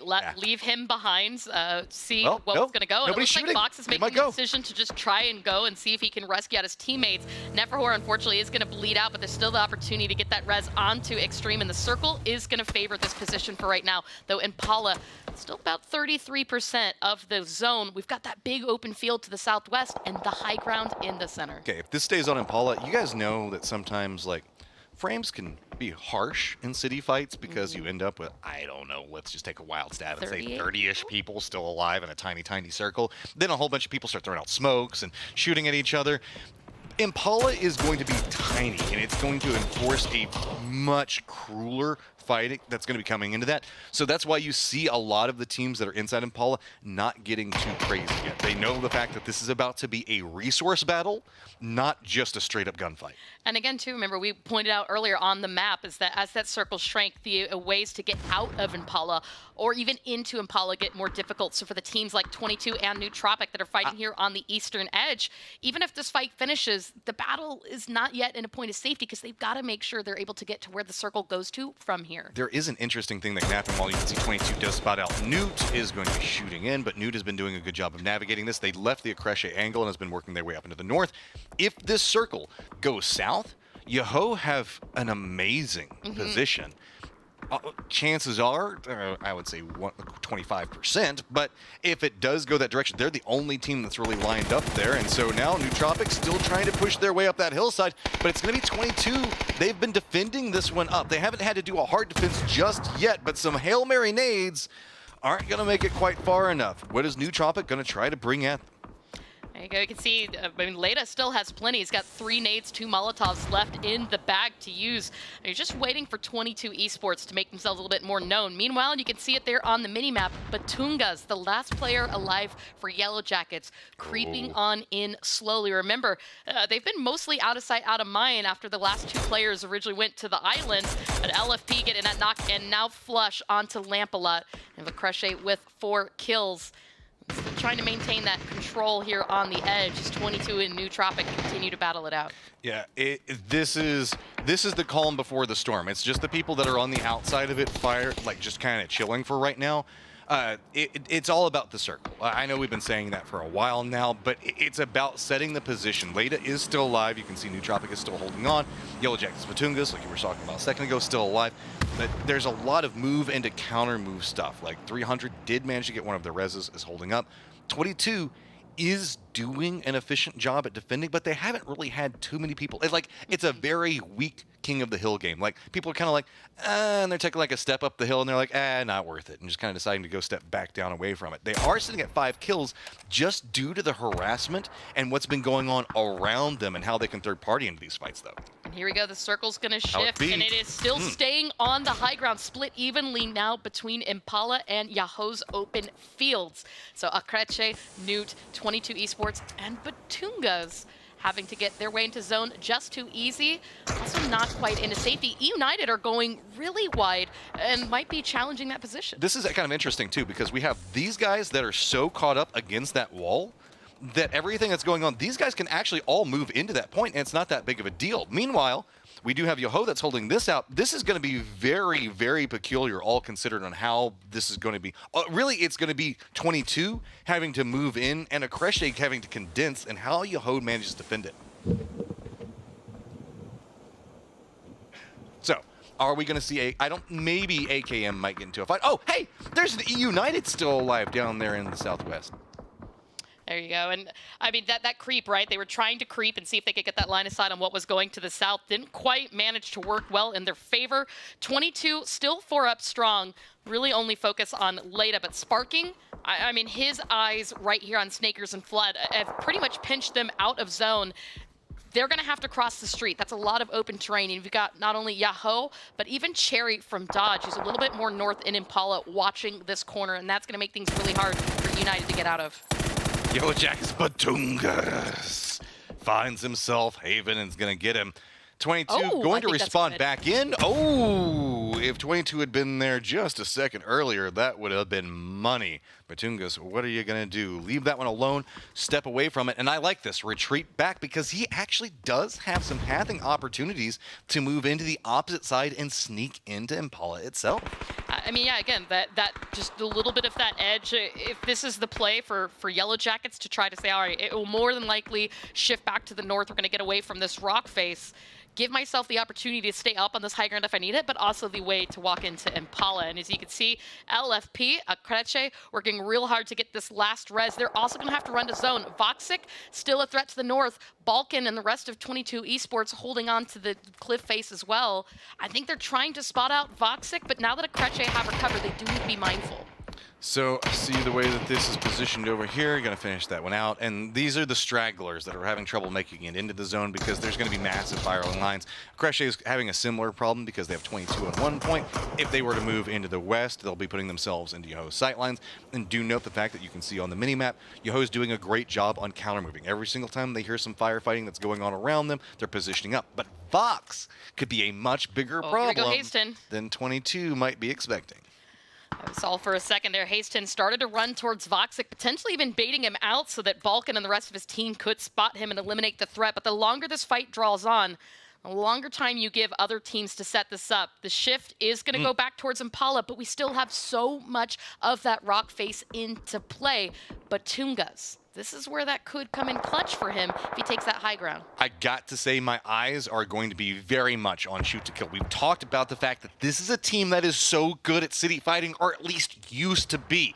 This should be a great game for them. They know how to handle these type of firefights. They know how to breach. Can they bring back what made them so good so many times? AKM is moving in, and now it's going to be slow movements around the outside. Yoho is going to be able to defend this one up, but it's all going to be about Fox, who's patiently waiting Does 22 even expect it? They know where the angle's going to be weak. Gets the spray, tries to go, doesn't manage to get enough, but that's going to reveal up, and now Yaho can move into position and now wait. I mean, that was really good for both Vinny and Balkan to work in tandem there. The second that Vinny took a lot of damage, he sat back and let Balkan finish the work to ensure that neither of them got knocked. And now they can work on recovery, get into the zone. They still have to keep Yaho in mind. Meanwhile, back in the city, Dodge slowly creeping their way into circle. Cherry and Hikerman found themselves a pretty nice spot to play from in the zone. And you can see Cherry keeping that pressure on AKM to allow the rest of his teammates an opportunity to get in. But crossing the street, it could be a big factor here. You beat me to it. I was about to talk about the fact that these teams have to cross the street, and that's going to make it much more complicated. You're going to have to use a lot of smokes, and they've been having to burn smokes just to keep moving in, as Impala stayed so inside of all of these circles. Dodge did manage to circumvent a lot of this, but AKM, I feel, has been having to burn a lot of their utility just to get into this stage. Yoho is now separated out, left the fields, and has moved in. That means that 22 can come up back behind them, but it's just going to be peak firefighting all over the place. AKM is getting spotted, as they are the pinched team in this situation. Just too easy on one side, Dodge on the other, and I dare somebody to try to cross the circle while Shoot to Kill's watching. I know it's a good that Shoot to Kill was watching this, because they also allowed Yaho to creep into the city and establish themselves on the southern part of Impala. The only teams not in right now are 22 Esports and Batungas for Yellow Jackets are still up on the rocks. They've got that high ground, but as Phase 7 getting ready to close, we'll see exactly which squads this next shift will favor. This is all about forced errors. You know, we talk about it a lot in sports. It can happen at the stage 2. Oh, Batungas! I respect it. I respect it showing up. That's going to be our 8th team to fall. So now we still got 7, 24 alive, and now 22 going to have to make the move. Spots out Yoho, gets down Shinboy. But the problem is they have revealed themselves, and this is about to be a hard run in as Yoho is turned around and waiting. Yeah, and you might also really, actually you can see it from here, keeping in mind that Dodge can also be a threat. They do have line of sight. They've got some windows on those 2-story buildings, and as 22 Esports comes over this hillside, it's not just Yaho, but Dodge that could also capitalize on this. With that road still being in stack circle, neither Dodge nor AKM need to move just yet, but Hasten looking for a knock. If he can get down Poonage, that could make things a little bit easier. As you can see as well, Gas Cans and Just Too Easy are really picking apart. Everybody else at this point, they're in their own compounds, they're in safety. Any knocks you see in the kill feed are going to be easily resable. It should be noted that Gas Cans do have a supervision position. You can see that they are back in the church that is in this area, so they have a ton of vision on what's going on. They are the vertical team. 22 has some pathing options here as well. The issue is, where they're going to be cresting up on that hillside, everybody else is going to be able to see them except for Gas Cans, and that could spell a big problem for them. Lots of moving factors. AKM is getting picked apart and having to burn out a lot. We talk about the war of attrition.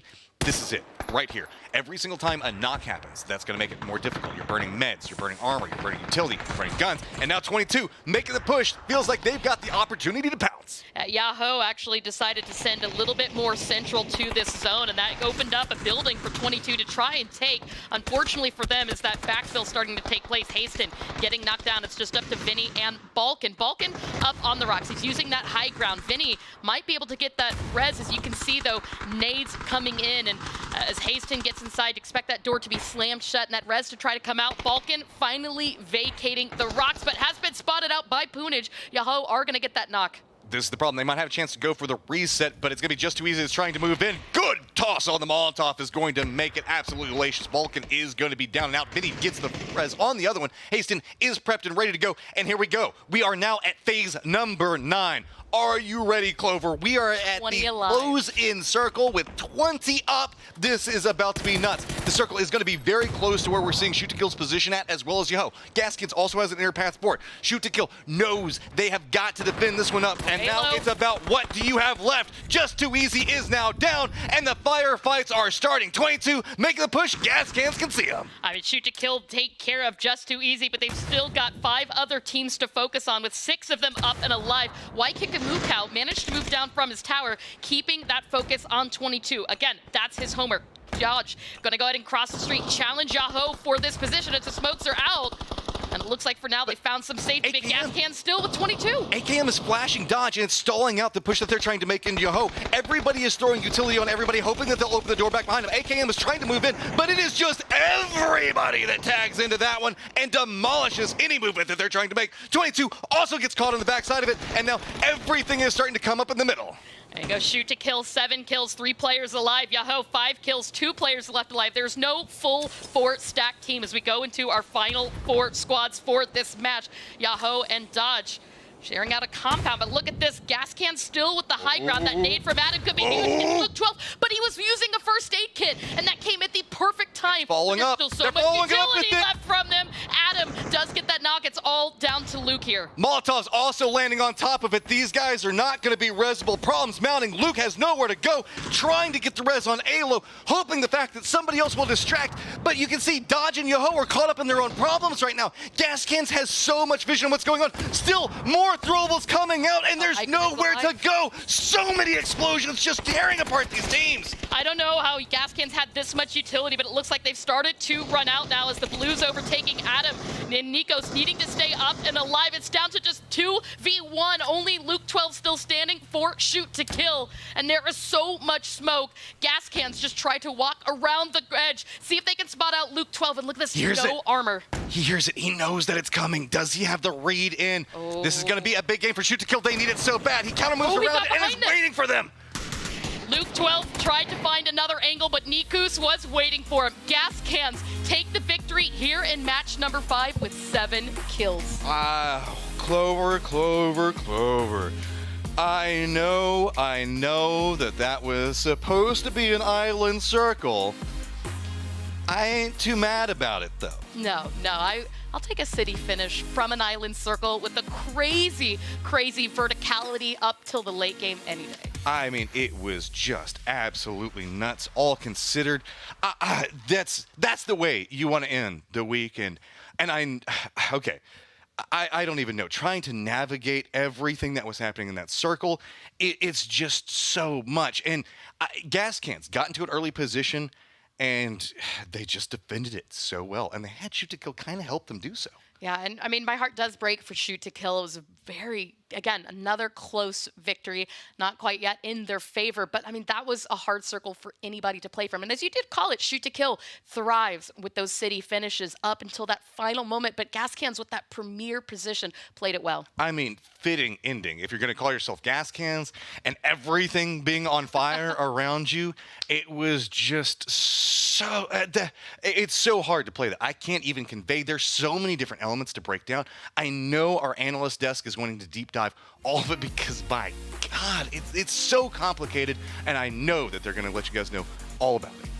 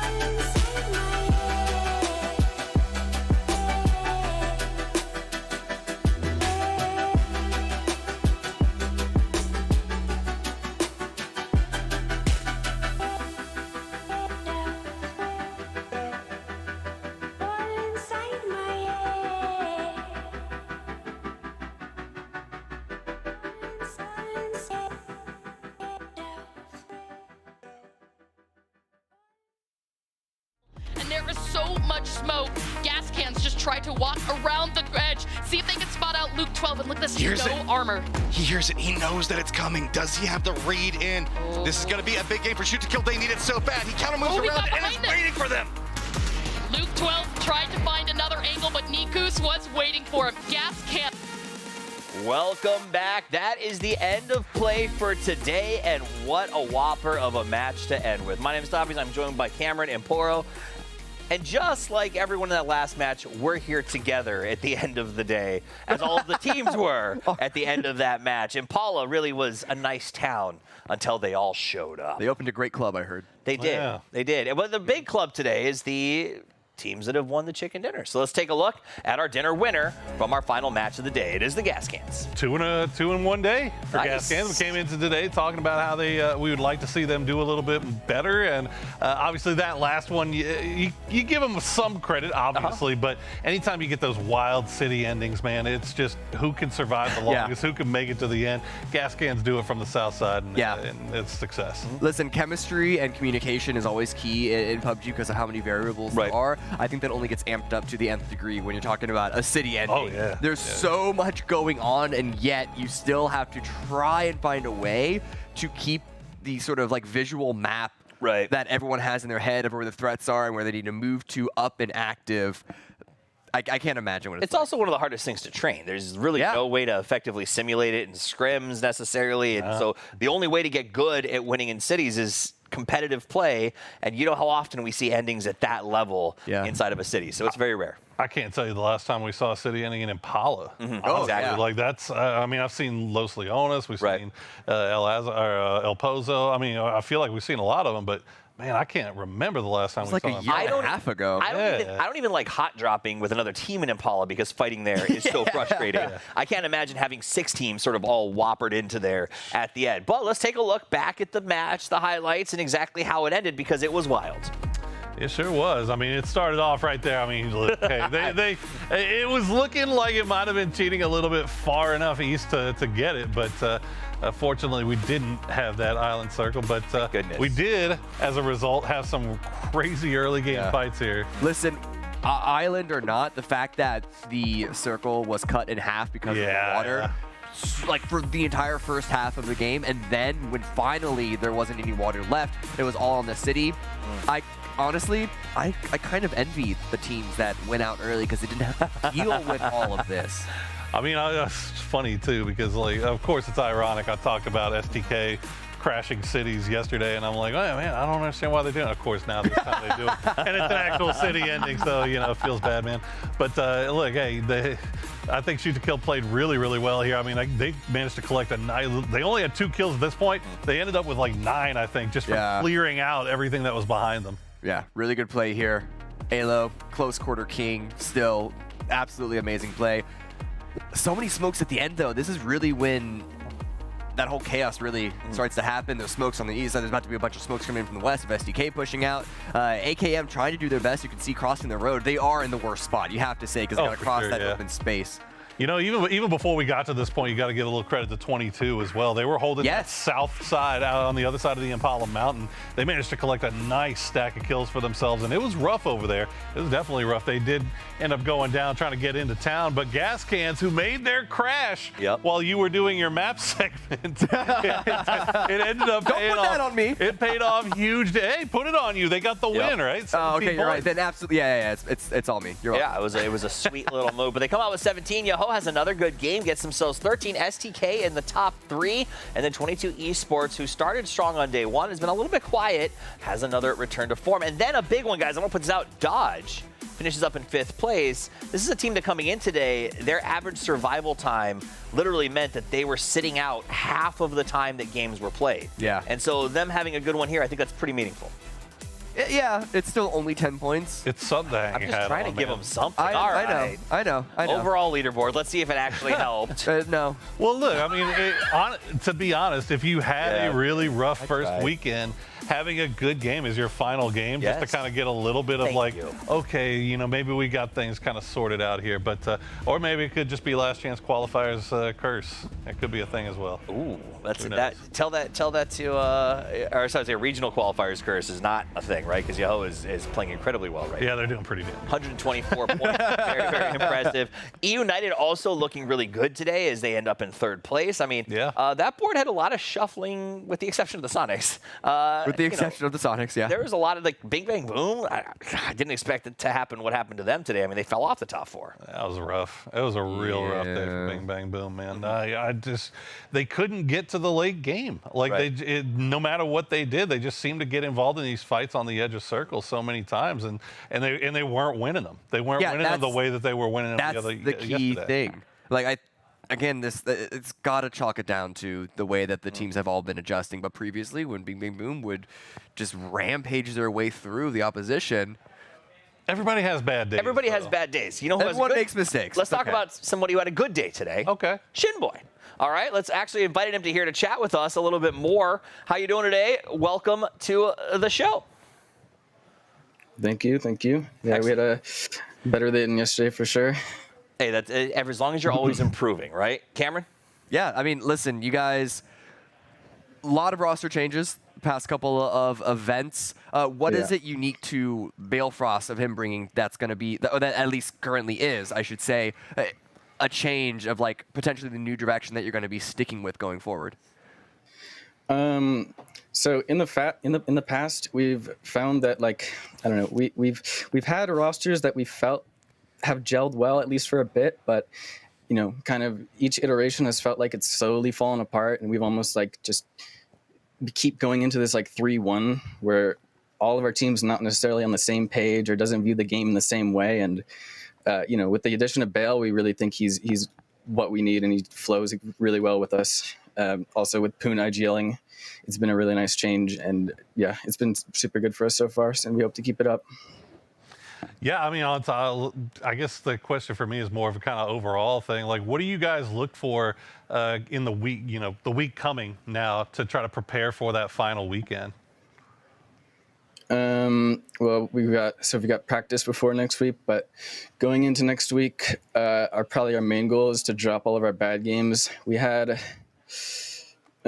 a couple good games this week, but we had way too many games that we did one thing wrong, and then we ended up having to salvage. And we're definitely going to try and eliminate those and make sure we get ourselves to a point where we feel we're more consistent and changing those 4-point games into a 10-point game. Yeah. Listen, I don't want you to give away too much, more than you want to, because this is unfortunately being or two. But you know, feel free to sort of keep things close to the chest, because this is being broadcast, right? And other teams will be able to come back and see it. However, I am still curious on how you think this lobby has been developing together, because coming into this event, you guys were one of, at least from my observations, we're going to be one of the more edge aggressive teams. However, recently, with the past couple of games today, you've found a couple of opportunities to maybe play a little more center. Is that just because you saw an opportunity to take it? Am I sort of pulling things out of thin air, or has there been an adjustment on your end to be able to flex into those possibilities given what everyone else is doing? No, you've definitely seen, there's definitely a lot of tangible evidence there toward us playing more of a center style. That's one of the things with the addition of Bale and changing Poon to our IGL. That's been the biggest change, I think, with our team. In past iterations with Badger and Hiruzen, we really were, I'd say more so with Badger, we were definitely like a hard edge team. Even though we're playing out of the same spots, we're definitely more center oriented. And I think what you saw this weekend, part of it may be game specific, but most of it's I'd say it's going to be a common trend. You're going to see more of. Awesome. Before we let you go, because I do want to give you a chance to get back to the team and get your breakdowns done and get yourself a nice break, is there any shout outs or anything you want to say before we call it an evening? Shout out to my team. Nice. And my mom, I guess. Cool. Shout. Hey, you know, cool. That's who's important right now, right? She's cool. She's cool. Well, you heard it here first. Shinboy's mom is cool. Thank you so much for stopping by. Good luck next weekend. It's true. I don't deny it. My mom's pretty cool, too. Have a good night, man, and we'll talk to you soon. Thanks for stopping by. Congrats, man. Thank you so much. You know, I don't know if it was the intensely dark background, but he seemed very morose for a team that is currently sitting at the top of the leaderboard. I mean, that's Shinboy, though. Like, he's always been very kind of low-key, which is funny because when you consider, like, you've got Shinboy and Balefrost also kind of that same personality, very low-key. Poonage, a little bit more type A. And then you got Sparking, who is just like liquid caffeine. Like, he's just all over the place. So I would love to listen to the comms on that sometimes. And maybe that is exactly the recipe they needed to find, because he said they needed to find that forfeit. So we'll see if it continues. Guys, we're not leaving just yet. We're going to be back with the final circle in just a couple of minutes where we have our top plays of the day. We break down a couple of the teams, the good and the bad. So make sure you come back. We'll see you soon.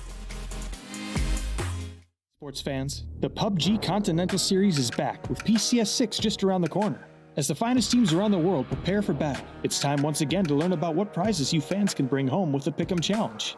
Want to find out how to earn valuable esports points and free voting coupons? Let's dive right into it. There's a ton of new PCS6 esports items waiting for you to purchase and earn, starting with this tournament's premium items. Until May 6th, you'll be able to pick up PCS6 themed items for your own games and support your favorite teams while doing so. Each purchase supports our PCS6 teams, with 30% of net sales going right back to them via the prize pool. Purchasing PCS6 items will also reward you with up to 14 voting coupons to use in Pick'em Challenge events. Buying gets you cool stuff while supporting the teams you love watching and giving you extra chances to earn even more. One change this time around.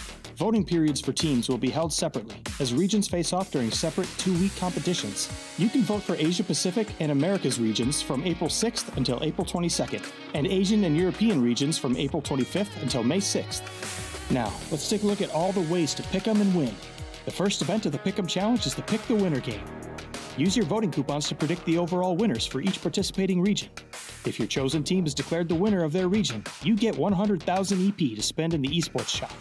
With 4 different regions, that's 400,000 EP up for grabs in the game, so plan your picks out and sit back while the EP rolls in. The second game is Team Face-Off. In Team Face-Off, you can earn EP without needing a coupon, simply by picking the winner between 2 rival teams. Like before, EP prizes will be weighted depending on how many votes a team has gotten, so playing it safe for a smaller prize or risking your vote for a higher payout are both valid options. Prizes range from 400 to 7,600 EP, so choose your team and cheer them on. There are also ways for you to earn a free voting coupon and bonus EP. First, tune into PCS6 live streams for a special code that pops up during the games. Redeeming the code fast enough will grant you another free voting coupon. You'll be able to grab 2 voting coupons from the first week of APAC Americas and Asia Europe streams, so don't forget to stay tuned as the tournament begins. For even more EP, make sure your Crafton account is connected to Twitch. You'll earn EP through drops by watching official tournament broadcasts. You can also play the Pick and Go game on official PUBG Twitch channels. Pick and Go puts you up against randomly selected players to each choose the 9 teams you think will perform best in the next match. Enter your picks and watch your score grow as the match goes on. If your points beat out the other teams, you'll earn some EP. A new Pick and Go game starts each match, so play often and win more. To check out the teams and cast your votes, pop into the PCS6 Esports tab by clicking the PCS logo in the menu. Here you'll find info on the tournament. You can also click on the button in the bottom left corner to learn more at the official PUBG Esports website. The Esports tab will be operational until May 25th. You picked them, now it's time to spend them. Browse through the Esports shop and plan out how to spend your soon-to-be oodles of EP. Once you've collected your points, come back and spend them on your favorite items. The shop will only be open until May 25th, and any leftover EP will be lost after the store closes, so make sure to use it all. The first global event of 2022 is almost here. Which squads will claim victory for their region? Find out when PUBG Continental Series 6 begins on April 15th. Pick your teams, cast your vote, and tune in for all the great PUBG esports action.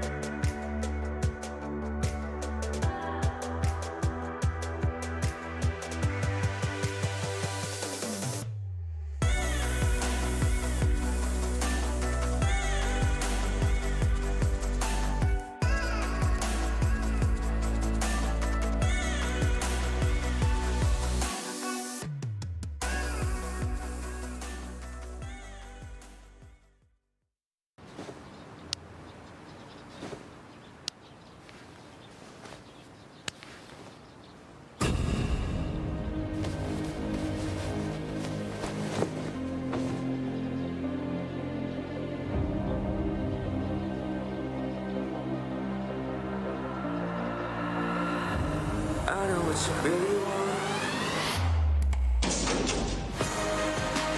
Turn it up and do it die.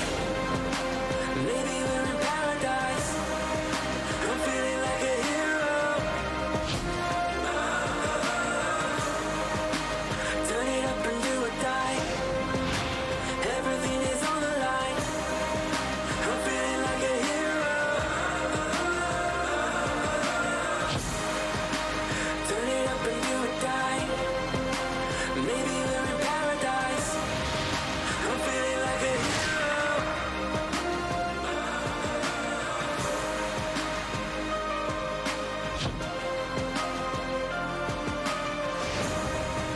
I'm feeling like a hero.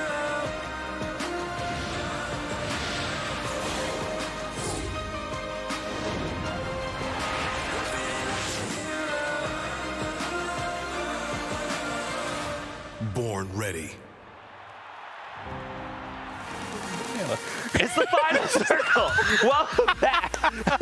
It was an awesome day of play. You can tell we're having a good time over here. My name is Tommy. I got Cameron and Boro here on the final circle. And without further ado, let's take a look at the overall standings to kick this thing off. You guys catch your set. You guys find your breath. Sonics 151. Talking about finding your breath. Maybe these guys found their stride. Yeah. They seem unstoppable. Are they? Can we call it unstoppable at this point? Look, we're still halfway, but yeah. I mean, they look like they definitely found their pace back, right? They got their PCS buff, and they have decided to run with it as I run out of breath. Yeah, it's so close. It is such a solid lead. I don't want to try and undercut that by saying that it's not a dominating one. But yeah, I mean, as Boro just said, we are still only halfway through. If what happens to the Sonics, if what happened to Bing Bang Boom happens to the Sonics, then it's still anyone's game. However, they have such a comfortable lead, they don't even really need to get any more explosive games to win this thing. We'll get into that Big Bang Boom thing in just a minute. But before we do, we want to go through the top 5 plays of the day. Run it. Top 5. Top 5. Number 1 is not so much a play, but a hate letter to the players. And that is the ultimate supervillain, the Circle, as it comes out and makes literally every player on the map, besides maybe Bing Bang Boom, sad. The bad news is Bing Bang Boom still doesn't win this one, and the Circle closes into a place where it becomes a hero to all of us, but continuously a villain to everyone else, making the last game, honestly, about as exciting as it possibly could have been. Right down to the end, smokes everywhere. It was fun. Brutality. Listen, play number 4, we had to. Game number 1, number 4 immediately opens up. Thought they had the revive, but 300 with the great foresight and even better angle to just shut that whole thing down. Wick plays. Well, Nefa Wick putting it on him. Oh, here's another one right off the bat. Not even 6 minutes into game number 1, Sonics clinically dispatching Troglodytes here. H1 just waiting for his team to get their mind, leading off with a beautiful place grenade, and then it was just clean, clear, clutch from that point on. Under control. Number 2, we got more grenades. This time United onto Yellow Jackets. First one, not so great, but the second one, just absolute domination, annihilation. I mean, are we going back to the grenade meta? I swear, I hope so. Look, hey, grenades are perfectly balanced in every way, as all things should be. Well, the number 1 play of the day, you got to do it to him. Necro, switch it over to the shotgun. He knows what's about to happen. Turns around, bop, get him. Get him back down in there, throw the grenade, explosions everywhere, follow it up with the Molotov. No, man, Necro, just putting Yahoo on notice that we are not going down easy. It's the follow-up Molotov for me. It was. He tossed it in the window to make sure that no one could peek him when he was getting away. We won't toss about the follow-up push that ultimately got them eliminated, but the shotgun jump, that was very, very cool, and may even play into him being in the top 5 kills. Remember, we are tracking the top performances by all the players, including top kill count. Currently, it stands as follows. Oh my God. Wow. Okay, a reminder, Roth, and we'll contextualize this later, Roth was literally in the lead at the start of the day. Yeah, I don't care about that. How does Tiggleton have 11 kills over second place. And it's not even that he's getting all the kills from the Sonics, because we still have H1 over here at 22. That's just, okay, I know Sonics, they're really good. They've been performing super well in the past 2 days, but I didn't expect any gap like that. Like, I don't know who it was. Was it you or Toffee that said it, that Tiggleton's trying to go for 500 before Luke 12 hits 4? He's on his way, man. Right? He's Literally, on his way. reminder. Luke 12 was 40 kills behind as we came into this one, right? And already this man's putting up 16 plus kills a day. It's crazy. But what else is crazy is the stuff that Alienware is giving away as we continue to track our special prizes. Insane Squad, All PCS Team, and the Grand Final MVP will receive rewards from Alienware. Based on what I just saw, He's getting another. Feeling like a foregone. Literally, I saw somebody once say he's using them as coasters at this point. He's got a Game of Thrones throne of Alienware. I did that joke on Friday. It's, you know what? It was just good, as though. good. It was just as good. All right, so let's bring it in a little bit. Let's talk about some of the teams that struggled as well as some of the teams that succeeded. I got to start with Creche. They had 2 wins back-to-back yesterday, and then today. Yeah. I don't know how to contextualize it, because at the top of the show we were talking about these guys as like day 1, you know, they're catching their footing. Day 2, it looked good. Not even just the wins that they had, just all 5 games, or at least 4 of them looked good. But 8 points in one day. That's not even a slump. That's just not showing up. 4 of those were in the last game. Yeah. Like that's how bad of a day Creche had. I mean, and look, everybody goes through it, right? Everybody has a bad day every now and then. But the thing with Creche is you don't expect your really, really bad day to come on the back of your really, really good day. It's not just that. They did open with a bad day, so it's yeah. Listen, all I gotta imagine is they saw that Sonics, the team in first place, doubled their points at the last game of day 1, so they said, you know what, let's do it ourselves. I will say this, because it takes us to our next team. In all of those moments that we watched Creche struggling, there was another team that kept showing up on the wrong side of the kill feed there as well. And that was Bing Bang Boom. I mean, they finished 15th, 8th, 15th, 13th, and 13th. This was a team that was in second place to start the day.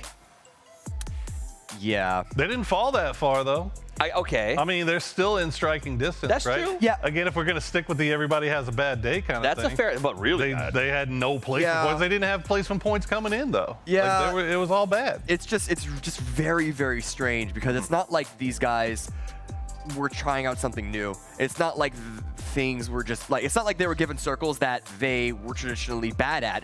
They just weren't really winning fights. And at least even with the low placements, which is not unusual for them, even though it is a little worse than expected.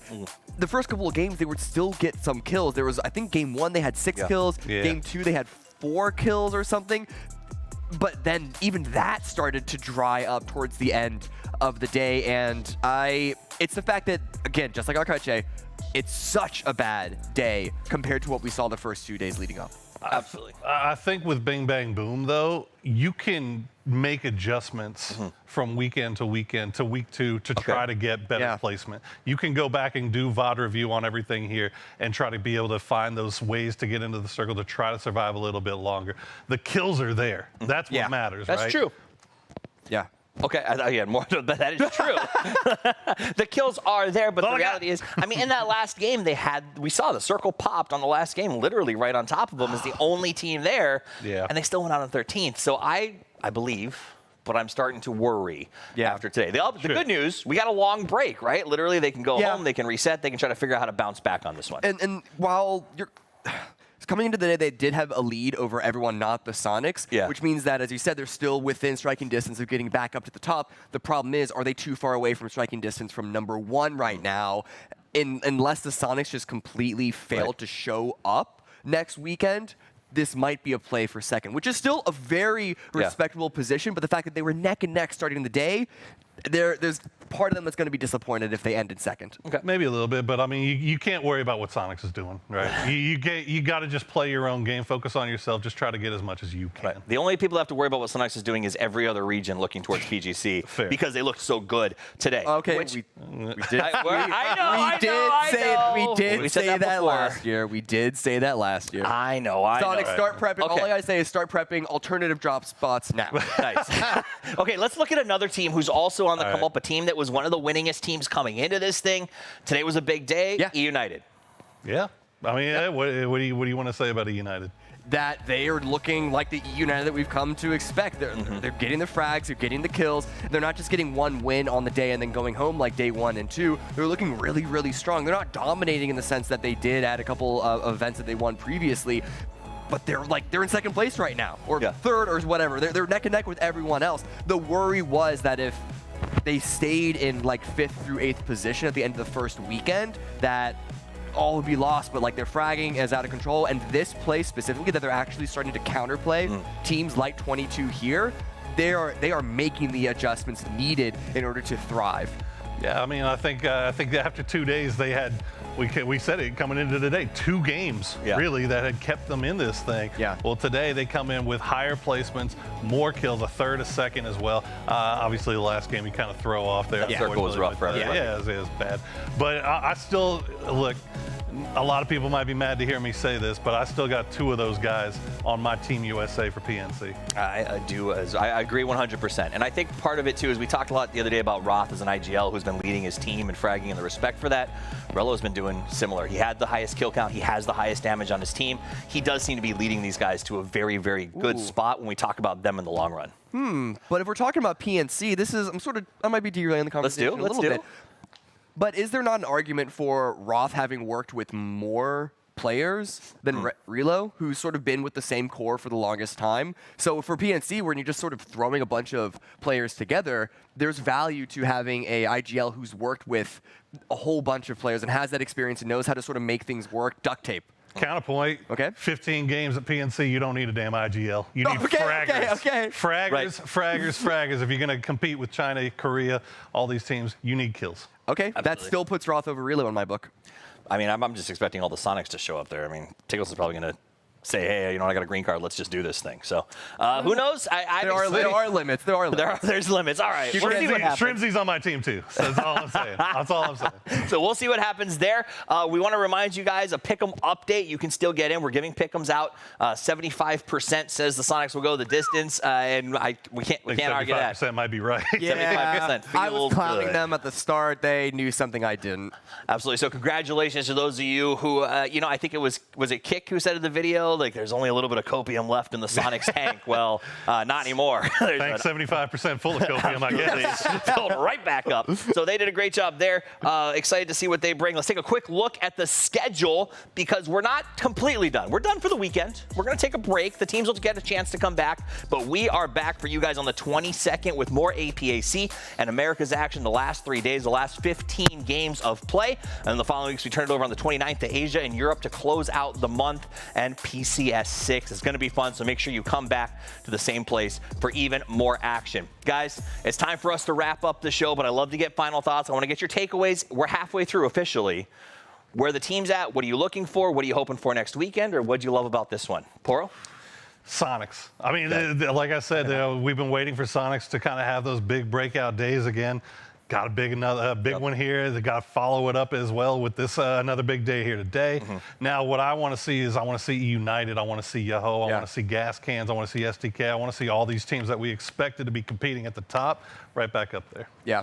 Cameron? I mean, honestly, that's all you can look for at this point because these teams, and they're playing well, it's the best entertainment you can ever hope for. So I just want to see, even if Sonics dial back just a little bit for other teams to catch up a touch, if we can see these big juggernauts all be playing at the top level at the same time, next weekend is going to be explosive. And remember, it's not just one team going to PGC, so even being in that spot for second, third, fourth in terms of those PGC points and cash is going to be important for all of the teams that are here. Guys, that is it for us today. From myself, Cameron, Porosaurus, Clover, Matchroom, and everybody here at PUBG, thank you so much for watching, and until we see you next week, play more PUBG.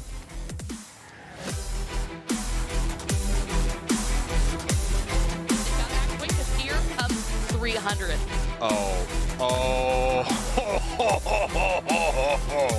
That was dirty. Los HD wraps around the back of this. He is going to spot Finna, gets that damage in, finds that opening knock. I think he sees Ethan. He is going to connect Ethan Light Pro, but it's not going to be enough to save him here. Los switching now to the grenade, seeing if he can get that knock, and it looks to be good. Oh, but he goes down with the nade of Destiny there. So, but the problem with it is Sonics is starting to take so many shots into it. He's having to stop and look what's going on. Now it's going to be Necro who has opened up the doors, but Mimes got himself. I think that was his last bullet for the AWM as well. Snakers has that window here onto Vinny. Tries to take a couple shots, but Vinny holding the corner as well as he can. Snakers takes a chance, sees if he can find that knock. He gets him down really low and says, all right, I'm feeling confident. That United decided Nootropic first. We need to eliminate them so we can give all of our focus to Yahoo to get in safely. Nootropic fall down very quickly, and there is so much smoke. Gas cans just try to walk around the edge, see if they can spot out Luke 12, and look at this, no armor. He hears it, he knows that it's coming. Does he have the read in? This is gonna be a big game for Shoot to Kill. They need it so bad. He counter moves around and is waiting for them. Luke 12 tried to find another angle, but Nikus was waiting for him. Gas cans take the victory here in match number 5 with 7 kills.